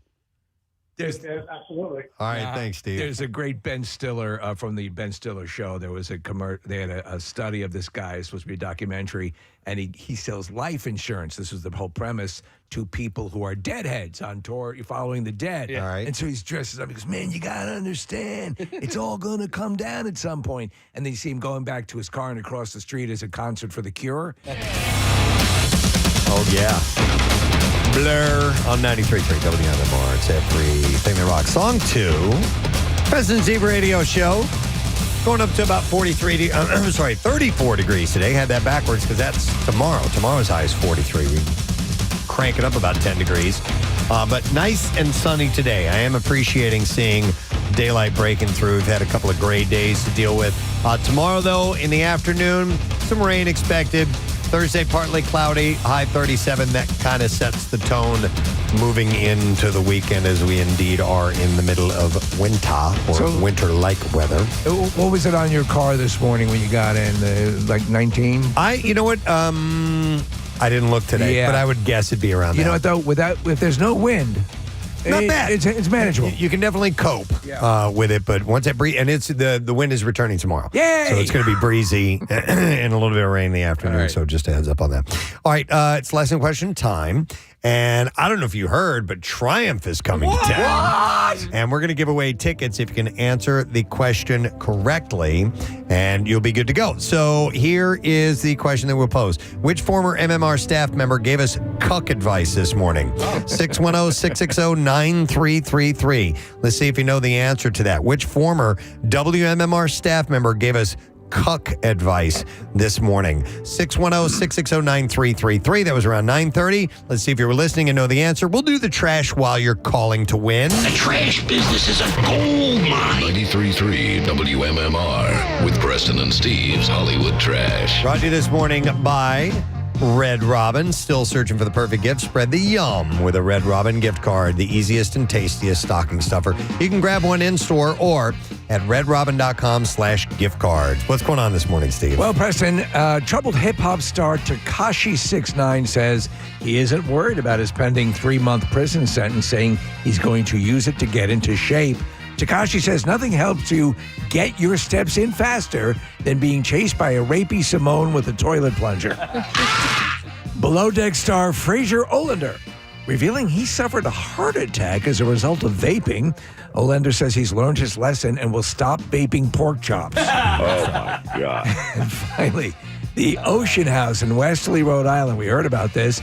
They're refusing to deny another couple their wedding reception reservation date just because Taylor Swift wants that same date.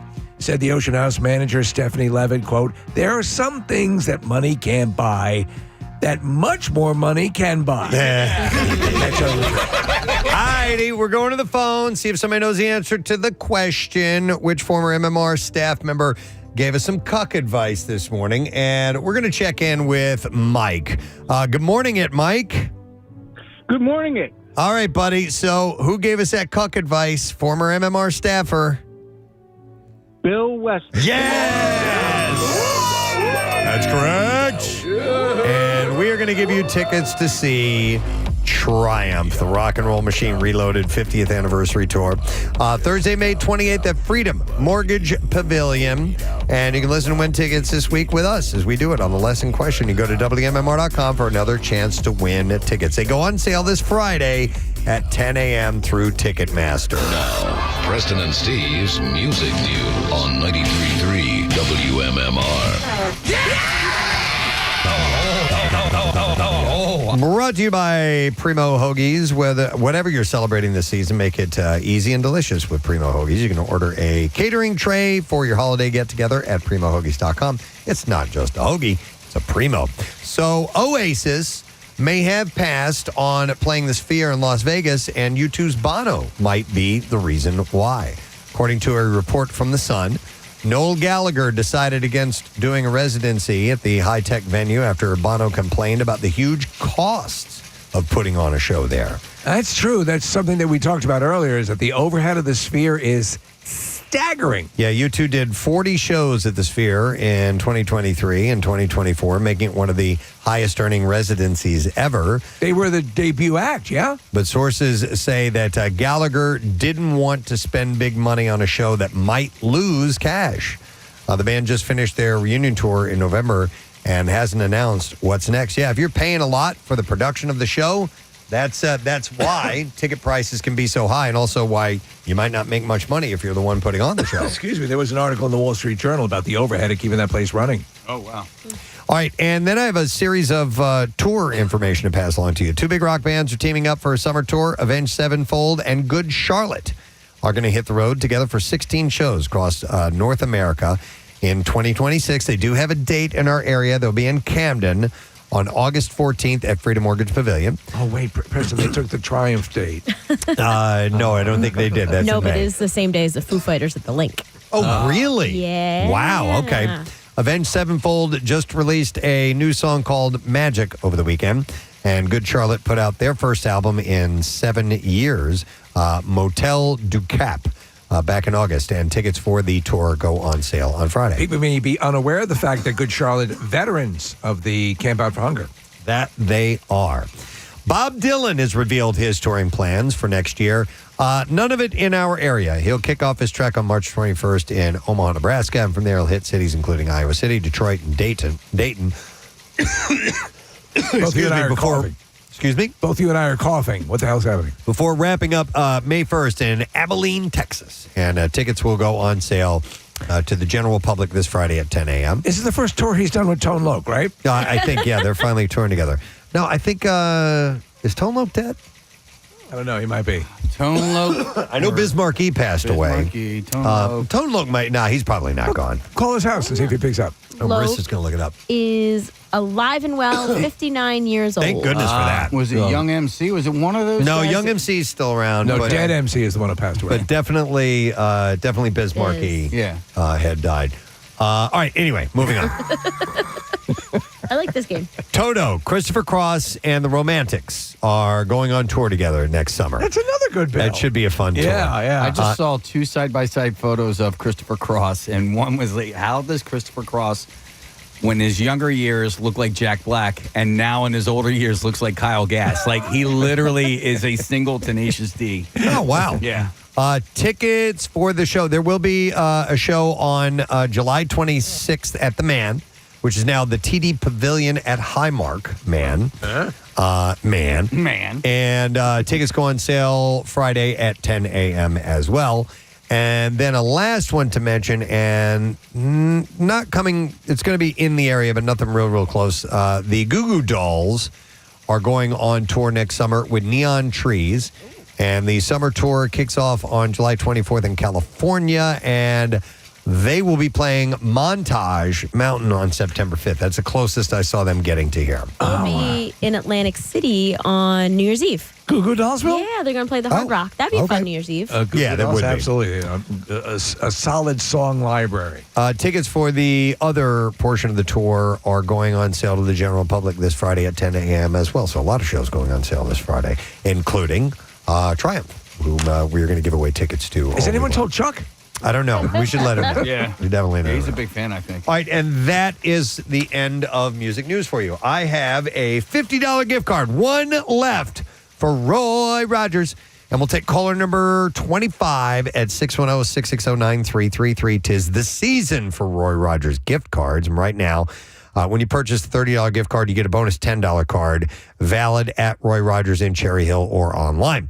And stuff someone's stocking this year with the delicious gift of Roy's fried chicken, roast beef burgers, and so much more at RoyRogersRestaurants.com. So we'll take that caller. Number 25, we'll give it to you. When we come back, we'll get our letter of the day for the Word of the Week prize and get out of the way. Stay with us. On the lipstick and doing the whole thing and walking across. It was great. I love that. I wonder if I would, I kind of enjoyed being a pizza delivery guy. You want to do it again? I wonder if how enjoyable that would be. We should deliver pizza to people for one night. Make that. Yeah, We should all of deliver us in a van. Lorenzo's. We could get a semi-tractor trailer and load up with Lorenzo's and take those take around. one pizza. Yeah. What was the name of the pizza place that you worked at? Emos. You worked. Oh, you were at Emos, Oh, I dude. didn't know you yeah, I worked did. Emos. Absolutely. Do you yeah. remember the address? No, but Okay. I know it was on Olive Boulevard. I could tell you exactly Case. where it was. Did you point Casey in the direction? Good point, Casey, in that direction. Because Casey I had an will be in apartment right your home area. That's part of the deal. Yep. Is it IMO or EMO? IMO. But there's tons of locations all over the place. So. Conveniently located? Olive To me, I had an Boulevard? apartment right across the street from there. But it was I wasn't living in the apartment at the There's time. only one on Olive Boulevard. Really? In University City? No. No, that's no, not it. No. Those guys are losers. Anyway, that's a completely different part of town. Those are almost. Okay. You got to look in Chesterfield. Chesterfield. That's emus, EMU. Hang on a second. I want to go to Chris. Hi, Chris. Good morning. Hey, good morning, bitches. What's up, bitch? I don't have much of a voice left from the Shinedown concert last night. Oh. Glad you had a good time. Oh, they're amazing. All of them are awesome. Nice. But I was pregnant with all of my kids when I waitressed. And all the at minute once? Well, all at once, all three at once. No, 3 different times. Okay. So you got more tips when you were pregnant? I got more tips when I was pregnant. You would start to even arch your back, do a little waddle, like when you're bringing things out. Playing on the sympathy. Exactly. You work it. You carry pictures of your babies inside your little folder that you're going to write down their menu, what their order was. Right. A quick question. When you were done having children, did you ever one evening consider stuffing a pillow under your... Well, after all the kids, I actually didn't go back to waitressing, but I don't think I would be above that. No, Actually, if it works. now I think about that. Thank you, Chris, by the way. If you're a place that doesn't have like regulars all the time, Yeah. you could put on like a fake cast or Right. some kind of little fake injury. Well, what's the thing that we've heard that they'll do? It's my, it's okay. I'm working on my birthday, but it's still okay. They'll mention that it's their birthday. Yes. Right? Isn't That's that a good- thing? Is that's that a good- go-to? You could easily do that. Yeah, Right. absolutely. All right, Casey, I got a call on line 1 Hey. here. Good. Yep, I don't know what kind of setup we need for this, but apparently he's on the line, and I guess he's okay. It's Gary Lauer, ladies and gentlemen. Gary? What's up, Preston? All right! How's my family? How's everybody doing, man? He's alive. We're good. We're doing all right. We just haven't heard from you in a long time. You know what? Absence makes the heart go fonder. That's what my mom said. Wow, that's actually very, that's correct. Very Yeah. How you doing, Cap? How you doing, sweetheart? How you Good. doing, sweet tea? Good. How are you, Gar? I'm good, babe. I miss you guys. I miss you terribly. I would really like to win Bill Weston's seats, man. He would love that. Oh, my God. he would. Yes, he Oh, would. my God. I would be in a suite. Oh, my God. We'd have so much fun, man. So, Gary, what's been up? I don't care if it was Manilow. What have you been up to? Barry Manilow. Oh. No, I said I don't care if it was Manilow. Just to be in Bill Weston's suite would just blow my mind. It's not a suite. I don't think these are sweet. Yeah, yeah. It's just their tickets. Oh, but I don't care. Give me a ticket. I'll have one for Bill. You'll have one for You Bill. remember, Have a cold beer for Bill. Gary for one day worked for Bill. He was Bill's that was assistant. that Yep. might Oh, have we been got the to do greatest it thing we again. ever did. We have to do it again. An encore performance. Bill loved that. How's your summer been, Gary? Everything's good in the hood here, man. I'm just dodging bullets, man. You know. Oh, yeah? Yeah. Oh, literally. Gary. Literally, yeah. Yeah. It's terrible, man. It's terrible, bro. Gary, where are you working these days? What's that, bud? Where are you working these days? I'm not. Oh. Oh, not at cool. all, That's huh? cool. I'm not right now. I'm having a hard time walking with my right leg. What happened? I don't know. My doctor's a quack. He took blood, like 8 tubes of blood. I don't know. He's a quack. I And have then to get- drank it. Yeah, I don't know, man. He told me Tubes of blood. I don't know, man. He's a quack. I need to see another doctor. He said I need 8 tubes of blood. Gary, you got to get that looked at by somebody who's really, a solid doctor. Yeah, Mike, this guy should retire. He needs to see a doctor. This guy, he's like 80 years old. Don't they have to retire at a certain age, doctor? I think it's probably wise when you lose the ability to walk or have vision or. Well, that's on my to-do list right now. I got to get myself back together, and then I'm job hunting. Do me a favor. Describe what's wrong with your leg. You know what a Charlie horse is, right? Yeah, sure. Yeah. Yep. Yeah. Well, no sooner I walk from here to 7-Eleven, then I should get my beer, and I can't even walk back. I have this Charlie horse. It just goes all the way up my leg. Yeah. Sounds like it's sciatica. Very, very painful. And I mean, muscle relaxers. I would love to have one of them. But No, you don't want that. No, it doesn't go well with your beer. Yeah. Well, I drink that every day. Yeah, doctor's orders. Exactly. How are you doing, Nick? And how's your son doing? Yeah, doing great. Thanks, Gary. Appreciate it. No, you're a good guy. Everybody's there is a good guy. Casey's a great father, great dad. Preston, you're a great dad, a great father. Oh, Well, that's thank so you. nice. Thank you, Gary. Steve Morrison, Shotgun Steve Morrison, you're an excellent husband and a great dad to them dogs and cats. Folks. Thank you. Am I shotgun? Yeah, you're Shotgun. yeah. You're so Shotgun Steve bad. Morrison. That's why I said Shotgun Steve It's Morrison. been so long, I forgot my name. Who's the oil can?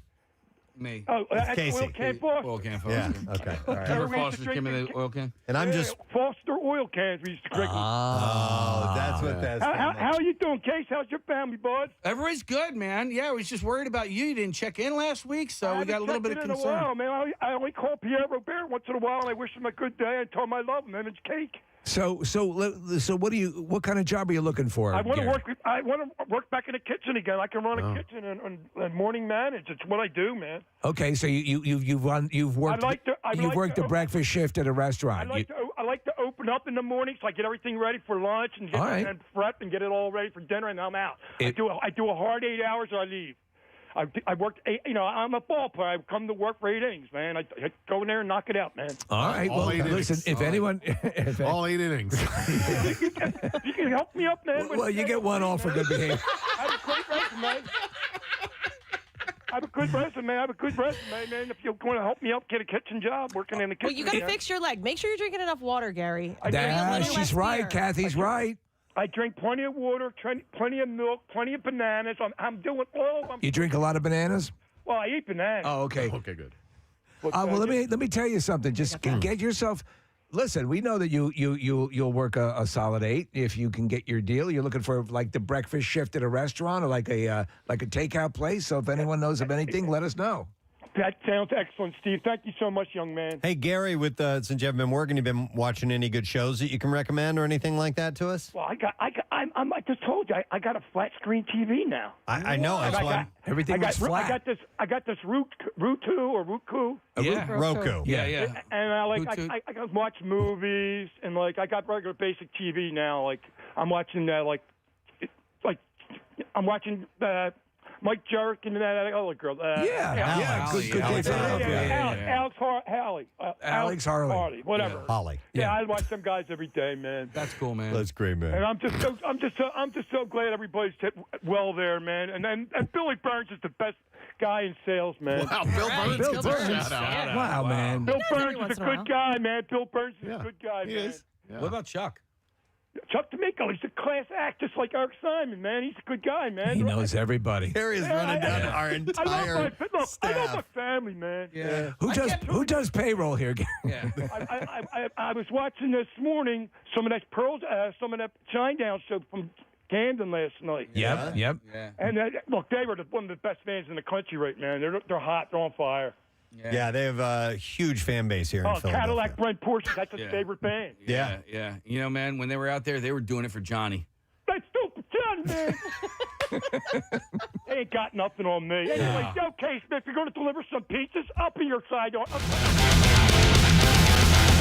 Little Queen this morning on 93.3 WMMR, the Killer Queen.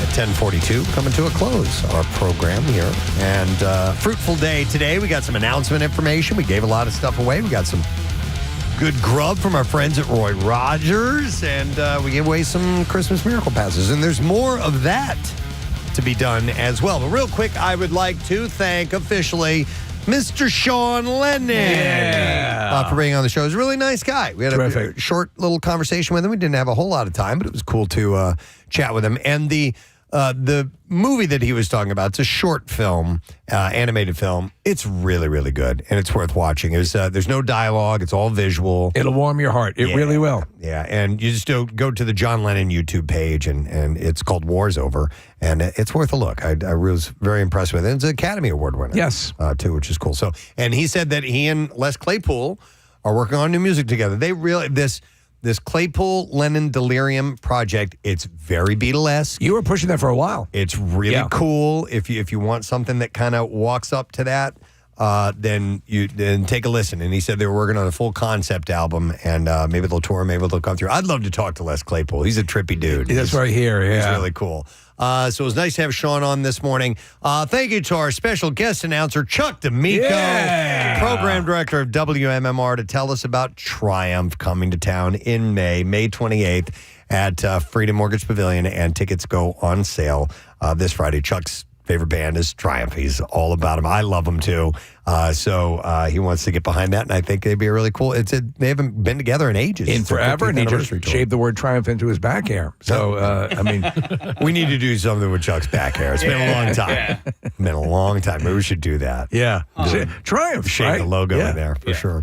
Matt Cord is here. Hey! The other power trio from Canada, Triumph. Yeah, true. It was funny listening to Chuck. I didn't even recognize his voice. He was so, I know. Yeah. And then he got back in his office. I'm like, dude, you have to introduce him on stage. Yes, When they sure. come in. Yeah. And April Wine. Dude. Yeah, Roller. Yeah. Great Sign of the I Gypsy said to him, Queen. what else? Nantucket? Are they on this bill? Remember that band? They came out. I remember Nantucket. Yeah. They're right on the same time. Oh, wow. But Mountain.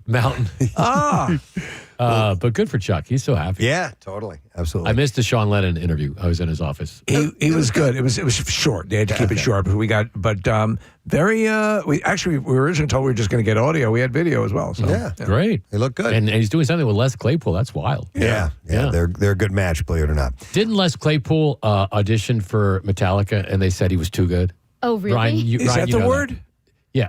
Well, I don't know. Ryan, hang on a second. Yeah, they're like, no, you're too good. Yeah, he did audition for Metallica. I don't know if it was the quote too good. I would assume that that's the case. Yeah. But there's a lot of audition videos out there of when in the Some Kind of Monster documentary. Where, Oh, yeah. So I've seen him play Master of Puppets on the bass, and it's wild. Wow. So, he's very proficient on the bass. Yeah. For sure. There's a really cool series that Geddy Lee did called Our Bass Player is Human Too.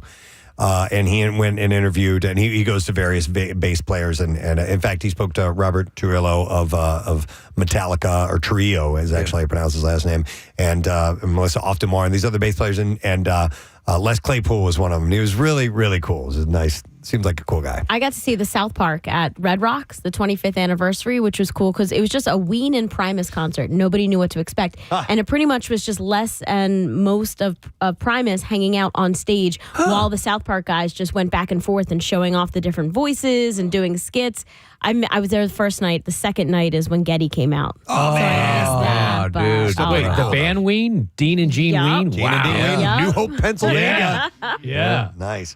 All right, well, Matt, we need a letter, man. You ready? Yes. Here we go. Preston and Steve on 93.3 WMMR. Now, the Daily Letter. And the Preston and Steve Show is brought to you today by the letter A, as in animal. All right, and we have a $450 gift card to Steven Singer Jewelers. Visit Steven's new location in Newtown, Bucks County, which is now open in the Village next to the Capitol Grill. And you can visit IHateStevenSinger.com to get all the information you need. But we'll give that away on Friday. What's happening on the show today, Matt? Well, the elves are here. Yeah, that's We got right. Sarah, Gabby, Valerie, and Olivia. So they're cleaning the studio now. And Ryan said they're staging it. For the big, and I guess tomorrow is when the decorations, so they're just making sure everything's like ready for the decorations. This had to be carried on. Yeah, without a doubt. It's funny because Pierre was under the impression that we hated the decorations altogether, which simply was not the case. No. One year they started to try to put stuff in our studio. And it's fine if we want to look festive and everything, but we would have people regularly in here. And it kind of, and they put stuff on the equipment, and we were like, we just can't keep it out of the studio. Yeah. And then after that, Pierre kind of labeled me as a hater. Yeah, I remember that. Yeah. Don't put anything in there. I had to talk him off the ledge and say, no, we love what goes on in the green room, in the Pierre Robert studio and all that stuff, but it's a bit chaotic in here. But there were years where it was so much like the mic, you couldn't move the mic. And I remember one year I'm like, dude, you covered the entire TV. Yeah, and we were talking about this yesterday. I would hit my head on 14 different things walking to the bathroom. So, and it's all cool though, but people kept asking, and they're like, of course we have to honor the Pierre Robert decorating explosion, and it's happening. And it's a great tour for somebody that's coming into the station. I remember I had Disturbed in years ago, right around Christmas. They're like, dude, what happened here? They were like taking pictures. I think, Steve, you described it once as if Liberace swallowed a hand grenade. That's it, yes. Yeah. So, it's got to be way over the top again this year, without a doubt. I'm looking forward to it. It's a 3-day process. It is. Yeah. It's full. All right, anything else besides that going on? So we got blocks of Chicago today. Yeah, I know. I brought down my MGK stuff. We noticed that. Yeah. Oh my God! I heard you playing your vinyl cut yesterday, and you left it on 33. I left it on 33. Do they know it's Christmas? That's right. It was great. It was great. Wallflowers today, Jacob Dylan's birthday, a block of Bruce, and vinyl cut. We're going with Prince. Rain. Rain. And I just realized I was talking to Ed Green. He's in Chuck's office with Ed Pinka. They're like, is it the purple? And I'm like, oh, yeah, it is. It's purple vinyl. Purple vinyl, yeah. How cool is that? Yeah. All right. I'm told this is worth a lot of money. Maybe so. It's a great record for sure. I wrote that record down. All right. I'm not sure if I'm going to play Darling Nikki, but. That's a good one. All right. Hang with Matt, friend. We want to thank our sponsors. Preston and Steve Show brought to you today by Acme Markets, fresh foods, local flavors. Also, the Preston and Steve Show runs on Dunkin', and by Family and Company Jewelers. You can check off your whole list at Family and Company Jewelers, South Jersey's holiday diamond destination. Tomorrow on this very program, it'll be a Wednesday, so we'll dive into Fox Good Day. And comedian Chad Daniels will be stopping by or checking in with us. And we will also have more tickets to the Christmas Miracle. Speaking of Marissa Magnata, today at Nifty 50s from 4 to 6 in Fishtown. It's on Aramingo Avenue. Stop by. Tickets every 15 minutes. Yep, 2 pairs every 15 minutes. So let's go by and see Marissa for sure. That's it. We are done. Rage on. Have a great day in the morning. We'll see you later, gang. Bye-bye.